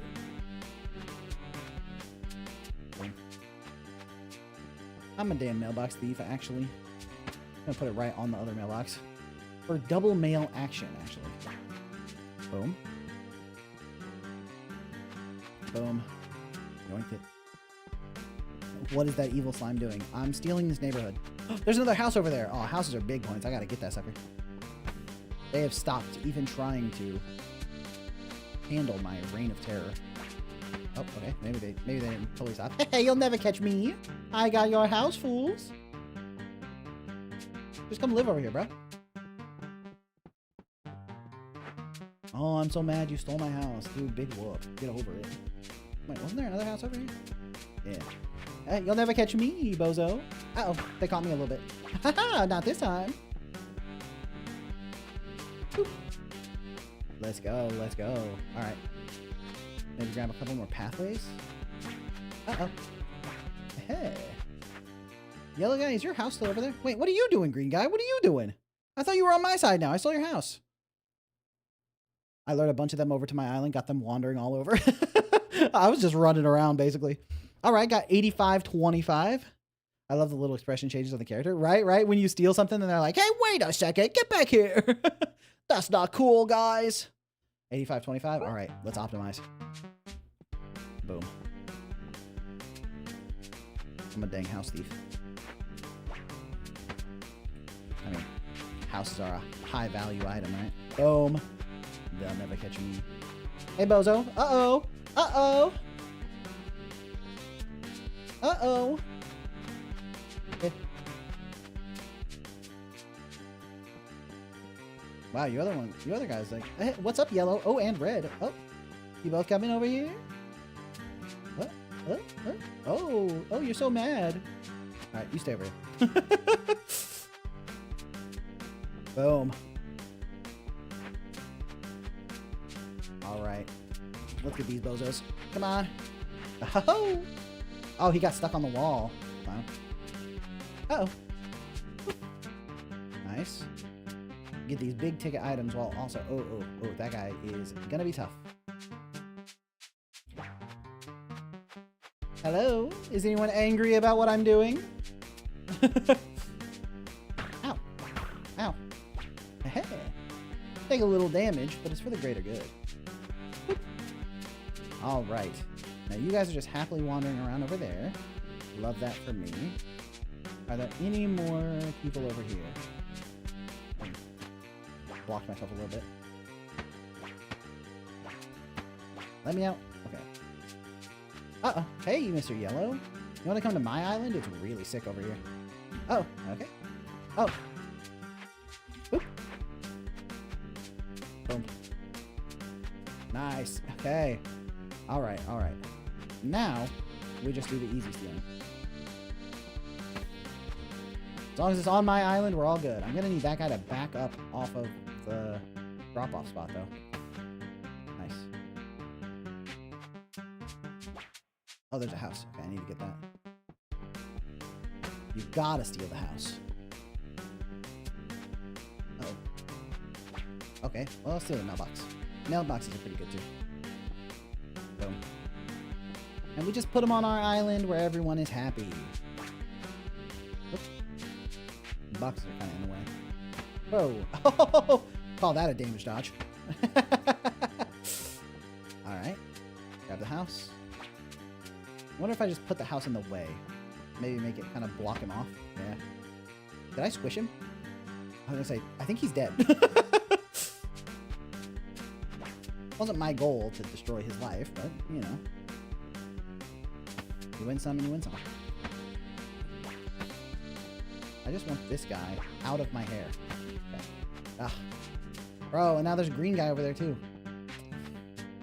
Can you just let me steal in peace? There we go. So there's multiple mailboxes I need to get.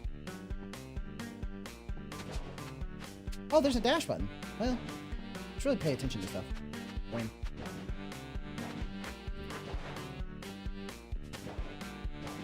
Okay, now we can high speed theft. There's another mailbox over here, right? Boom. Yeah. Boom. Oops, I accidentally double picked it up. That's my bad. Cost me some health for sure. If they could get away from the entrance, that'd be amazing. Oops. Wow. I think the pathways are pretty valuable, but... Alright, 8,900. Can we break 10k? We're a 10k gamer. 90-50. Boom.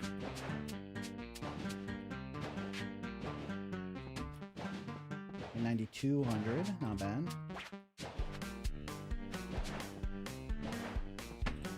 Okay. 93.50. Gonna be tough to break 10k. Boom. Okay, 95. Need to stop making input mistakes.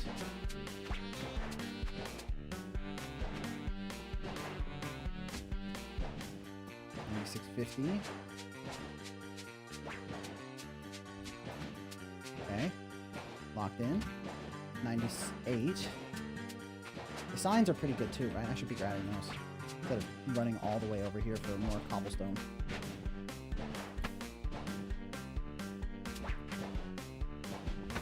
Nice. I think that's going to be my last points. 10,450. Nice. Okay, 10,450. Not bad. Not bad. Okay. You could trap them if you arrange things right. True, true. All right. Yeah, let's give some feedback to this game. So, I think there are lots of things about this game that work really well. I think the fact that my little blob is so sad, but loves stealing stuff. When I steal stuff, I'm like, yeah. I think that's very fun. Also, I think the way they chase me when I'm stealing something is good, especially since they can't catch me. It really makes me feel like I'm just like a little gremlin. Like, hey, I got your stuff. What are you going to do about it? Nothing.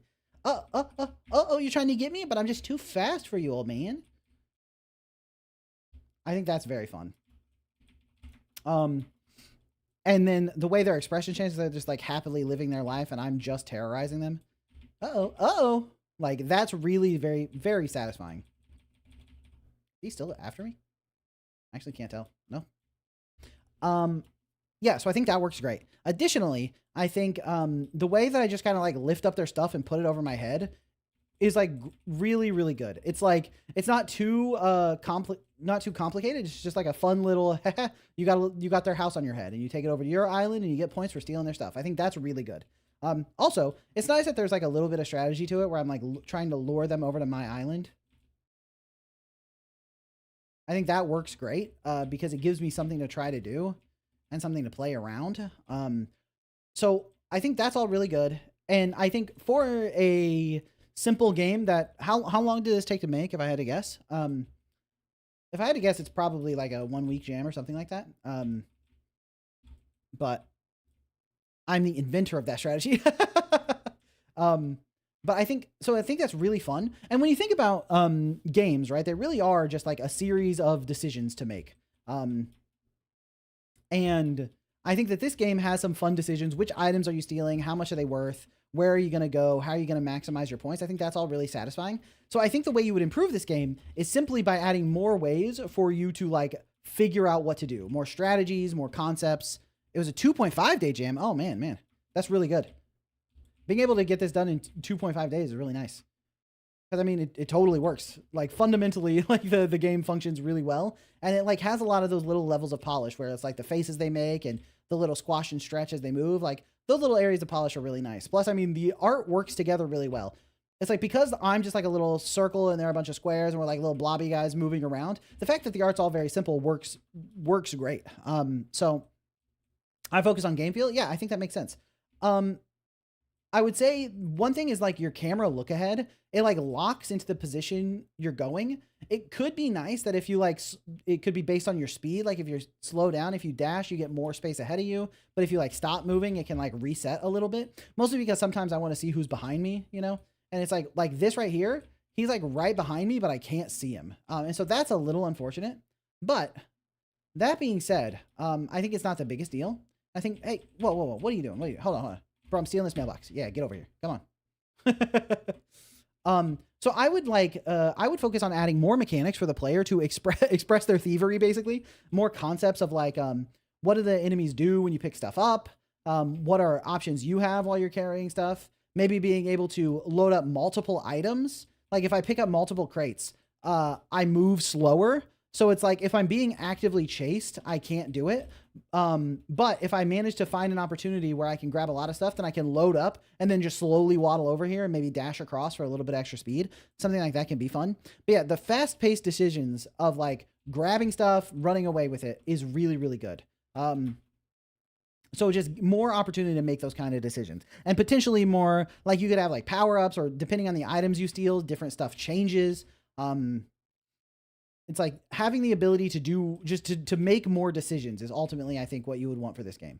Because right now, fundamentally, the game works really well, but I think you could add even more strategic depth, so that like it's more replayable, right? Because like I got a pretty good score that I'm pretty happy with, and I feel like I pretty much ran the content of the game to like its logical conclusion. And I think for a game jam that makes perfect sense, especially such a short game jam. But if you were looking to make a game like this into a full Steam game, probably you could have like different levels, different missions, where it's like you're going up against different shapes. Like right now I'm stealing all the square stuff. Maybe the next one, my little blue guy is trying to steal all the triangles, like furniture and island accessories and stuff. And maybe then the one after that, I'm trying to steal all the rhombuses stuff, you know?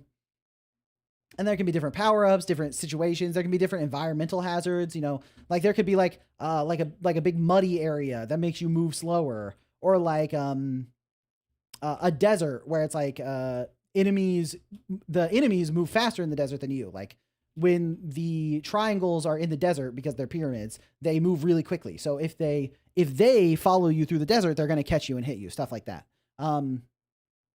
When you steal the house from your side, your score goes down and then increase it again when you put it back down. Excluding myself, you got the highest score I've seen. Nice. Make the houses slow you down a lot, or recruit the NPC that lives there. Yeah. That's something you could definitely do to improve the game as well, is more decision making about which items to steal. Like stealing a house permanently moves the NPC over, so they're not going to chase you anymore, but maybe carrying the house slows you down dramatically. And maybe the stone paths, the more stone paths you have on your side of the island, the faster you move, or something like that, right? When you steal mailboxes, it gives you some kind of like visibility indicator on where the enemies are. Maybe if you steal enough trees, you get the ability to stealth. That's like on a cooldown, you can go invisible from the enemies. Maybe you could make your dash distance and speed and cooldown be something that scales with stealing certain items and stuff like that. I think all of that, the final level should be all the shapes stealing your stuff and you have to defend it. That's true. That's fun. That's a fun concept. That's really good. Slowing down the player would feel kind of fun, kind of unfun. Yeah, it's something you need to test for sure. Because if picking up the house makes you move really slowly, I could see it being not a good design. But it could be that like the houses are something you need to plan around stealing. Because right now you can just grab anything. And it could be that like if I want to steal the house, I need to slowly move it into position, or I need to move their own fences so it blocks them from stopping me. Just like a way to give me more decision making is ultimately, I think, what will improve the game feel. Now, there is definitely the thing you have to be careful of, which is right now the game feel is really good because you're just running around stealing stuff and they're angry and chasing you and it feels really good. But once you start adding more mechanics on top of it, you could like add some sluggishness to the game feel. It could add some complicating factors, and that sort of stuff will definitely make the game feel a little bit worse. So it's the kind of thing, or it could make the game feel worse or make it feel more complicated, more bloated. So it's the kind of thing you need to make sure you're paying close attention to, because as you add these features to increase the complexity of the game, you might end up in a situation where you need to pare it back a little bit because you implemented too much strategic depth, and now the game is losing some of the polish that makes it so good in the first place. But I think there are lots of systems you could build on top of the game you have here to turn it into something that is replayable and really, really fun. So Just steal the cube dudes. Yeah, you can run in, pick up the villagers, and run away with them. And while you're running away with them, instead of looking mad, they're like, "Whoo!" And then all the other villages are even extra angry when you steal a little square dude. Stuff like that could totally work. And then I think you could do levels where it's like different types of dudes that you have to steal from. Like you steal from the triangles and stuff. Different maps you could have to steal from the squares in the desert, in a volcano, where there are hazards that'll hit you and deal damage. So you have to avoid those and like steal it from them in a swamp. So that'll slow you down and stuff. So there's all kinds of ways you could extend this. And you could even to be a parody of a game developer, you could even do like a roguelike element where you could have like stages where you need to steal a total amount of value to pass the stage, and once you've stolen that much, you win, right? Or you have to steal like specific stuff. It's like steal every house from their island. You have 4 minutes, right? And then once you do that, you win and you go to the next level. And between the rounds, you get to like upgrade your circle. So you have like a better dash, or you could like move faster, or you could introduce like power-ups that spawn on the enemy map, or stuff like that. Or there's all kinds of stuff you could do to make it so that you can upgrade between the levels so that you can continue playing. And then you could have like specific builds for your theft. There are a lot of different ways you could expand this game into a full game. And I think a lot of those are going to sound fun and feel like cool ideas because you made such a good shell of a game here, such a good base. Base is better than shell, I think. You made a really good game jam project that I think the prototype of it, essentially this is a prototype of stealing stuff from the squares. And I think that worked good and was fun. And then it's just about expanding on that. So, the certain value, then you win. The change of 5 minutes was last minute. So I think the changing it to be like 5 minutes, get as much as you can, is better for a game jam because it makes it feel like, do you want to do another run to try to get a higher score? Or are you happy with the experience you had? And people will stop playing once they get the score they're happy with. So it makes it so that the scope for your reviewers in the jam and the other people playing it is very manageable. If it was get a certain amount of score to win, it could be like, oh, I got the score and it's over. And I'm not like, it didn't feel like it was that satisfying to get that score. But the taking amount of score between rounds and then like leveling up your guy, doing like a roguelike-y thing, that I think would probably work better for a like full release of something like this. But yeah, I think you did a really good job. I think this is a really good jam entry. I think it's very fun. And I think that for a jam entry, it's really well polished in a lot of the ways it needed to be. So I think that's really cool. This might be super greedy, but are you open to playing the release jam version of the Flying Tank? Yeah, I'm totally open. Just submit it for Showcase Saturday. But because I already played it on stream to give you guys feedback and then gave you feedback off stream as well, I'm not going to put it right to the top of the list. But you can totally enter it again. No problem with that. I'm not currently planning to expand it, but maybe I'll think about it more. Yeah, I think it totally works as a jam game for what it is. And if you don't really have plans to expand it, then it just totally lives on its own, no problem. But I think there are some cool gameplay ideas in this that you could expand into a fuller game. And then also, like, I think the art treatment for the jam version is really nice. And I think if you were making this kind of game into a fuller version, there are ways that you could do a slightly more polished version of the art treatment to make it work better on Steam, because right now it's fun, it's very cute, but like the art is very simple in a way that feels definitely like a jam game. And there would be ways to do this kind of art style, but a little bit more polished so that it's delivering the fantasy a little bit better. But yeah, overall, I think you did a really good job. I think it's a really good entry. So, this isn't super greedy. Don't sleep until you finish every game on the Showcase Saturday forum. I think I would be here for like days. I would be here for a long time. Oh, and also to give you all an update, let me go. So I think that's my feedback for this game. I think it's really good for a jam game, and there are a lot of ways you could expand it into a full game if you wanted to, obviously. So great job on that. But let me hide my screen real fast so I can close this down. And then let me go to my talking head view so that to give an update, because I didn't get the hypervisor working and I just kept running into issues with it. I just couldn't get it to not stutter while I was testing out games. So, hey, I'm back with ice cream. Let's go. Yeah. So for the hypervisor, I think I'm going to try out a different approach and see if I can either like capture the, if I got another capture card, I might be able to run a second desktop and then just capture the output of that desktop on my capture card. Or I could set up a second desktop and then remote into it if I set it up like in a different room or something, but that might be kind of a hassle to just be running multiple machines at the same time. But I might give that a try to see if I can do downloadable games, because I have a lot of downloadable games in the queue that people want me to play, and a lot of them look pretty fun. So that's what I'm considering right now. So that's sort of what I'm where I'm at. So I might give that a try, but it's going to be a pain to set up, and I already spent a long time setting up this new stuff for the stream. So we'll see how that goes. I can help you with remoting into stuff, or I'm sure Quentin can. Yeah, remoting into the machine if I set it up in a different like room in my house would be totally fine.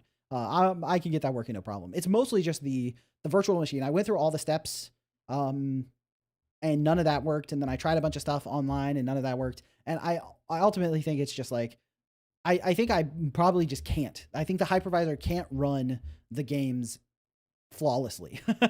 And I really don't want to introduce stutters or other gameplay artifacts that either give me worse feedback or give people a worse impression of the game when I'm playing it on stream, because that feels very counterintuitive. So was it GPU pass-through? Yeah, the GPU pass-through was where the issues were coming from, I assume. I followed all the steps to get the GPU pass-through working. It either wasn't working or wasn't good enough. So, but when is Isadora's Edge releasing? Whenever I finish. There's sandboxing on itch.io. Really? You can play on like a virtual machine on itch.io? That'd be cool. But yeah, Isadora's Edge is releasing as soon as it's ready. I'm hoping to have a demo playable this year, but that might not happen. But definitely there'll be a demo playable before like sometime next year for sure. So, yeah, Isadora's Edge released yesterday. The itch app has sandboxing. Oh, okay. I didn't know about that. I'll have to look into that. That might solve my problem directly. Okay.